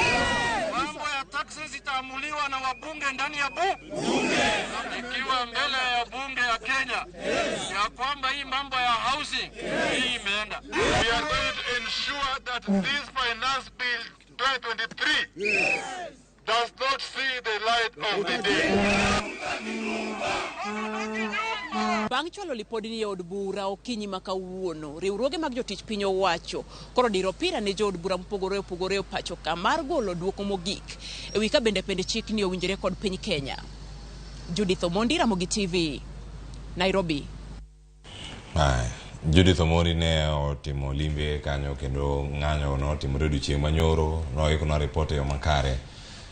Collins Oyo jogi okwaneka nat no kwaneno kar kanyo kata kanyo loso nono kacha jogoro mag riwruoge ne ntiere kar kacha ine yonge bath Constantine Wesonga kacha kano wacho kanyo ni ng'anyo biro timore chung maru kaka nat wachage kanyo mo nikech mane riwruok michelo ne chung maru kaka riwruok en mane kotenore kod weche gi mag paro mar chik kata finance bill 2023. Mokwongo ageno lero na dier ok ne wan achiel gi ng'anyo ma otimre nyoro. Kendo en gima litnwa kaka union nat ni ng'ato nyalo kawo bana marwa to keto to jofwambo gi keyo bi keto keto maler ni achiel kuom unions manyo nitie en Kenya National Union of Teachers manyoro ne uonge kanyo ni waonge kendo gimomiyo bana wanyo nitie kanyo apani penjo go nego dwoki ing'e ni NAT en union ma omako piny mangima ogendni duto ok adwa ni mondo ng'i NAT kaka union ma kamoro joluo motele apani mano ahingo mabor en union momako piny mangima to ka koro jomoko dwa kete ne oganda moro koro owuok dwa gore koluwo laini machielo apani mano waborgo adwa ni paro ma janat chiwo en paro malew en paro moriere kendo en paro mokwako piny mangima ka pek nitie piny mangima to en pek ma piny mangima ka yot nitie wamor waduto tok dwa bed ma mor gi pek manto nyaka wawuoy mana maler ang'iyo kanyo neno ka ng'ama ne wuoyo en jagoro mar TUC Trade Unions Congress TUC en Labour Center moriwo unions mopogore ka although gikete ni en public sector unions ng'eny gi ne nitie bwo TUC as a Labour Center to wan kaka Kenya National Union of Teachers ne wan jogo manochako TUC ndalo ma jagoro machon Wilson Sosion ne Secretary General abene mane Secretary General mar TUC to bang'e ne Wilson Sosion gi NEC ogolo wae TUC mwadhi Labour Center manyien machielo ok manyien machielo ma en Kotu sani NAT affiliate gi Kotu nationally to internationally wa affiliate gi Education International so yore mitimo gimoko nyaka bed ma consultation nitie sama gazette oketo ni jonat nyoni kanyo apani nyo en miriambo sama team ni ogolo bana mar NAT oketo bana gi to logo mar NAT nitie ok en gima ler ahinya to gino tiende nang'o kiwacho ni logo mar wero nitiere kar kanyo bana mar oket kar kanyo jonat uonge ng'anyo machalo kaka nyo giyudo logo magi bao kanyo authority manyo gin go ok ang'eyo kaka nyo giting'o bana mar NAT ma ng'e maler neno gimoro chien kucha ma Kenya National Union of Teachers die to kang'iyo machok japuonj so ing'eni backstabbing ni be ok en gima ber ahinya sama akeni backstabbing ga ket nang'o gi dholuo in ming'e dholuo mobedre backstabbing nok ber ahinya adwa nyisi maler ni NAT kowuoyo okane mawuoyo NAT nigi structures motegno ma wan gi national steering kama ne Secretary General wan gi National Executive Council duond NAT then wan gi provincial councils matindo local regional councils manie regions gina boro wan gi county councils koro kwae county councils e kwa dhie branches mo chineno wuoyo kagi kacha mano ok de watamgi gin be gichoro ywak gi gichoro ng'ur margi to donjonwa koro ng'ur mane ai branches gi mnicho bet kaka National Executive Council mwachako ng'iyogi achiel kachiel finance bill ok en popular kapok owuoye anything gimoro amora madhi madwa mulo otonglo more e slip mare ok nyal bedo gima dikawa kawaki kinindo piny you can't take a lying down so nyaka iwuogi tan kapok awuok nyaka kaw consultative measures e oreya mopogore opogore mar NAT manyocho gik ne en oreya mar National Executive Council ne wadhao ma akweyo gi akweya gikone e wuoth miwinji wacho ni ne wadhi e State House ni because State House ben ne winjo kaka lweny gore kaka weche gi wachre ne wadwaro hinga mokwongo wach hinga achiel ni in 2017 nene housing to ne wachopo ne gi ng'ur mawa kane idwa ng'ade 1.5 magi nochopo e doho ne wakwer ni kitem kuom sani Kane gitemo dhire no ogore piny. Koro ne berwa ni ng'ama ne wawuoyogo e hik 17. E ng'ama kendo ne wawuogo e hik 23. So at the back of his mind ong'e gima wadwa wacho kolure gima ne wawacho ndalo cha. Nyocha waromo. Ka NEC kech kabisa. NEC manyalo gola tich. NEC ko ng'ado no yudhi dala tadhi moka penjo. The National Executive Council. Kane wabet ywakwa ne wakawo kuom regions mopogre opogre because NECs represent regions. Wang'iyo nyaka petitions mag jowa mane kamoro gioro ka from branches. Mane waneno ni yes, ka wach nitie. To kata wanbe ka wang'iyo waneno wachie kanyo. Sani slip mar japuonj. Pay slip mar japuonj kigoyo wang'i. Awinjo kipimo wa japuonj modere. Japuonjre. Kiwe japuonjre. Japuonj dere. Pok obodho dwe achiel. Ka japuonj madho na sum. Obiro ofis madho sum. Ma joma nokonyowa en wainde mane Nairobi West Hospital. Okelo ambulance mane ringo machiegni to kawe eka ne wakonyo japuonj. Nowacho gik moko ma domestic. To ne wachich. Madwaro slip ma japuonj. Japuonj ni ne yudo siling 250. 250. Ema nie slibeka. Mano Sara. Osara, idaderi. Kora wachi ni kara ma igi momiyo japuonja nigi chandruok.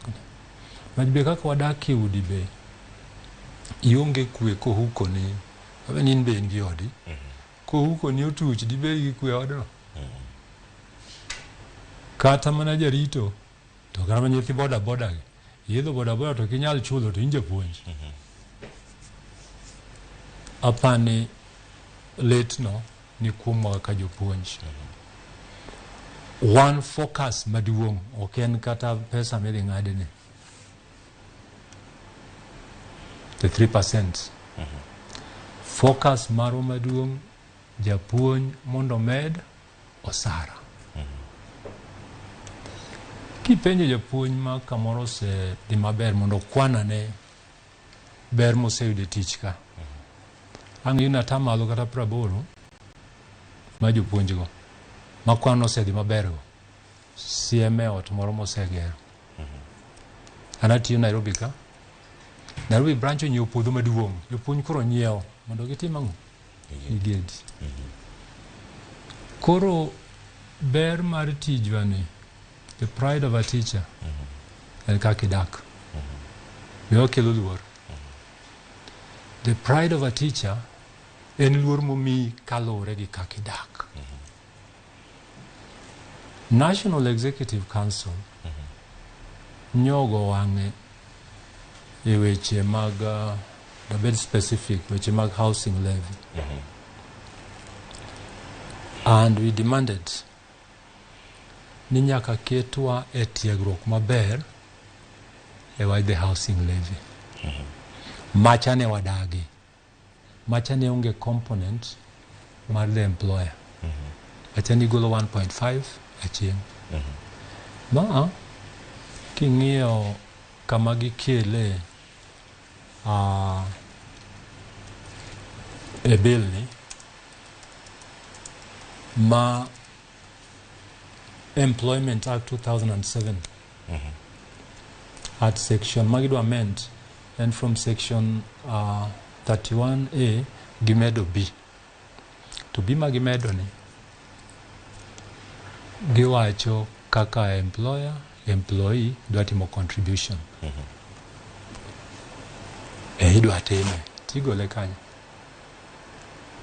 There's a big question hapa na pimo ni kaka slip ma japuonj chalo. Igole kanye is a big question.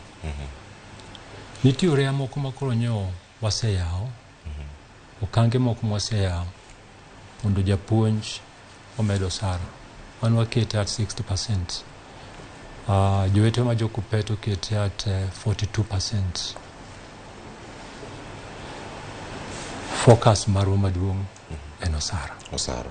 Mane gima omiyo wantiere twak okinyi ma kawuono. Ing'iyo gik makoro manie bill ni, taxation gi aneno mar capacity ma mtoka mabe ji pok oneno malong'o. Kama gimichulo depending on the vehicle capacity mari. Inyalo bedo gi 7-seater, 5-seater. Gigi jomoko pok oneno.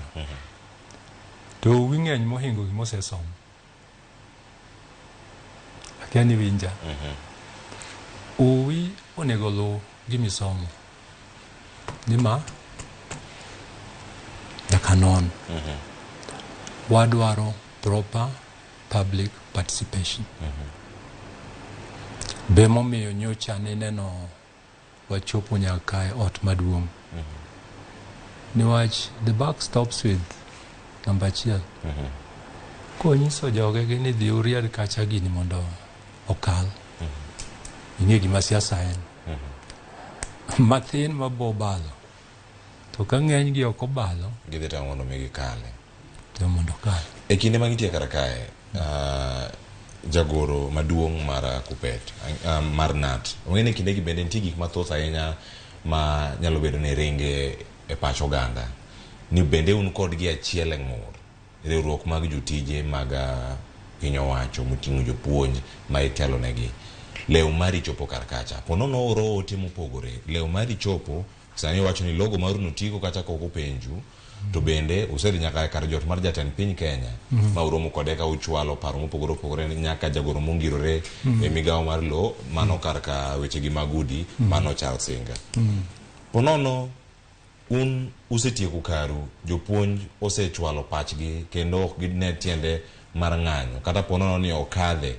Bende gino mano chwalo kacha en mar golo weche mag gedo mag udigi ginego gedo mag udi manengo gi ofuongore kosen paro machalo nade mano chwalo ne jatend piny Kenya kotenore kod chudo kata ng'eto mar atamalo adek ni mondo geru. Ng'eto mar atamalo adek ni detimre koket gimore e mesa. Apana wacho nyime kacha kendo adwa nuoyo ni slip mar japuonj oyiech kendo chwer. Kamore dhi yudo kamigole atamalo adek ni ema onge. Wang'iyo wan kaka jonat ne onego chornwa gimoro e osara mondo gino donje. Niwach gini sani ni e parliament. Igeni ka odhi okale parliament ka wan to wan nono okonyal geng'e. Geng'e sani koro ena kuma neno koko liecha. Masani waketo maler ni jatelo maduong' ma be Teacher Service Commission akiani no winjo nade ni ng'ur wan go mapek. Yande waserado gi Teacher Service Commission Nakuru. Ma gimane wachwalo malicha ina kalore gi gik matime ni onyalo dhi either way. Koro anto ber ma japuonye mwang'eyo. Osara nyaka medi kapok wechegi okalo. Mane gima dwaro mokwongo. Mane gima dwaro mokwongo. Maneno ka jatelo okno odwa gole yo moyangre ahinya. Tadwa nyiso jopuonjwa ni misara nyaka medwa. Ma king'iye matut CBA mane wasign. All public sector unions kiko wa jopuonj kende.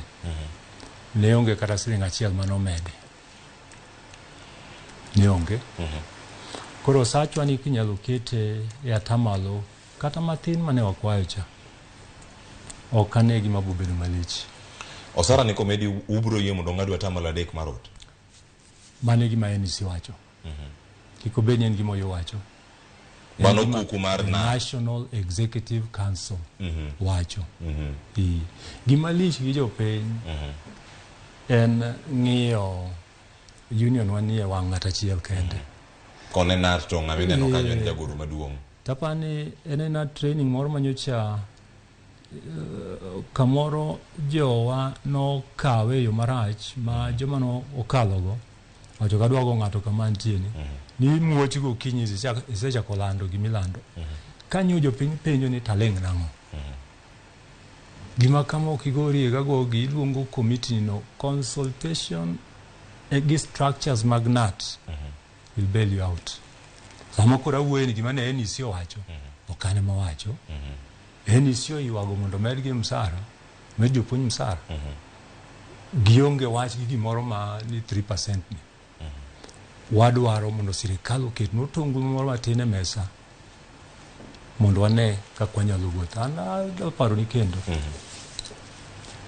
wadak marach kaka jopuonj wadak marach ahinya to luwo ni kendo ni pride mar japuonj en bedo gamo gi ot kibaji mane wan go e wach 3% ni en yo mobo bedo go managed to ne wawache ni wach kabod ni iwacho maber ni employer employee 6% wachen adek to higni 7 onego beni sema chua mondo yud ot an adong gi achiel to kura we tich sama gole no ere kako dhi konya to kidog ng'iyo kacha tiyudo ni at 2 31B2 wacho maler kaka pesa ni idhi benefit from ko higni 7 ka okoromi raise 10% en pesa miduoko ni kati nyalo chore odhi retirement benefits kati nyalo chore elwet nyathini moro ma pod tiyo be magi botimre mani penjo maduong mabende wapenjo jatelo to miwacho mang'eny gidhi timre ing'eni sama thuolo kai kineno tol moriere e dier ot timna gichikri malo karo ken thuolo en matol mago gik mane waketo e nyim jatelo duto nyabero ni jatend piny Kenya nosingo numeto mar osara ni momiyo koro wacho ni oyo wan ng'anyo mora mora makwedo paro mar chikni kik wadhi kaka nyoro nokoneni kiwe jatend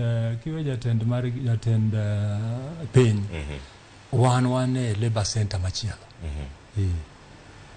labor center machielo makata weche miywago mag NHIF gi abani mano bisenjo ka ng'ur nitie donge nye wakete Kisumu gi jotelo mag NHIF mwawacho ni kik utem weuru mondi gini udwar iknigo mage dialogue masani dware piny ka igeni sani nyalo dhi kama nyithiwa ma riembo pikipiki nitie to gigo wiye wach 3% ingeni 3% ni ochomo josara to kipime to yuto mare maduong' dok kuom ng'ama onge ang'ono to ng'ama onge osara no emosenyisi kaka mondo go uwi e wach 3% iparo no go uwi no riek koso kia tungo kia koro anta neno ni yo mwa chomo go gik moko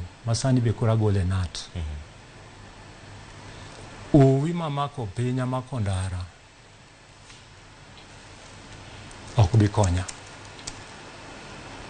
structures maga mag union gima dwa tiyogo magima nyalre mondo nyalre gima ok nyalre wadok chien to wayudo nang'o miyo ok do nyalre mani ng'ena wacho gi chir malich ni wacho ok nyane ndara mondo adhi e parliament bedi nyo giluonga ok nyande to jagoro maduong' ng'ato wapenjore oganda nitiere kar ka ang'eni penjo bere to ka mang'eny ahinya SMS ang' ayudo mar somo gi achiel kuom gi gima nitiere kar ka ponono jopuonje ma itelo negi ma bende untiere kacha kaka kuku mar NAT mano ma oting'o National Executive Council kinde ma intiere kar kanyo ka okalo gi machalo kama ponono jopuonje onene ka gimen koro ousgi pachgi oko choki nikech wayudo ka paro biro mopogore opogore inyalo miyo ane ler jumbe 2 mokalo ne ntiere bad NAT ma Nairobi kama nochiwo twak ka pengo ahinya wach mag gedogi be jogi kane giloso buore Nairobi ka bende gikalo e kombi bende ningeni twak makama ne dhi nyime kama ne giwacho ni oyo okwarwako paro mar ng'ado atamalo 3 e osach japuonj ka japuonj giko dwe paro makama bende ne gikalo kuomi ka girange kacha ni oyo wawuogo gi jofwambo wakon gi ma kya kore wacho kinde machielo ma en achiel kuom branches meku mantiere piny Kenya to Nairobi kae ma jopuonje moko bende nitiere ka jopuonje gi mane ochiwo wach margi jumbe 2 mokalo winjo sani ka jagoro maduong' margi Collins Oyuman kod studio ka sani wacho ni oyo wano kwa bidhi gi jogo mang'eny mowuok kata katimo gigi to wadarange mana kama chalo kamae waseromo kod jatend piny waseromo kod jagoro mongirore migaono oganda ochom kanye moko nyalo wacho ni oyo Collins Oyu gi lange ousowa pachwok da winji apani pachi wawinjo maber to kineno iwacho na wach Nairobi branch o branch nyalo choro ng'ur margi to gikone ng'amang chor ng'ur motegno kata mawang' winji en Secretary General kotudre gi National Executive Council structures wagi ok wadwa duoko chien sama ne jo Nairobi churo ng'urgi naneno ka jo Nairobi ni mna kodwa sami wacho ni okidwa nyaka medwa hapa ni wacho gimoro achiel okadwa ma nyaka medwa ma king'iyo gir malong'o e gima ne giwacho to NEC be kobiro niwach jagoro ma Nairobi en ja NEC yen okelo nwa ng'ur mar Nairobi board marwa mar NEC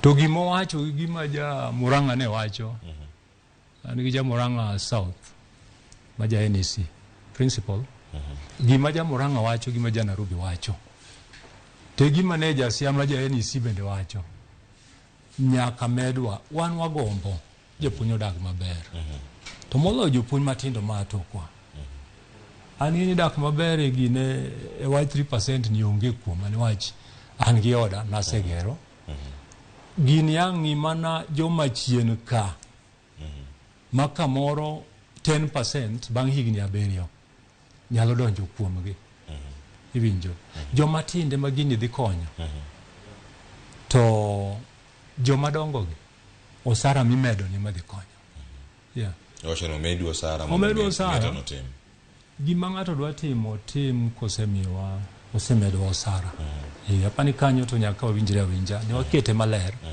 en ani duoko mar ng'ama duong' be nyaka isom kaka chalo ni to moduokane ang'o manie iduokone adwa nyiso jopuonjwa ni wan wamako wach mar medo osara ma ok wadogni chien be ok wandwe wang'wa aya ang'e maber ochiegni gi kama wadwa ka uyweyo mokwongo to kapok ka uyweyo tarik 15 Disemba dwe mar 12 higa mokalo ne un gi romo kendo kano twak kod jofwambo gino mane ichiwo kar kanyo kiwacho ni kaluwore kod CBA kata winjruok maru mantiere mano ma higa 2021 nyaka 2025 meto mar osara onego bed ni nitiere kod atamalo 60 pod umake kar kanyo koso odhi chopo kama chalo nade mondo mi kaka chenro mamoko mag ng'eto mag osuru osara moko omenda moko mantiere malo kanyo osara moyudo mondo mi ong'adi to pod udagi ngima moro makare mana kaka iwacho sana anyalo paro gimitemo wacho no maler kendo ne wawuoyo gi jofwambo gi kemo wacho ni kuma piny ochomo niwach ne waketo wachwa ni kaluwore gi report mar Kenya Bureau of Statistics ma October 2022 ne inflation osechopo 9.6 to kwa around of to you inflation is at 10%. King'iyo higni manyo wakao kapok ka okomiwa gimoro nyaka higa ma kamoro CBA manyien dhi wuoke en higa 6 kigoyo gapar en 60 e kama 60% no ae rate mar inflation sani kaka en gi report ma October 2022 nyaka kura ketwa mane 60%. Samidhi e mesa mar gine mar negotiation nyaka ibed gi gima in gi lweti to koro ng'ama be un ge mesa nyalo bedo gi mare lwete to kaka wawuoyo sani en 6% ne mogombo ni jopuonj to giminyalo chiw en policy ma union ni gimochiw mana ka Oliver Twist ka mochiw no ikongi soyo huko chik lweti machielo koro kata koko chopata malo 60 ni jopuonj pod biro mana yie ng'eto ni mondo chop mondo dhi nyime kata ko miwero ng'eto ni chopo 60 chopo kata 30 kata omiwa ata malo 20 ng'eto ni ata malo 3 migolo kaka jatich to ge ng'amondiko jatich golo employer golo be ata malo 3 kwano migo malong'o gi benefits ma japuonj mal tiyo sani moso kisenyono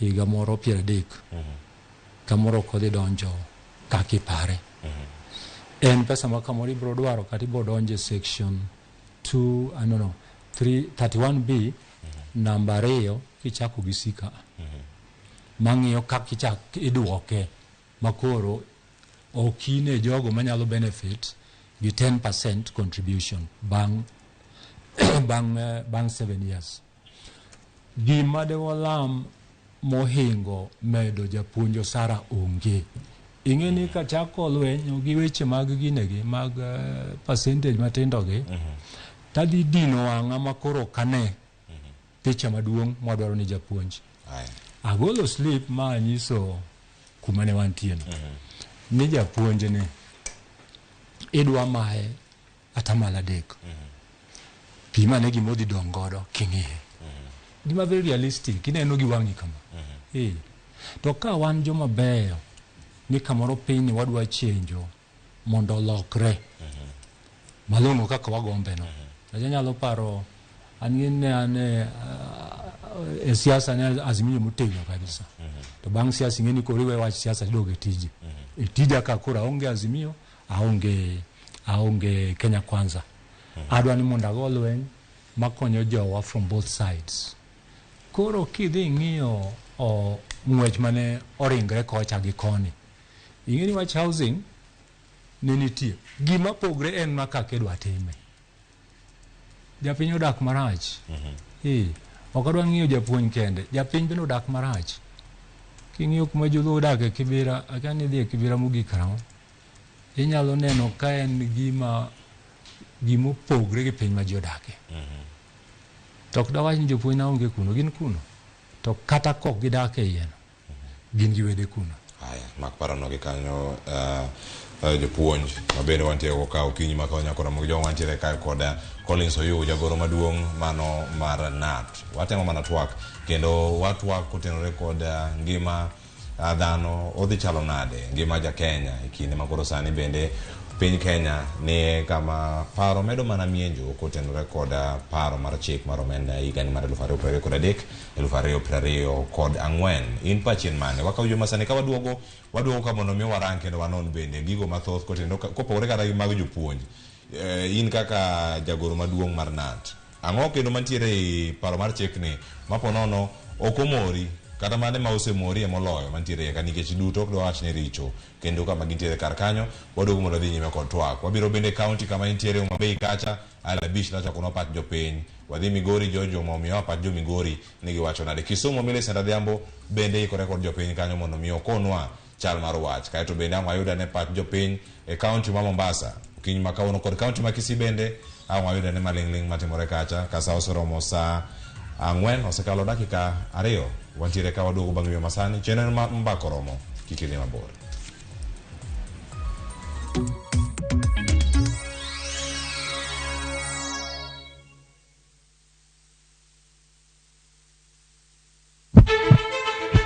Sasa ya mawagamo muya wayudo ngima. Sasa ya mawayudo rieko wareso ngima ng'ato. Dr. Satiriosus onego beni lorore, foramen oval onego beni lorore. Penj laktar kelo ng'eyo matut, gero oganda gi puonj mok inyal yudo kumoro amora mag weche thieth. Diwacho ni gima ko yud chon tinyalo thiedhe ma ng'ato chang chuth kabisa. Or ote machuok gi penjo moluwore gi weche thieth tudri kodwa e nambani kata inyalo ywa tole nambani Riwri kod Ruth Otieno wuok tich nyaka tich abich saa 12 odhiambo mana e Ramogi TV.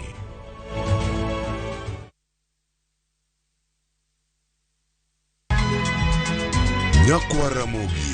Wachaka ni giweche matimore sa. Gige dongruok en gigo eko ma en hakini, ok en gime miyi gi mich. Buch jopiny. Adier gima dhi mbele sani, Trevor dhano kech nego. Alo, ber ahinya udhi nade? Wadhi maber Musa, pinjari penjo mipni godo no mar senator. Tich adek ka tich adek, tudri gi jalendo Trevor Ombija, janding opanga jonyakach dendo nombija taya nyakwar guok kocha pesa. Sadek Otieno, mana e Ramogi TV. Kik bai.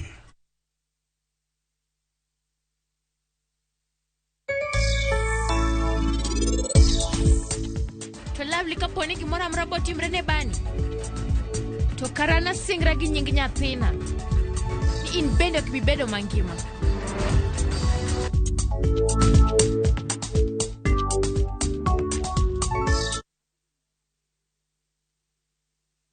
Imeenda kabisa.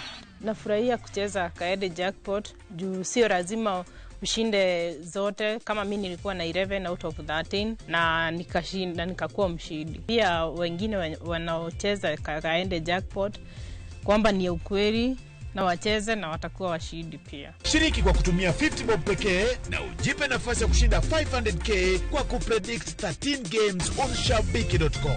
Cheza na Autopic kwa kutuma neno KJP kwa 29063. Hata kusipokuwa na mshindi wa all the 13 games, yule atakayepata wa juu zaidi anapewa the 500k kila wiki. Guaranteed. Cheza sasa. Not for persons under the age of 18. BCLB number 416.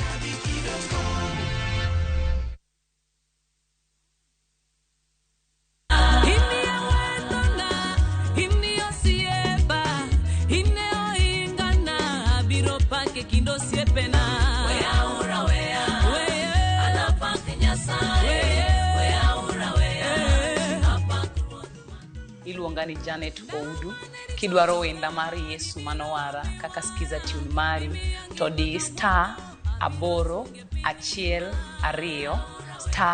8 4 # to parnia Ramogi TV e od jower duto.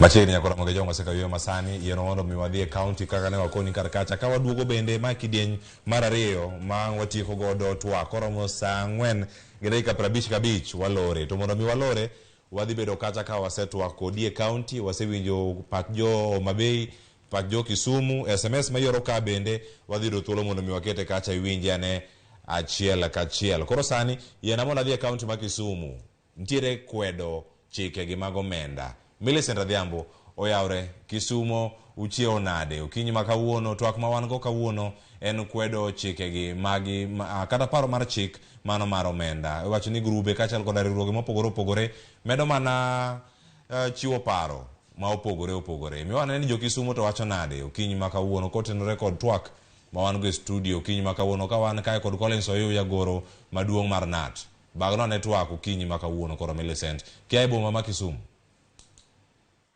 Erokamano ahinya Cleophas, achiel kachiel kwa wuok e kaunti ma Kisumu, ka bende an gi jopiny kadi kotenore kod paro ma bende oketi e komenda mar 2023 ma bende wayudo ni paro mar chik no endi gigo mopogore opogore osetem kete kendo idwa ni okadhi kaka wach mar nduso osach jotije kod atamalo 3 mar konyo gero udi man nengo gi ogonyore ma bende onge kaka affordable housing. Kopogore gi mano wayudo ni jo kanyo mopogore opogore obed jotich obed ute fwambo bende osewuok oko kendo kwedo wach no ahinya. Jopiny bende wadang'eyo ni to gin to kotenore kod paro mar ikomenda kata paro e chik mar ikomenda mar igani ginyalo wachang'o. Machiegni abo chako kodi king'iyo kamera ichakna gi nyingi monisa ni kotenore kod paro mar chik mar ikomenda mar 2023 usewinjo gigo ma bende oseket nyime ma bende idwa ni okale. Kiani ma endi nyalo wachang'o ka japiny ben gino madhi konyo ka wang'iyo bende kaka Kenya en sani koso ini nyalo wachang'o. Mokwongo nyinga gin Michael Okeyo Lweny, ajadak ma Kisumo ka, kendo ajatelo bunge la wananchi kaka organizing secretary. Mokwongo dower paro ne jo Kenya ni ma sirikal mar mama mboga, ma sirikal ma ja boda boda motele momako sukani.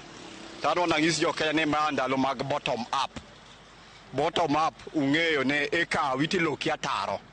Itengo makara sing achiel ok dong'. Wadwa ni mondo me ung'e ne ndalo ni aneno ka sani koro wang' jo Kenya koro neno. Ni koro wach budget ma koro biro ne omiyo ja Kenya koro bedo kaka ja Kenya. Ukabila cha koro aneno ka onge. Kanyiche ne Raila wacho ne piny tek juwuog oko to jomoko ne wacho Raila ketho ne jisa owe Ruto mondo mioti. Koro aneno ka jo Kenya koro wigi chiew kamoro amora winjo ka kojo wigi chiew.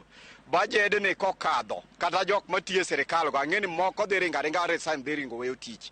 Budget ne kokadho to Kenya kadhi oko ang'eni ji dhi lokore jokuoge te. Kech en Kenya ma koro kata ng'at midwa dhire ndalo machon waneno ka mine wa machon ne nyalo dhi ma kwa mine ma moko mogo ni porna mogo. Sani kata ng'ama nade ma dhi e dhode ni dwa dhi poro ni mogo to en ng'a. Sani otek kawuono kineno kaka mine rundo mogo en mogo mar jwala mitucho ge sianda necha. Eni tuche to pime gi pi kimba achiel ma ka dipone dwa dhi mang'eny ni dwa ngeso pi tipo kiruonyo kaka teru kuon. Omiyo wawacho ne serikal ni orach, serikal ni otek maka ber jo Kenya onego wuga oko te. To ng'isi Ruto ni we don't need you go back home. Ok wadwari dhi dala. Imiyo ji dak wache paro mar chik Kenya wacho. Paro mar chik kaluwore gi bill ni gini o bill ni onge chik. Kendo anyalo wacho ne Okiya Mtata, agone Okiya Mtata bende erokamano. Kech en wuoyi mathuon, en makoro luwo bang' Raila Amolo Odinga ka nene. En wuoyi mathuon manyo wuok oko tir kosiemo Ruto. Mong'iso Ruto na aheri ni mak mana ni ahero chik moloyi gini rach. Jok moluori go wuonde. Awadwa na wadne Ruto. Ni mondo mi ong'e ni chik mokelo mar financial bill mokelo sani ni. Nyaka jok moluore go ok mor en mani gin joka praise and worship di kaka diang' kwere wang'ot meadi. Gini onge gini dhinyo jo Kenya kwed gini in totality. Ok wadware. Karibu sana. We maoni yako kuhusu hii financial bill 2023 ni yapi? Mimi maoni yangu majina yangu naitwa Keva Kiriago. Kwa majina ni Keva Kiriago. Hii bill mimi naona Wakenya wanaumia sana. Kama ni mwananchi sahi hata hana haki. Sasa ukiangalia maisha imekuwa ngumu kwa wananchi wa Kenya sahi. Hii bill mimi ningeomba hao wabunge wote waende wapinge kitu isipite. Sababu ni kama kuwekea punda mizigo yenye haiwezi. Wakenya sahi decline. Maisha imekuwa ngumu. Asante sana, karibu. Erokamano gi nyinga an Gilbert Obuya, jadak ma Kisumu, an jaohala maka. An kawuoyo wachni jo Kenya jony. Jo Kenya ol. Kendo ka ng'iyo bill mabiro mbele ni dhi medo mana nego wa. Onge kama dhi konyo wa godo. Nikech mokwongo kwa ng'iyo kaka ngima dhi gi dhano marach. Ngima dhi gi dhano mok ni kare. Omiyo na akwayo wabunge duto te mabedo ga ma pitisa gi mswada madhi mbele gi. Riwre uru ka kubedo kuri uru ga gigu mudwaro mabeyo. Nikech samoro in dhi maber to minu dhi marach. Omiyo akwayo ni uriwre uru mondo mi wang'ad dhok achiel ni gini rach, gini jo Kenya. Mana kusipna mowuoyo cho wacho ni chon ne ji nyalo olore mogo. Sani ng'ama olo ng'ato mogo en ng'a. Sani ng'ama ng'ato nyalo konyo kata ng'ato mach en ng'a. Awinjo ka keji ni ji luonge ni Ruto chung'e dhot.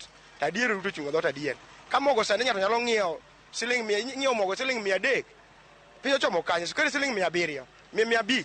Piny ochomo kanye. Konywa uru wabunge madhi kalo gini, riwre uru.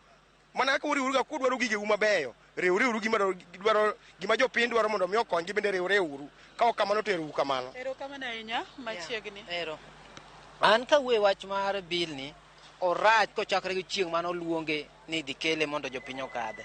To gima nakwayo na penjo President Ruto. Bende ni seriyo ga kech. To bende ing'e gima kech en. To bende ing'eyo ng'ama odenyo kaka chalo. Bende ing'eyo gima ng'ama odenyo paro seche modenyo kobiro no wuok no dhi manyo to iyudo ka piny tek, iketo piny tek maonge kata gimo nyalo nong'o mondo dogo chien mondo nyithindo chiem, chiaodo chiem kod jogo mopidho mondo oyud kaka nyalo konyore. Akwayi President ni dog chien mondo ipar ni piny obet kama rach. Gigo duto miparo dog chien iwinj pach joma jopiny wacho kata mana jok ma iketo kaka advisors magi. Gin ang'o ma giwachoni? Gima jopiny wacho. Nikech in adier President Ruto kapar ni ng'eyo bisedhi supermarket migona winyo wakiwacho ni akia mogo 150. Dhi supermarket mora mora kata man boot state house kanyere. Ng'i anene mogo no en pesa di ini wacho. Koro kwayo mari kotenore kod bill no nya wachago. Bill ni ok kodhi bedo maber wan ok wadwar nikech pesa ka dipono kadhe ne nitie mana yo moro ma president dwaro go kaka pesa gi dhi tiyo gini orach totally orach. Mr. President dog chien winj gima jopiny ywago mondo piny odhi makare, jopiny winjo matek kabisa, winjo matek maonge konyruok moro amora manyalo dongo.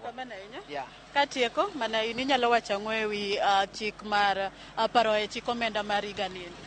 Erokamano, gi nyinga en Joseph Onyango, ja ohala e dier boma ma Kisumu ka. An mara is very simple and direct. Akwayo wabunge waduto kech gini kamochope ni Mr. William Ruto is out to do anything possible and impossible mondo bill no kal mondo asente. Takwayo wabunge magwa manwa yiero. Sani ok owinjo wang'e ni ma ng'ato ma ok ng'ato en about japiny. To ka in bunge mano yiere gi japiny adier mana wariedo ka wagoni kura. For example kaka marwa maka my good friend MP Dr. Joshua Dongoron akwayi gi muolo ni kiyie timuru anything possible mondo bill ni kikal ke bill ni en against the common mwananchi modak e life mar per day en oyude to en kaka oyude ne kaka odhi adhiya ok yani kiny no bed nango koro bill ni is inhuman. Please wabunge wetu gini kikal. Machiegni katieko mana mapiyo piyo pachi e wi paro mar omenda ma bende oting'o ng'ado sara mag jotich gi atamalo 3, ng'ado sach jopuonj gi atamalo 7.5. Nyalo wacho ang'o? Nyinga luongo ni Fredrick Owino Oyola, atiyo Kisumu ka boda to aneno ni gima gidwa timo no ok ber nikech wan kaka jo wananchi ma piny ma en piny kabisa wanyere kendo winjo matek ngima oingowa. Mimi akwa ni wabunge mar kikal gino ero giriwre para achiel ka gin joma nodhi mondo watergi mondo gikonywa to gikonywa mondo kata ka jo barabara fuel ni malo ngima ni malo ma ka jo okel chiemo mondo ji cham nyithindwa cham onge. Koro akwayo ni mondo jowago gidhi tinwa gi ratiro kendo gichung'nwa gi ratiro ni mondo matim ang'owa gikadh parono chik Ruto mondo nyiew mondo gikal nogono kik nyiew gi kata kik ti kodgi marach mondo mi gihinyowa nikech wan mohinyore sani endi ka nengo fuel ni malo sani kaka wakonyore onge wan joma otegemea fuel no gi eko yudo kaka nyalo chiemo. Koro akwaya ni kik gikal bill no kik nyiew gi kata kik ti kodgi marach to walamo Nyasaye mondo mi kwe mondo o direct nikech Nyasaye ma direct joge bende kuom gino. Ka watieko pachi e wi wach paro e omenda ma ong'ere kaka Financial Bill 2023, inyalo wacho ang'o kaka japiny mago oting'o weche mag ng'ado sach jopuonj, ng'ado sach jotich gi atamalo 3, jopuonj atamalo 7.5. Inyalo wacho ang'o kwatieko? Erokamano, an iluonga ni Isayo Nyango. Mokwongo joma okelo tax ni ema kia nyinge. Giwacho ni en voluntary to giwacho ni it is a tax. Koro tiende ni oonge gi nying malong'o minyalo luongego. Mar ariyo, ok inyal ng'ado pes ng'ato kodagi. Nikech ka pesa ma jopuonj chamo emiwacho ni sani en over 6 years pok omed gi msara nyaka sani. Tiende ni pesa ma gin go ok nyal romo. Koro ok inyal chaki ng'ado pesa ne to ming'ado no be onge. Dwaro ni agi kuong imed jopuonj msara. To maduong' ahinya, kaw pes ng'ato koyie ni mondo ikaw pesa. We kaw pesa gi thuon ni nyaka itim ma. Mano tiende ni nitie gik midwa ni tim gi pesa gi mopogore gi dwaro mag weg pesa. Machielo bende anyalo wacho ni nyaka nyojo Kenya chak bedo magi biro nyaka kama gigiken.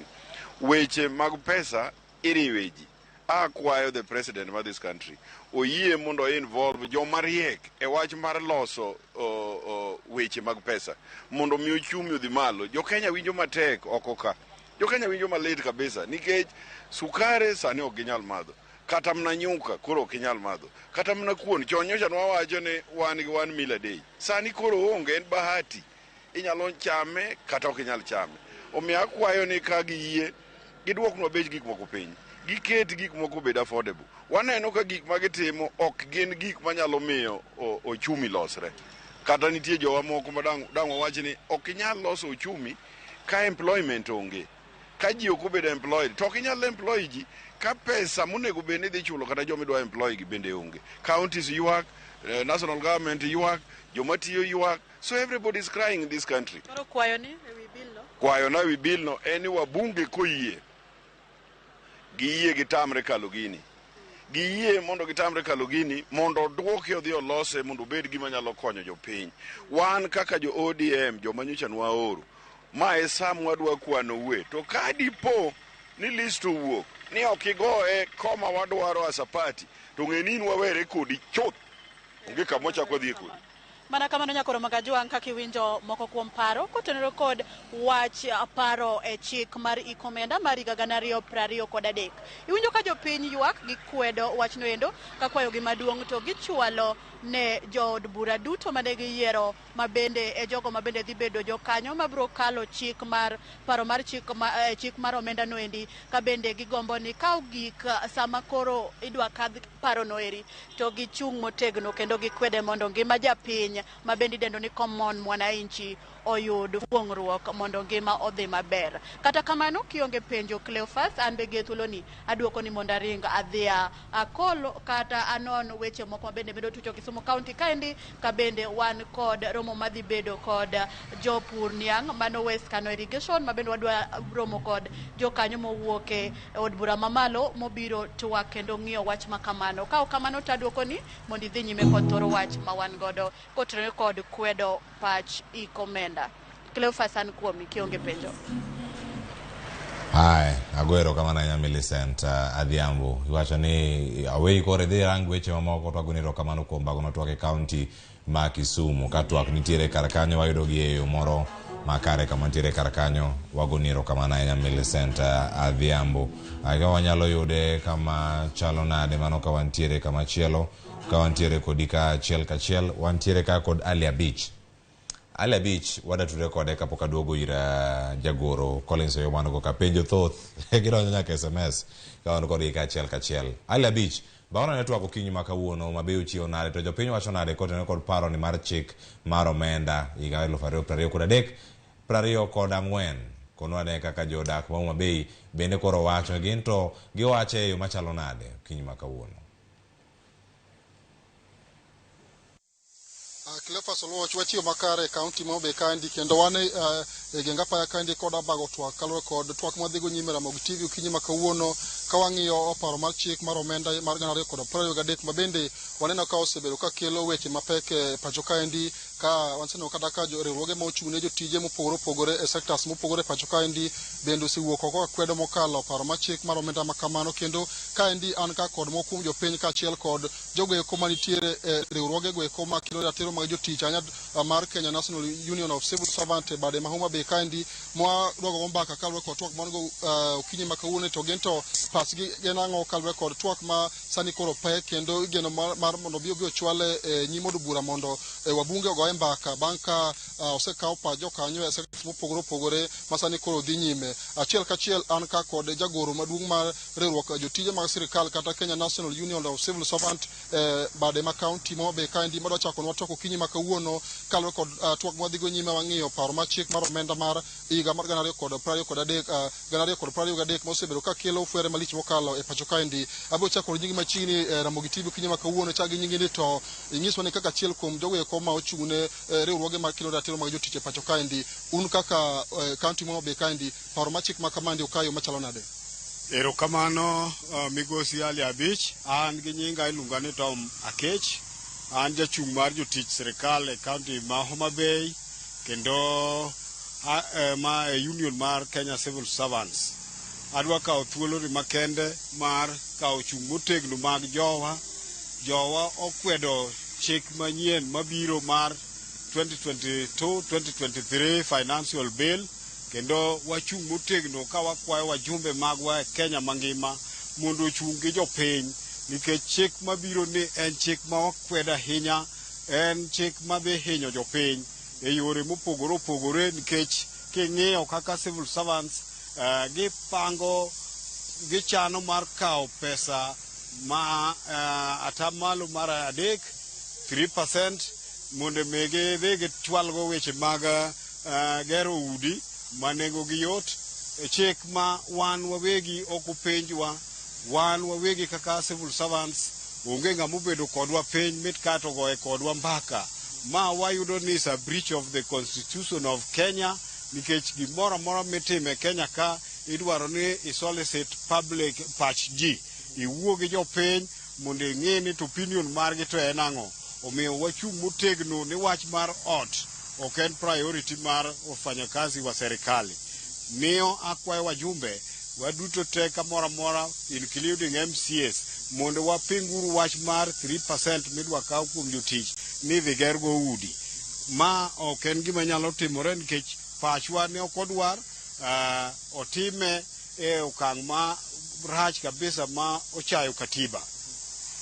Jopiny gimomiyo wakwanu chung' kodwa en ma ka jatich sirikal oyudo pesa ekochulo ot ekodhi e chiro onyiewo alot kuom mama mboga mane president marwa ne kedo negi. Nokedo ne policy mare kata moto mare mar bottom up. Bottom up ni tiende ne kaka jopiny nokawe ne wang'eyo ni gik moko ne dhi malo, pesa ne dhi malo kabiro masinani. To sani pesa choke masinani kadhi malo. Ma dhi duoko u jopiny udok dhier, udhi dhier ma ok ubi nyalo chungo malo nikech pesa ok noyudre nu e chiro, civil servants ok bi nyiepo, ji te biro kwamo. Omiyo ana akwayo ni wachwakuru wach mar ng'anyo ne wach mar 3% ni e okang' motegno ahinya, kendo wakwede kendo wariwore gi unions duto te manie Kenya. Nyo uneno Nairobi nyoro nyo wase file petition e National Assembly. Wajumbe kuyie chunguru motegno kaka Omtata, Senator Mabusia, nyo wacho ne president e wang'e. President en ng'ama iyieroge gi Nyasaye, omiyo ng'ama oyier gi Nyasaye nyaka winj duond jopiny. Kik oket ne ji dwa ywak e wach achiel to kodwa loko pache. Ng'ama ok lok pache en ng'ama dagi yie kata dagi dwaro ma Nyasaye. Joma loso giloso kaluwore gi dwaro be mar Nyasaye. Omiyo wa demand ni 3% ogole wach mar finance bill ma 2022-2023. Kapok awe adhi japiny machielo no tano ka giko derane kane jatend piny loso ne osiro kana nogo debe mondo mi wabunge bi odokal paro machik ma kamano kaka chiel kuom jogo eko ma kendo ratiro mag jotich e pacho kaendi. Bende no ka jatend piny no wacho wach malong'o manyalo kalore kod lemo ma en go sama koro pod ikawo pa jopiny e wi paro machik ma kama. Ne chung' mare ne ok ber nikech owuon owinjo ka jopiny kwedo gini okang' mamalo. Owinjo chikite ne dwaro mar jopiny. Gik ma jopiny wachogo are important nikech gine ma ging'eyo kit ngima ma gidago. To president gima duong' manyalo chwale wach ni en gero udi ma oplan mondo ger. To udi gi ok didagie ka ji odenyo. Ka ji odenyo onge ng'anya dak e ot. Kata na chulo rent mar odno ok gibi nyalo chulo nikech pesa onge mifuko. Awana wakwayo ni sirikal koyie to gikwong gi empower civil servants, gimigi msara maber, ochul msara maber, kaeto pesa odonje masinani. To moloyo kichaki kawo pesa ma jotich yudo from the national exchequer, tichaki duoke malo, ma nyiso ni wadhi hinyo jopiny. Omiyo president en a symbol of unity, president en murito jopiny, omiyo koyie to lokie pache owinji ywak mar jopiny. Kamano ahinya bende an kaka achiel kuom jopiny bocho gi nyingi tingiso ni pachi en ang'o kalore kod paro machik mar omenda ma 2023 nendi. Bende no kaka japiny ma kawaida paro machik ni kopone dhi okale od bura onyalo hinyo japiny. Erokamano Ali Abich Ramogi. Pe chik mar 3% ni an apinge kendo akwa president mondo oti gi wisdom mare nikech jopiny motelo ne gi ywak. Ka ber ahinya to onego gole, to maduong'e moloyo ni ywakwa duto te dhi ne wabunge. Wajumbe magwa kuyie kama koro gikeni odone wajumbe kuyie une mu represent wa kudagi kalo bill ni president kata oyie oketie koke wakwa wajumbe waduto e Kenya mangima karumia dek giwie tamre uro bill machalo kod ma nikech jopiny motelo ne giywak. Pinyo gi kuma kawuono nitie joma chiewo kuma gidhi onge to piny tek kodwa to ban exchange makari masiling 300 ne gimo krome ot. Koro wakwa wajumbe ni kuyie wajumbe to une mutamru bill nikech kuma koro gike chalo gima wuok e lwedo jopiny osebiro no. Kotamu ko biro duogo nwa. To wan ko duogo no samo duogo na de halfway ma koro un modi kwalo. Wakwa wajumbe ni kuyie to utamru bill machalo kod ma. Kamano. Kamano ahinya. Biro chago gi nyingi tingiso ni kaka chiel kuom japiny Homa Bay kaendi wadhi nyime kod ng'iyo paro ma chik mar omenda mar 2023. Ok ang'e ni kaka in jachiel kuom jodak ma Homa Bay kaendi bende no ka chik ma kama endi nyalo biro kelo pek e pacho kaendi poni wabunge dhi okale od bura. Ani luonga ni Pamela Oreta, but chung ne jo union mar civil servants. To chikni okayie godo kata dichiel. Nikech gimomiyo okayie gi chikni dhi hinyo jopiny to dhi hinyo nyaka civil servants. One civil servants dhano gwonyore gi pado. And in fact ok wanyal yie 3% mondo chak gole salary. Nikech ji dhi hinyore kabisa. Udigi be ok wanyal dake ka kech ntiere. Udigi wadake mana ka wantiere gi kwe. Omiyo an akwayo wabunge ni ka giyie to gitamre bill ni kik gikadhi.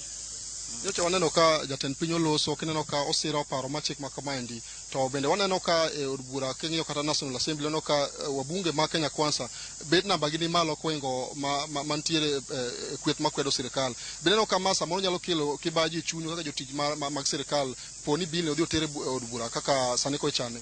An gima ng'eyo ni jopiny nigi teko moingo kata mana wabunge. Omiyo chikni kata otere kucha ni gidhi gikadhe nikech gin gi wabunge mang'eny. To jopiny biro wuok kendo wabiro dhi e ng'anyo mapek ma sirikal kaka president ok obi yudo kata kumosoe wiye. Chikni kokadhe to jopiny biro wuok oko kendo wabiro dhi e ng'anyo mapek kabisa. Kapok awedhe waseneno ka jotije mag sirikal ywak ni thuolo mane ong'i kata meto mar osara gi osebedo ka yware kendo osekawo higni mathoth kapok omed gi osara. To aneno ka sani koro paro ma chik ma kamaendi biro gi ng'ado atamalo 3 mag osara chwalo chenro mag gedo ne ute mane ogene piny. Kaka achiel kuom joge kuma tiyo ne piny owacho. Bende neno ka wach mar ng'ado osara mar atamalo 3 mar chiwo gedo ma ute mane ogene piny geki nyalo biro konyo samoro joge kuma ne sekta mopogore opogore to pok obedo kod ute mowinjore. Gini onge gimo dhi konyogo kata achiel. Wan kaka wanene, onge gimo dhi konyo godo nikech mokwongo udigi kitambo chieng' moro gergi kata ni civil servants mondo mi odonje. Boyudo kata ka ng'eny ji osetho. Ji ok bi donje udigi. Be ok bi konyo ji kata dichiel. Omiyo an kaka jatich sirikal aneno ni gini onge gimo dhi konyowago kata dichiel. Cleophas Oluoch mano mana paro ma moko kuom jodak e kaunti ma Homabay kandi ni godo ka winjo ka thothgi okwedo malich mokalo paro ma chik ma kamano winjo ka koro ote ma gin maduong' en jod bura ma sani koro wach biro dong' e lwetgi mondo gine ni koter paro ma chik ma kamano e od bura to gikwede kendo gikos kale mondo mine ka chenro mag osebedo ka dhi nyime pacho kendo dhi makare winjo ka ging'ur ni Kenya osebedo matek kendo poni paro ma chik ma kamano kal to gin kaka jogo eko mantie sectors mopogore biro medo hinyore kendo giwacho ni atamalo 3 bedo ng'adi osaji tije mag piny owacho kichwalo go gedo ma nengo ute ma nengo ne piny ok en gima ne kare kendo gipingo marach mokalo kendo ginjo ka giwacho ni gin bende gibiro bago ng'anyo poni wabunge odhi okalo paro mar chik ma kamano e od bura. Cleophas agunero kamana ahinya Alebich kuom bago no twake makare gi jo piny kaunti ma Homabay kendo mane mang waloro kanyo tielo mokwongo e kare mar ariyo kae wagonero kamana nya Alebich maber ni jatelo mano gi studio kar kae okinyi ma kawuono ang' yude thuolo mar duoko penjo 2-3 moko mowuok kanyo kuom jopiny kaachiel koda ka ng'ur magi mantiere kar kacha. Sa osekalo kanyo dakika 31 tok sa 4 wakaw yweyo masani ka waduogo twak dhi nyime antiere ka kod jagoro maduong' mar NAT Collins Oyu ka waduogo pod wantiere ka kikilimi bora.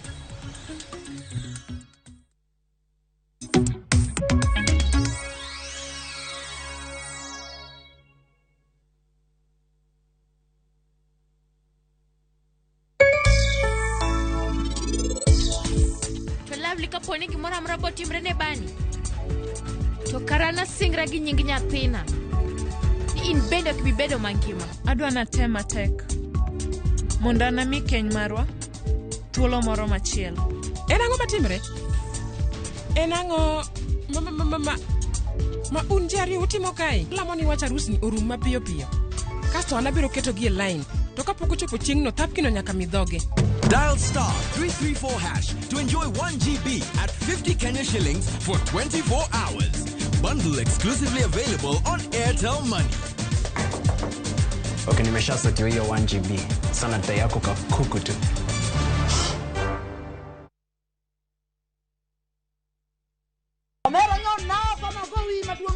Kanyiero kod mor dhi nyime. Inde mone nadwa bedo lawyer. Kakoro piene mininde okinya ban. Weche mopondo be medo ng'eyore. Moshende dwa participation ni winjo. Pesa na mise cham. Oingo yie nyaka garus combine. To kwe kethore kind ji. Bona wewe wanamgwenya sisi. Onjaore. ma town to ng'ato ka ng'ato temo mana tony. Yani mtaani sani ji tema pek. Nyarkochia, tich abich ka tich abich, saa 1:45 otieno.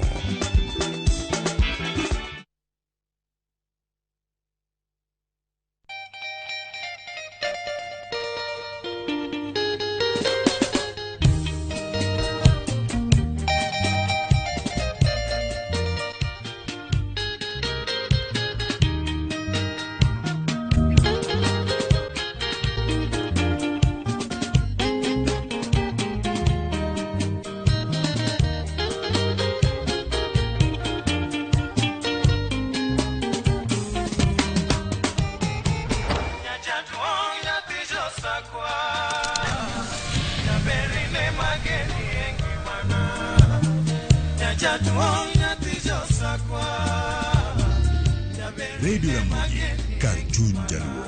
Radio Ramogi.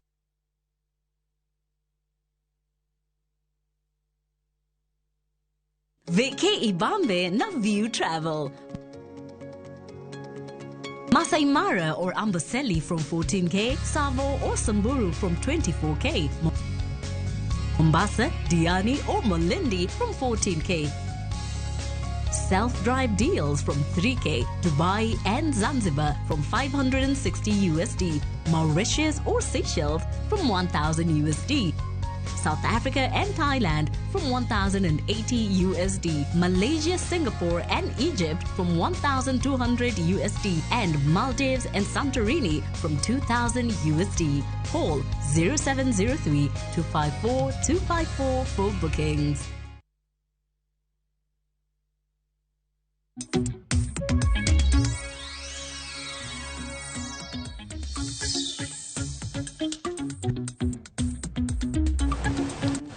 Nakoramogi jong machiegni waseka yweyo masani kendo koro ikona kanya achiel kachiel ni nyalo mana tudi kodwa yorno aote machuok SMS yao en 3 ka wantiere kar kanyo kod ote mathoth mantiere kar kanyo wakale ote mantiere kamondi kasekale ote gi jagoro maduong' mar NAT ntiere kar ka Collins Yango duoko moko mango nyalo duoko moko bende ntiere mathoth madonjo SMS line nomene 3 ote gi chalo kama. Nitiere ote mago madonjo Facebook kachiel koda mopogore ntiere brother Wilberforce Otieno pejna Collins gima omiyo jopuonj ma P1 poko chul salary are dwe mar 4 higani mano dwe mokalo magi jopuonj from Dhiwa sub county. Aya mano ndiko kar kanyo Afel Kosuda piny tek sana kendo Maka Ruto ok nyal winjo duond jopiny to wadhi tongo yien. Aya Afel Kosuda erokamano. Alika Mzandu wacho kanyo ni aneno ni jopuonj ni kare 3% mar housing ni to be entiere wacho ni be nitiere ng'ama osigas wacho ni mano ng'ama osegero ot. My friend japuonj winjo matek eyo mar ngima to pod imayogi. Alika erokamano ahinya. Janeno machielo ma SMS menare 3 wacho ni jatend janat nosego jatend janat nosego dhoge bor owek pimo wiwa yaye. Aya agidwokare jogi macho nosego dhogi bor mana pejo kapok akawo yweyo mokwongo cha. Janeno machielo SMS wacho ni Cleophas pejna jagoro ni to jopuonj mar JSS poko chul chakre ne ndikgi dwe mar 2 to NAT oling thi e wachno. What's happening? Wacho ni man ka wuok Kisumu. Erokamano ahinya Naman ka wuok Kisumu. Ochieng' Collins oro ote mabor ka wacho ni Cleophas oyawre mosna jatelo mano my namesake. Wacho ni ayie kod approach man NAT kod NEC omiyo wach mar 3% deduction. Mano iluongo ni win-win approach. Miyata mi mak mana niya jopuonj wang'eyo ni kod gimoro miluongo ni CBA mabende wacho kanyo ni wacho ni is there to stay. Wach mar Finance Bill 2023 masani etwak madhi nyime kamoro amora e Kenya ka en gima very urgent but short lived. Mane wach mantiere kanyo to omedo kanyo kowacho niya, omedo kanyo kowacho gimoro mano ote mantiere kar kanyo ang'e nang'o ayud openjo kanyo ni ang'o ma mono gi yie giriwre gi jo Kenya kod civil servants duto wang' achiel mondo wakwed wach mar finance bill no mondo bang'e koro ka gifuatilia wach CBA margi 100% mar jopuonj wacho ma osegoyo mbaka no kwedo wachno e okang' mamalo.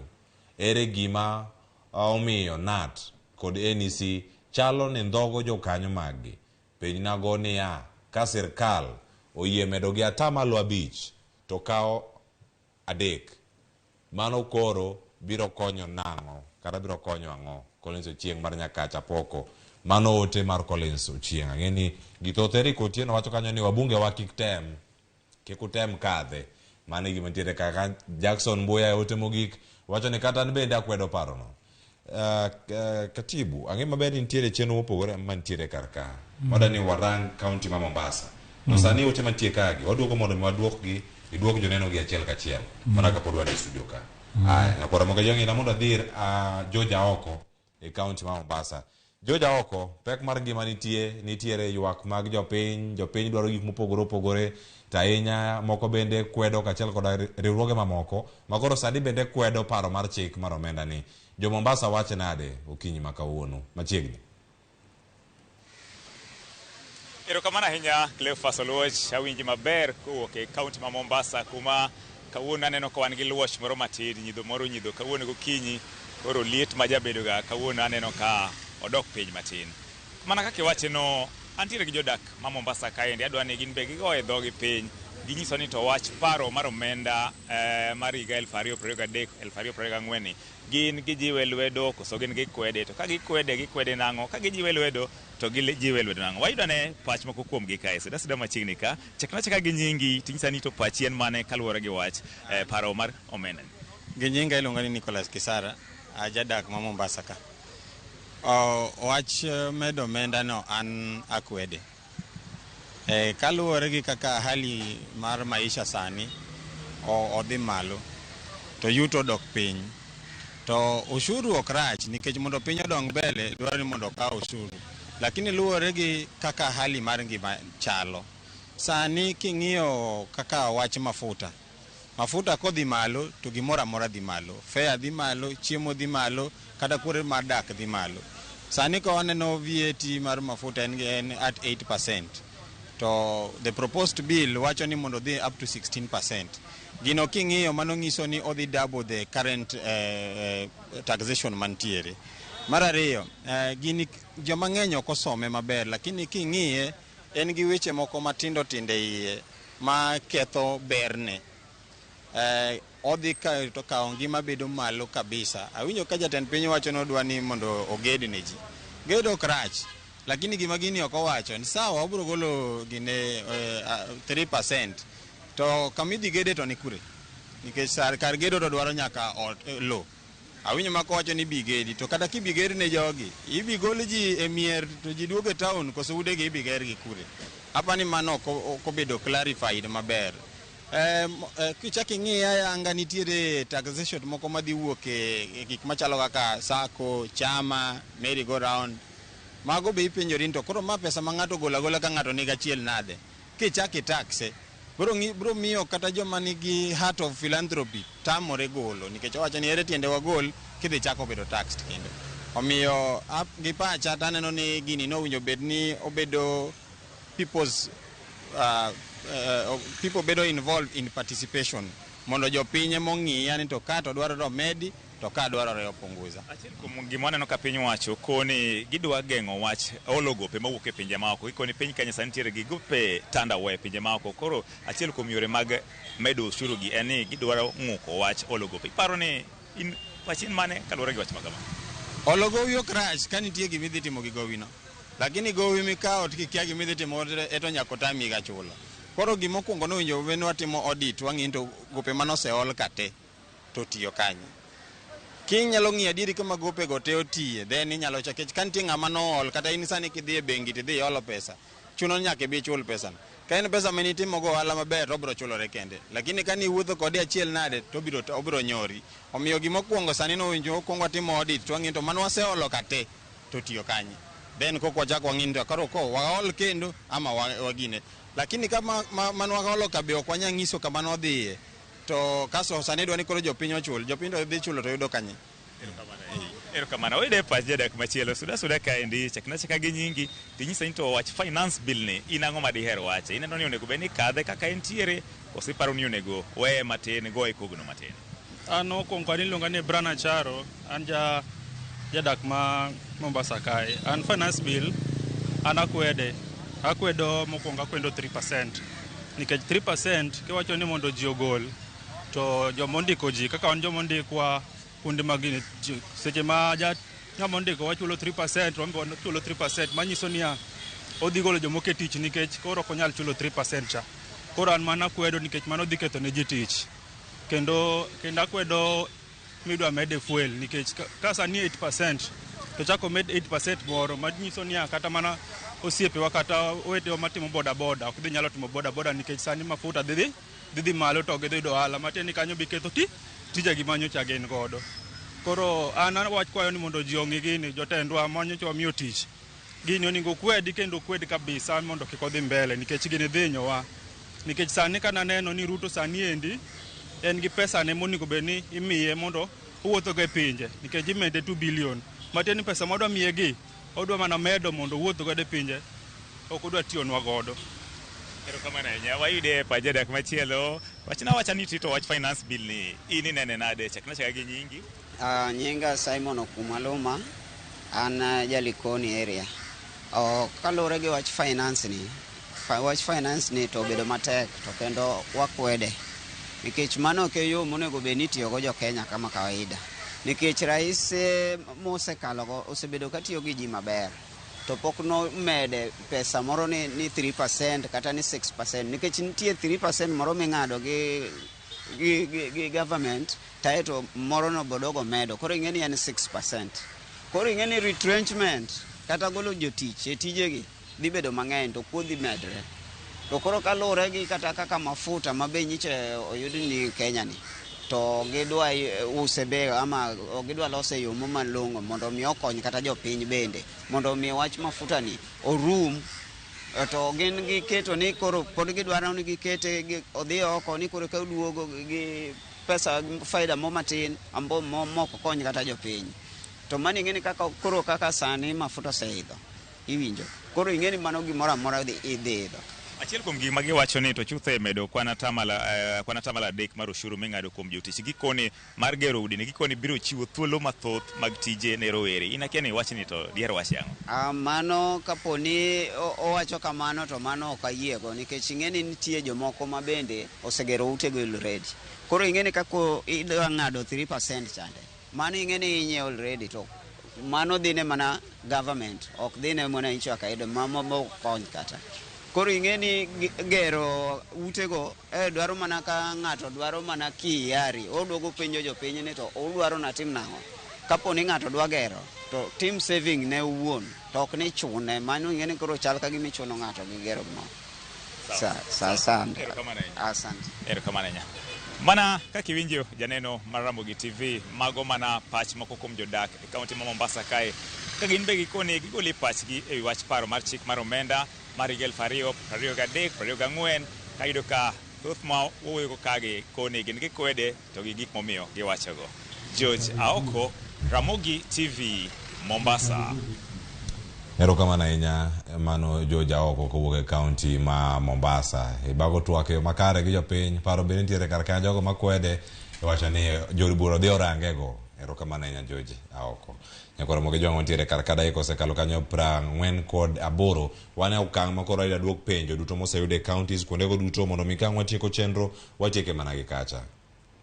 Jagoro nitie gik mathoth ahinya mantiere kar ka ma isewinjo kanyo penjo mantie kar ka yude thuolo ni mondo mi duok nitie penjo madonjo ka achiel madonjo ka kuom achiel kuom joneno nyingi odek wacho kanyo ni Penya ne oyu gimoyo jopuonje mag JSS poko chul nyaka sani mano ka irango nyaka sani mano ne chak dwe mar 2 mano ne nitiere kar kanyo ma bende osesomo jopuonje bende osebede sikule kinde gi duto ka moko bende iwacho ni moko bende osetho kaluwore gi weche mag frustrations mantiere ka moko bende man wacho mag ka ongi magi giwegi bende donjo kar ka kachelo koda ka jonyuolgi kendo wacho kanyo ni penja ne ni jopuonje madongo mane onego beni yudo promotion to poko yudo promotion magi letters bende poko chopo nyaka sani to moko kuom gichopo e weche go mag retiring ang'eni sa odong mana gi thuolo mar dakika 4 kata 6 mondo mi watiek chenro gi duto mangi nyalo duoko e kinde gi ka wane thuolo mondo mi wuo kod nyakwara Ramogi Jwang hero kamano wadwa achako gi frustrations mag jopuonj ma kamoro chuno nyaka japuonjere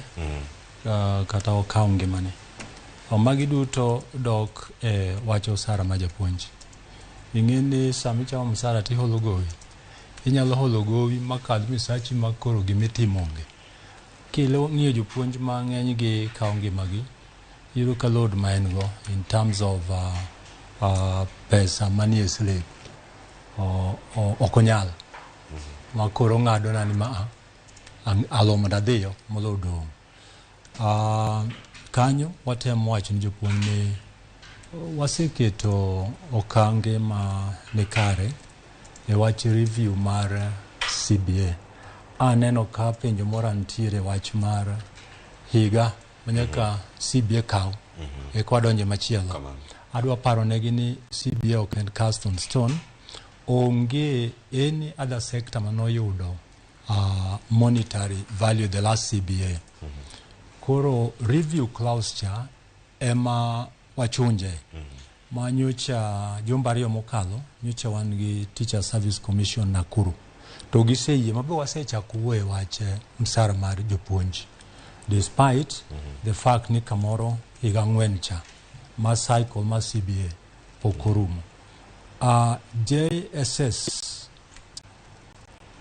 o Teacher Service Commission kondiko japuonj sani opogi ndalo manondiko cha wanindiki kana tiyo college in March 1986 March to kadonje giko dwe mar May ochula salary moriwo nyaka April mok natiyo manyiso ni kama nondika en March tichula msara madwe chareyo end of May ok ne nyal kalo sani msaj japuonj mondiki kalo gi dwe chareyo kochopa dek to koro nyaka wago koko ne wasendiko ni Teacher Service Commission kapok waromo kodgi e wachudo ma JSS kakoro nyi waromo Nakuru ne gi commit ni giko dwe mar abichne gidhi chulo jo JSS beno buogo wakagi wacho ni moko gisechulo uko ni mondo gigol data manyiso ni gisechulo moko en adier ni moko gisechulo to thin malich atamalo mathin kora wang'iyo ni giko dwe mar abichne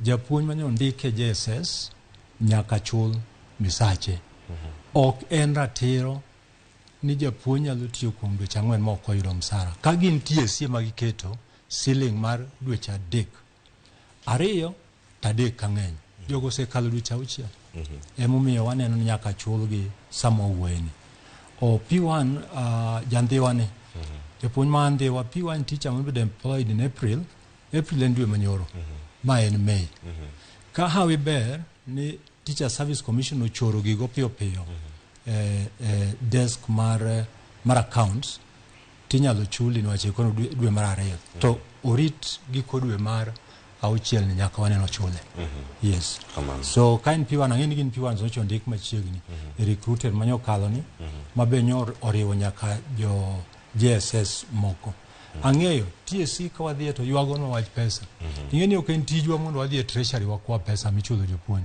mano tich mar Teacher Service Commission ok ne wiketwa e oreya moko ne watie koro wan gine mwang'iyo gini tamre chulo jopuonj giwa wacho no wach mar treasury kamano penjo mara andhoga kuunga jonek gachalo koda ka telo mar NAT ndhogo jokanyo magu neko ka wandhogo gi to ka joma moko jotije moko to ng'amondhogo jogi ni ndara kendo oganda neno giero ni ginoko ging'anyo to eru uonge useketo rutenge waseketre tenge ok wandhogo ni wach gimi neno ja Toma Kech ma Homa Bay wacho cha public participation o wach ni ang'o ewi gini momi ng'eyo marom kama e wigini. Mane kama ni sirikal okoso go kende. Gik makoro wuok maricho nyiso lack of public participation. Ya Mombasa moro bo wach maber ni onego bed ni goyo kogno. Samo nyisi gima timre ti goyo kogno. Ti winjo. Wan ne wasechiwo pachwa koterwa public participation. Koro gimodong' en imiwa timi. Ere kamo yaonwa mondo wan bende wayud kaka jopuonj yuda ng'ono gimore mesa. Makata kimulo to japuonj kamoro ok ne omul gere. Mane kama public participation no lal goro ni sirikal. Ong'a mondhogi. Kata jomi neno ka wuothe ndara ka wasongo wacho maler ni onge ng'ama oseketo gi piny mowacho ne moloso kode loso no kamoro kelo paro moro mar winjo gima timre. Ok ne wanyal dhi e ndara because wasechako public participation. Jopuonjwa manie regions awacho ni nyaka gidhi e public participation e wach ni endi. Ero kamane wan gi boda ikachiel wach mari mogik nyalo bedo mane weche gi duto mag paro mar omenda paro machiegni mar omenda ma higa mar 2024. Wach ma an go e wach paro mar omenda ni endi en ni kamoro japiny pok owuogo mondo winje. Japiny pok omi thuolo mar duong'o kama neno dhi hinye. Ing'eni ji wuoyo awuoyo gini to gini moko kichome wang'i tir. For example 16% ma jo insurance tax ni ji pok owinjo. Jomoko pok owinjo 20% excess duty mar mobile and data. Ting'eni sani Kenya chopo kama it is a data free world, just like country, just like what is practiced globally. So kikete tax itamo ng'ani the what is being practiced globally kosi yene. So en wach mapek gima kendo apimo kar ka monego bed ni ilero. Ing'eni ji okawo 3% kaka tax to kendo gikele kaka savings. Let us participate and let us tell mwananchi ma kawaida ni ka kama kwa chomo to dhi chalo kama mondo yud penjo moro mipenji ko tami duoko make a halt. To piny to sani tek natura. Piny tek ma onego bed ni ng'iyo gima dhi konyo japiny kapok ing'iyo gima kamoro igolo kuom japiny. Nyakora Ramogi Jwang' mano duond jagoro maduong' mar NAT mano riwruok mag jopuonje pacho ka NAT Collins Oyu mabende waloso godo e studio kinyi makawuono koleronwa chung' margi kaka NAT kaachiel koda ka jopuonj iwacho ni nyaka sani gin to gidwaro yo machalo nade olere yo makare en bende kaka owinjo agoni erokamano ahinya kuom yudo thuolo mar twak kodwa Ramogi TV cheno mar mbaka romo. Erokamano wabe. Nyakora Ramogi Jwang' in bende kuom yudo thuolo mar twak kodwa bedo kodwa ka oro ote bedo oko kata kod jofwambo magwa wagoni erokamano ahinya. Sa oseromo kanyo saa 4 gi dakika 55 kanye mwalore cheno mar mbaka romo. Nyinga Cleophas Oluoch ang'e maber ni ote donjo kar ka mang'eny. Ang' wacha ni jogo mwacho ni nur Ramogi TV sani oro ote ne mama na Lucy Akinyi oguna kani dala mar game mano berel game Kambare wacho gi Tony bende jogo duto mantiere kar ka ogunero kamano ote mamoko bende samoro ok thuolo mar somo gi moko biro somo chieng' makinyi yorgi kata minde ko sari to kwa somo kinyi ore kenda ang' asomo kinyi cheno mar piny kod mano wan mbaka romo elo sharono ng'ago gi jogo duto mano keto chero biro yo makare wagunero kamano kendo riti masani nyinga Cleophas Oluoch jakisumo kanya kwaru ma okeu nyaka sangu oriti masani Nyasaye mondo oriti kiny ne waromo watimo kawuono yo mopogore oriti erokamano mani bedo kewa